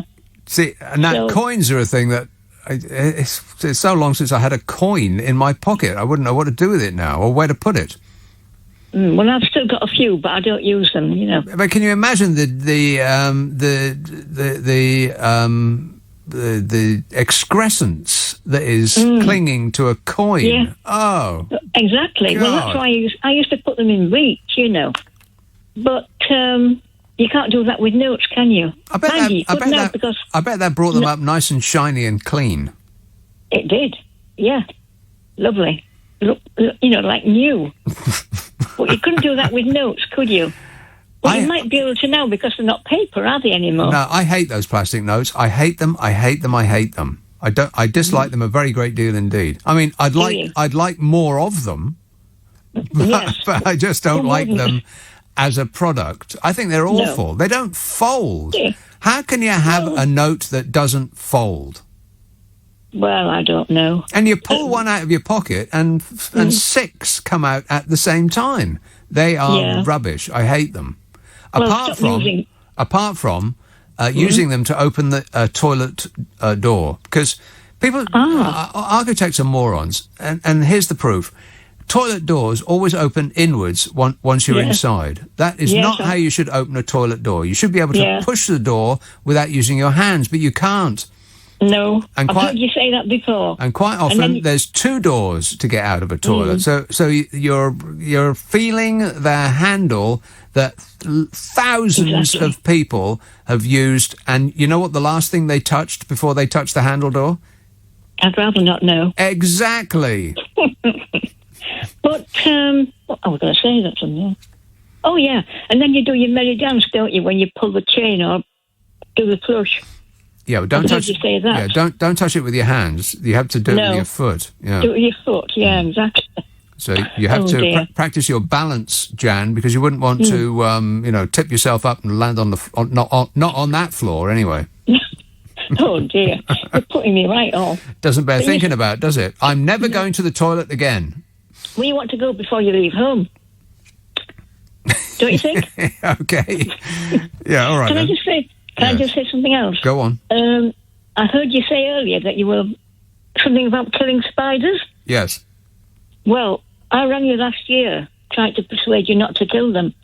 Obviously, I failed. Well, it depends. If they are of a size that's so large it would make a disgusting mess on whatever they're standing on, then I would usually try to put a glass over them, slip a card underneath the glass, and then chuck them outside. But my concern is that they're one of those homing spiders. Well, yeah, I do think they come back, It's seen me with one of its 86 eyes and has thought, right, I'm coming back to get you. I know. But I do maintain my position that clothes moths, those little brown things, they must be executed on site, no exceptions. No. I'm not having it. Well, I'm sorry, Jan, but those are the rules. I don't make the rules, I only stick to them. And I make them. I wish you wouldn't. Right, well, I'm going to, and there's nothing you can do about it. Thanks, Jan. Cheers, my dear. Mike says, turkeys don't vote for Christmas. They vote for Boris. Less turkeys will be eaten this Christmas, no staff to process them, and no transport to get them to the supermarkets. Boris is the turkey's hero. You bet your life he is. Well, I have detailed files on that. One moment, please. Do you want to talk about holidays, or do you want to talk about cancelling Christmas? Oh, all right, holidays. We're not going on a summer holiday. Ministers faced a furious backlash last night after they failed to open any new major holiday destinations for quarantine-free holidays. It had been hoped that Turkey would move from the red travel list to amber, meaning double-jabbed travellers could visit without having to quarantine for the first time in nearly a year. Anybody remember Footballers' Wives? Wasn't that the series, Footballers' Wives? I think it was on Channel 4, something like that. They actually used an old flat of mine for one of their scenes. You wouldn't believe, when a TV company comes to town and takes over your house, they don't just take over your house, or flat as it was in that case, they take over the street. It's amazing how many lorries and vans and cars and people it takes to put about 10 minutes, or not even that, a couple of minutes of footage on screen. It's just incredible. Anyway, there was this bloke in one of the... It always occurs to me, and I usually say it like this without explanation, but there was a character in there called Amber, and I think her husband used to call her Amber, which is why every time I see that word, in my mind, that's how it goes. No, but that has absolutely nothing to do with this story, which goes as follows. The government failed to open up any new major holiday destinations for quarantine-free holidays. It had been hoped that Turkey would move from the red list to the amber list, meaning double-jabbed travellers could visit without having to quarantine for the first time in nearly a year. But it remained red, along with the Maldives and Pakistan. Well, does anybody who doesn't have a family there want to go on holiday to Pakistan? No. No. Thailand and Montenegro went onto the list, meaning that's the red list, meaning returning travellers must quarantine in hotels for 11 nights, costing £2,285. What? I know. £2,285 for a windowless room in some airport hellhole with nothing but congealed slop and a bit of dried bread to eat. And people returning from Montenegro, by the way, must point to a map and locate where it is they have just come back from, or it's extra punishment for you. Thinking it doesn't matter if you don't know where it is as long as the pilot does is not acceptable. Correct. Britons in Thailand and Montenegro must dash back to beat the quarantine before 4 a.m. on Monday, when the change kicks in. Of course, if they come back before 4 a.m. on Monday, the virus will respect the government deadline and not come back with them, because that's how viruses work. The updates were made after ministers met to study the latest COVID data. They rubbed their chins and tried to look thoughtful. Missed by a mile. Travel chiefs accused them of squandering the jab's rollout and warned that more job losses were highly likely this autumn unless the traffic light system and rip-off tests were overhauled. And I would like to say to the travel industry, if some positive, efficient action is required from the government, then you can kiss goodbye to your entire business. Bye-bye. It's gone. Canada, Denmark, Finland, Liechtenstein, Lithuania, Switzerland and the Azores became green destinations, but people don't want to go there. They want to go to France and Spain and Italy and America.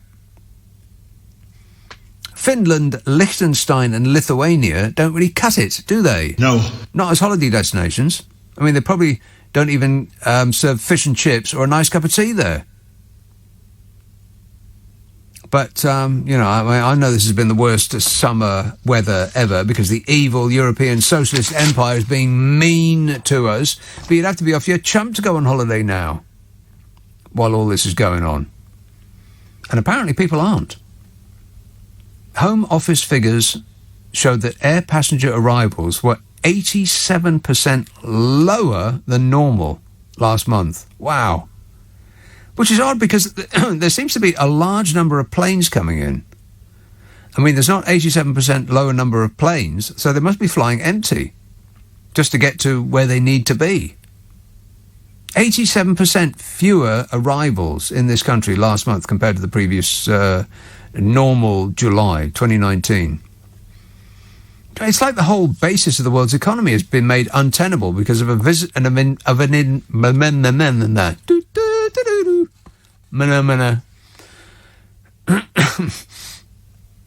What I'm trying to say is that the whole basis of the world's economy has been turned upside down because of an invisible thing that only kills 1 to 2% of the people that get it. I mean, can you imagine what would have happened if this virus had been like SARS, which killed half of everyone that got it over 65 years old? I mean, we'd be back to living in caves and trading chickens for seal fur. British Airways chief Sean Doyle said despite our world-leading vaccination programme, the UK's economic recovery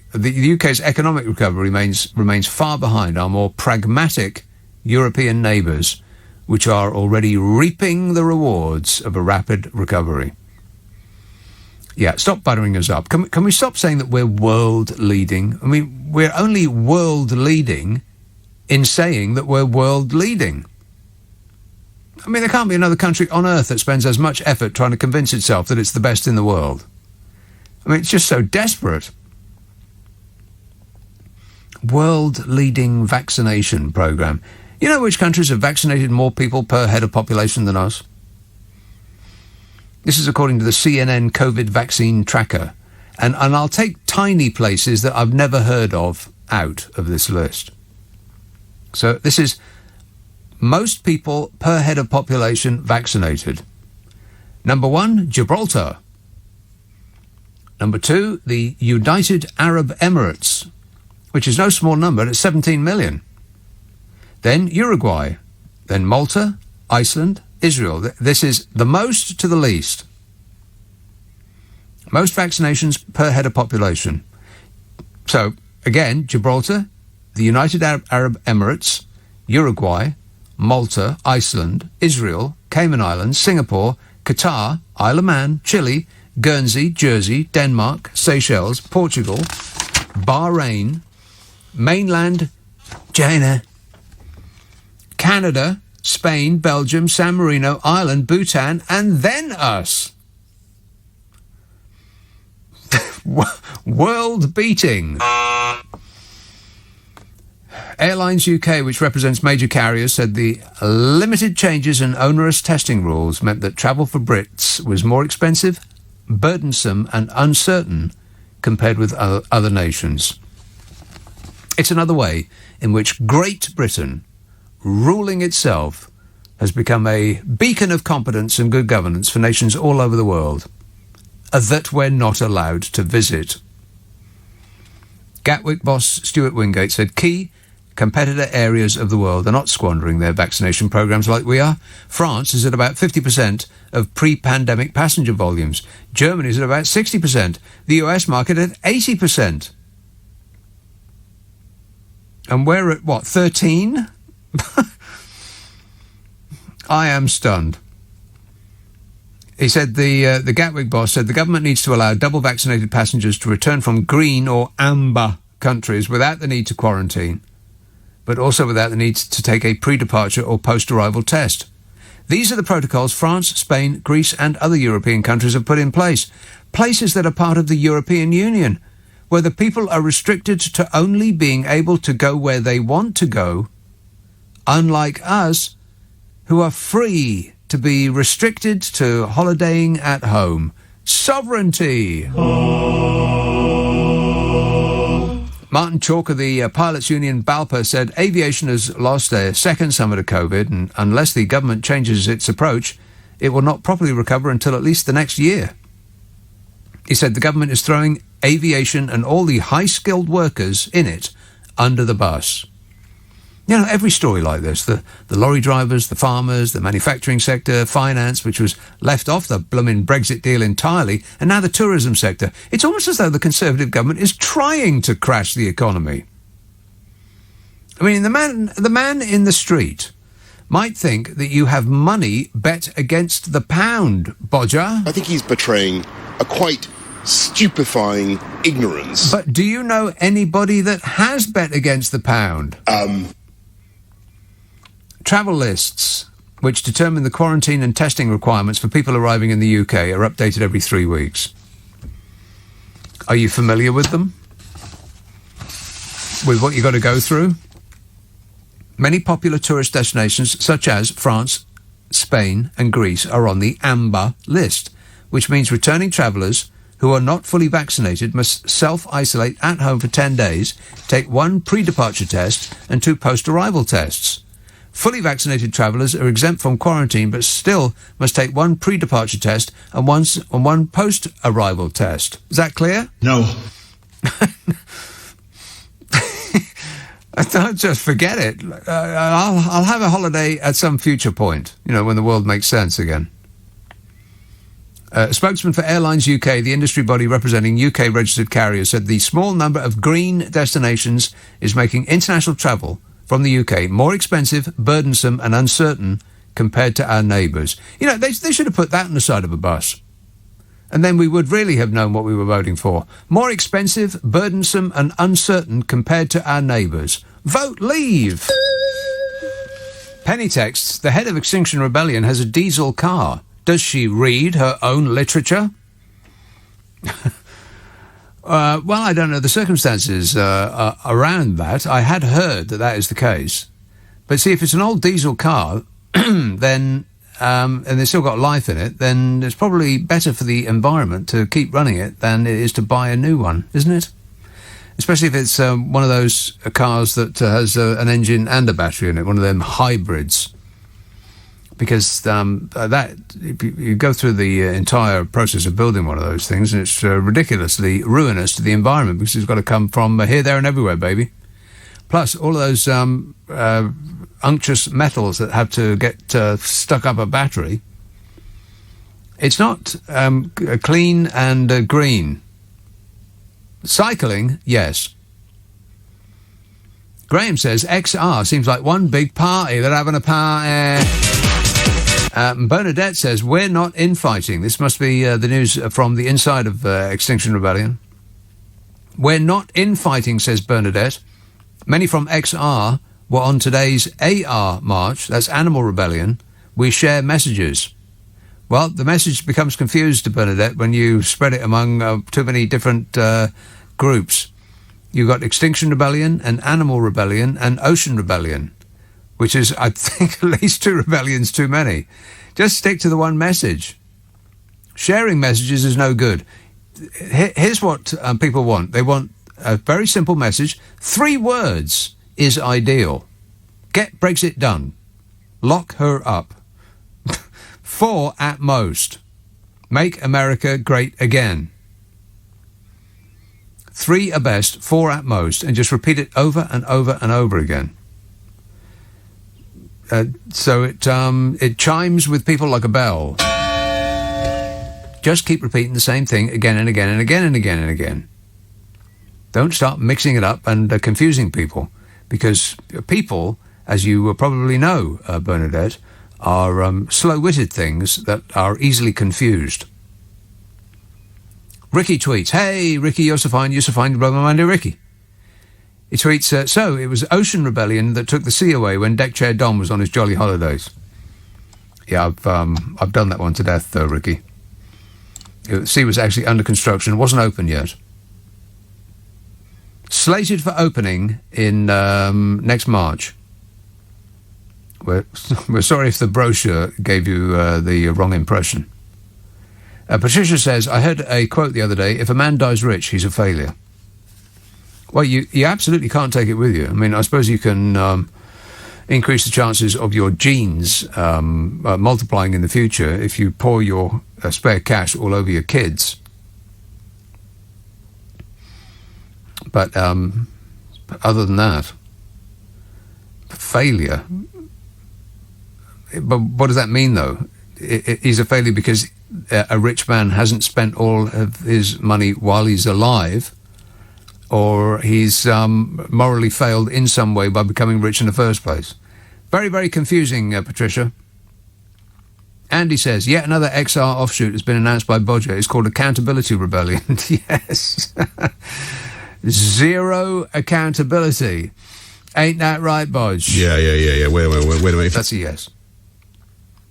Keith emailed, and just so that I know, how many of these texts and tweets, oh my God, I'll never get through all those. Why have people all of a sudden decided that that's the only way that they're going to get in contact with me? By typing. It's really bizarre. I mean, it's over the last couple of weeks, the phones not work anymore. You can only type. Maybe it's just an August thing. You're all exhausted from speaking so much. I get it. So you're waggling your thumbs at me. Keith says, why do these animals need rescuing? The Afghans treated them badly, so they are given priority for all that abuse. I don't know whether you're being sarcastic or not. Dan's tweets, Carrie cuts his hair, as in Bodger's hair, while he's sleeping because he gets upset if you do it while he's awake.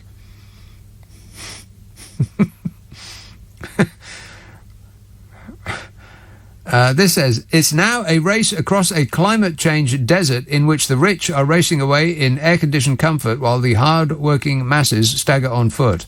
Well, as, it's always going to be that way. The poor will suffer the most. Always have, always will. I mean, the effects, if the scientists are right and the effects are as described, then what's going to happen just to London itself is alarming. I'm not sure I can be bothered to tell you what it's, just some of the things. I'll give you a brief synopsis. This is London's risk from climate change, as in gross domestic product. This is what's going to cost us a boatload, London's climate exposure. And this is probably the case with almost every great city in the world, because they're all based around water. That's how cities grow up, isn't it? They were based around a river, or they're on the coast, and so on. 25% of London's properties are currently without flood insurance. A quarter haven't got any flood insurance at the moment. 2/3 of flats could experience overheating by the 2030s, which sounds like far, far away in the future. But it ain't. 643 schools in London are at risk from a 1 in 30-year flood event. And 1 in 30-year flood events seem to happen every year now. For every 1% increase over 20 degrees centigrade, ambulance call-outs increase by 1%. The Met Office has this year updated the UK's climate projections. They said the climate of the UK is changing. Overall, the UK can expect to see the following climate change risks over the coming decades. Hotter, drier summers. Well, see, I wouldn't mind that. But, there's a limit. Hotter, drier summers, changing rainfall patterns with more intense rainfall episodes and longer periods without rainfall, milder winters, more frequent extremes in weather that are either prolonged or severe, sea level rise with potential for increased storm surges. Yeah, it's all alarming. A recent report by Lloyd's of London highlighted the major risks London faces from climate change. This is the Lloyd's City Risk Index. This is what these people do for a living. Price in risk. London apparently is more exposed than any city in Europe. And for flood events, the cost is cost annually as a consequence of a climate event. Flood events, 1.2 billion annually. Windstorms, 143 million. Extreme cold, 70 million pounds. Drought, 362 million pounds. A heatwave, 35 million pounds. And that's more than for Paris, Madrid, Munich, Stockholm, Barcelona and Vienna.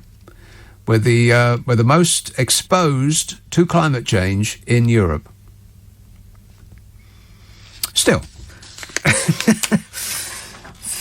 the Extinction Rebellion people have got rings through their noses and are hippies, so we can safely ignore everything they say. Let's have Wembley. Hello, Linda. Hello. Linda. Well, I've got to get rid of my car because of this ULEZ thing, yeah? Oh, but what really... they're saying they want to stop pollution, but they're not doing anything about these people who charge around the streets in their straight-through exhaust cars. And recently, near me, they had a wedding, and there was about 5 supercars, engines being revved, idling, and they weren't going anywhere. They were just sitting in the street and driving around the block. Yes, that's what a supercar is for, driving at 5 miles an hour round the block. Yeah. Making a racket like somebody's pulling the earth apart. I know, and that went on for 2 days. What? Yeah, because it was a wedding. They had a supercar wedding. That's the silliest thing I've ever heard. How's a bride going to get into a supercar in all of that I didn't see get the up? bride. It was all the men. Just blokes, right? Yeah. And I spoke to one of them. I said, you must be spending, apart from hiring the car, you must be spending a fortune on petrol, and you're not going anywhere.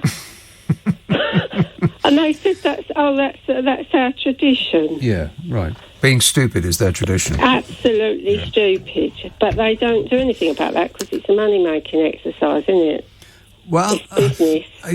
The whole concept of having a supercar, I mean, every time I park in the centre of London, there's always a parade of supercars around where I park, and they're all they look like teenagers in there. They're all from Saudi Arabia or Qatar or one of those places that owns most of London, and they're all stuck at traffic lights, making this thunderous noise, not going anywhere. How childish.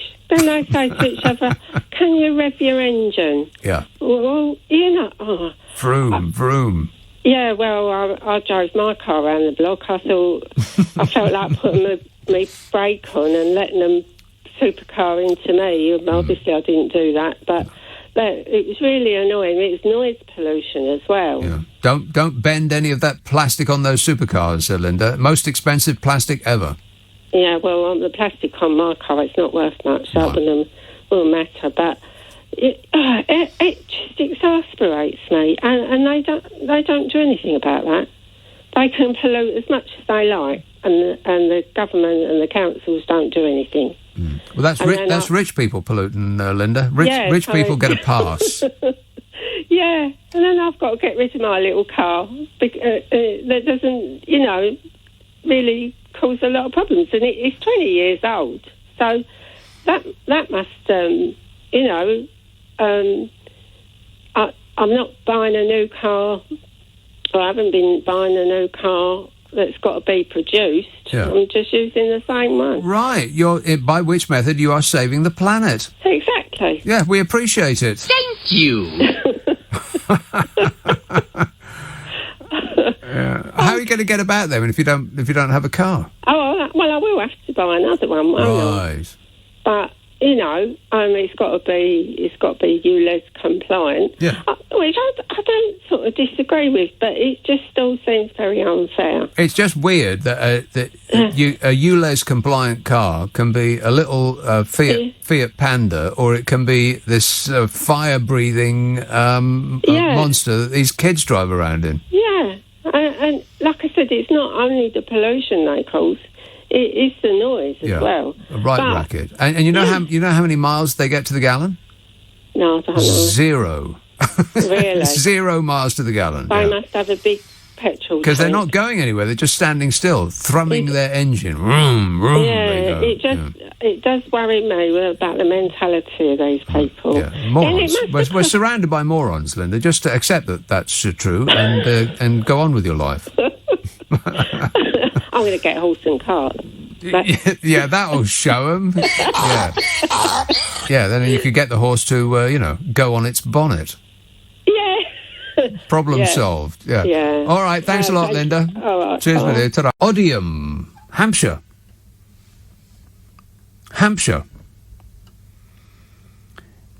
Yes. Oh, just in time. Yes, sir. Sorry, am I on? Yeah, sounds like you. So we were talking about... Yes. So, hang on 2 seconds. I've got this radio going through my head. Well, you're right, okay. Cocaine running around my brain. A knife, a fork, a bottle and a cork. That's the way they spell New York. Right on. Sorry, no... Yeah, sorry. Back with sound. Here we go. With this yes, go ahead. Adam, are you all right? No, I am fine, but I've got the radio going to my head. Hang on 2 seconds. Have you turned the radio off? Yeah, I know I'm trying.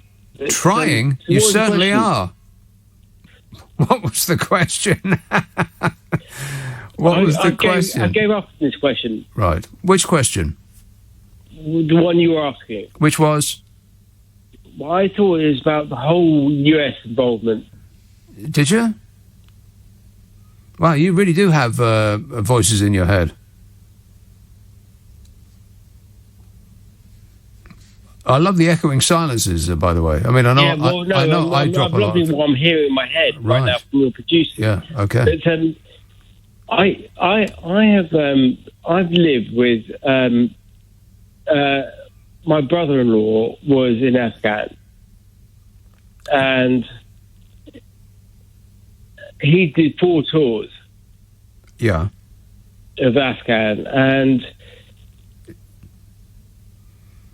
no, he did do 4 tours of Afghan, and that's what I heard. Yeah.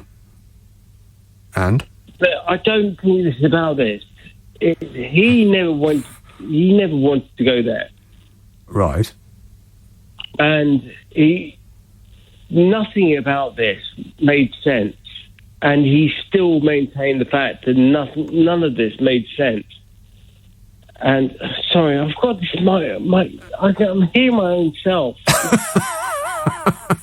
He's got voices in his head. Okay, well, take a couple of tablets, just any that happen to be nearby. I recommend green ones.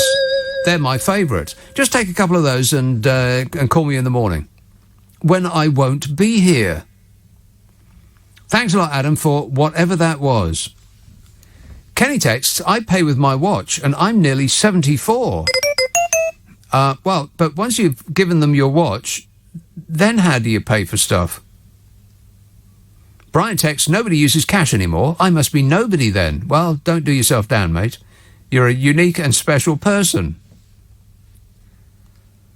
Gary says, I went shopping earlier this evening and I paid with real money, but I didn't have to use much because the supermarket shelves are nearly empty. Brexit bonus, they knew what they were voting for. You can say that again. Robert says it's Afghanistan on the red list. Afghanistan is on the warning list. This says, if you see a clothes moth, it's too late. The moths don't eat your clothes, it's the larvae. Yeah, but don't the larvae get laid on the clothes by the moths? I mean, otherwise, how do they get there? You might catch the moth on its way to your woolens. What's that noise? Can you hear that? Blimey. Tell those hooligans at Classic FM to keep this racket down. It's bleeding through the floor. Blimey, what a noise. Good grief. Is that not... I bet it's Extinction Rebellion. Those hippies have shown up here. Having a party. Jeff says Tory toffs can go where they like for their holidays. The rest of us can just do as their masters tell them. The government are not even sharing the data they have to justify their idiotic traffic light system. Data. Data. Is that what you think they're using? What, like they have a strategy? There's no strategy. I have no strategy. There's zero strategy. Yeah, what would Donald Trump do? He'd have zero strategy. On the subject of Extinction Rebellion, this one says, Extinction Rebellion, like society, is a mixed bunch. Not all look like hippies. I am a very tidy member of Extinction Rebellion. Tidy hair, tidy clothes, and very tidy polished shoes. Do any of them ever come up to you and say, are you a knock? I bet they do. Zach says, you realise the next bank holiday is Christmas Day. Oh, no. Oh, don't say that. I don't want to hear the word autumnal, and I really don't want to hear the word Christmas, even though we are being assailed with stories about Christmas, and it's, it's not even close yet, because apparently the shelves are going to be bare at Christmas. Kev says, if you ever feel useless, remember it took 2 presidents, trillions of dollars, and 20 years to replace the Taliban with the Taliban. Yeah, I'll keep that in mind. So many texts. Oh, actually, I've almost got to the bottom of them. Shall I try and clean them all up? Wouldn't that be superb? Stu says, I'm making a change to my lifestyle thanks to Extinction Rebellion. I'm not going to use my gas boiler as much. Instead, I'm going to burn old tyres in my garden. 2 problems solved. Use less gas and help to recycle the old tyres. Well, that's just good thinking. Thank you, Stu. We appreciate it. Now, are there any funny ones? So I'll end on a funny one, assuming that there is. No. Nope.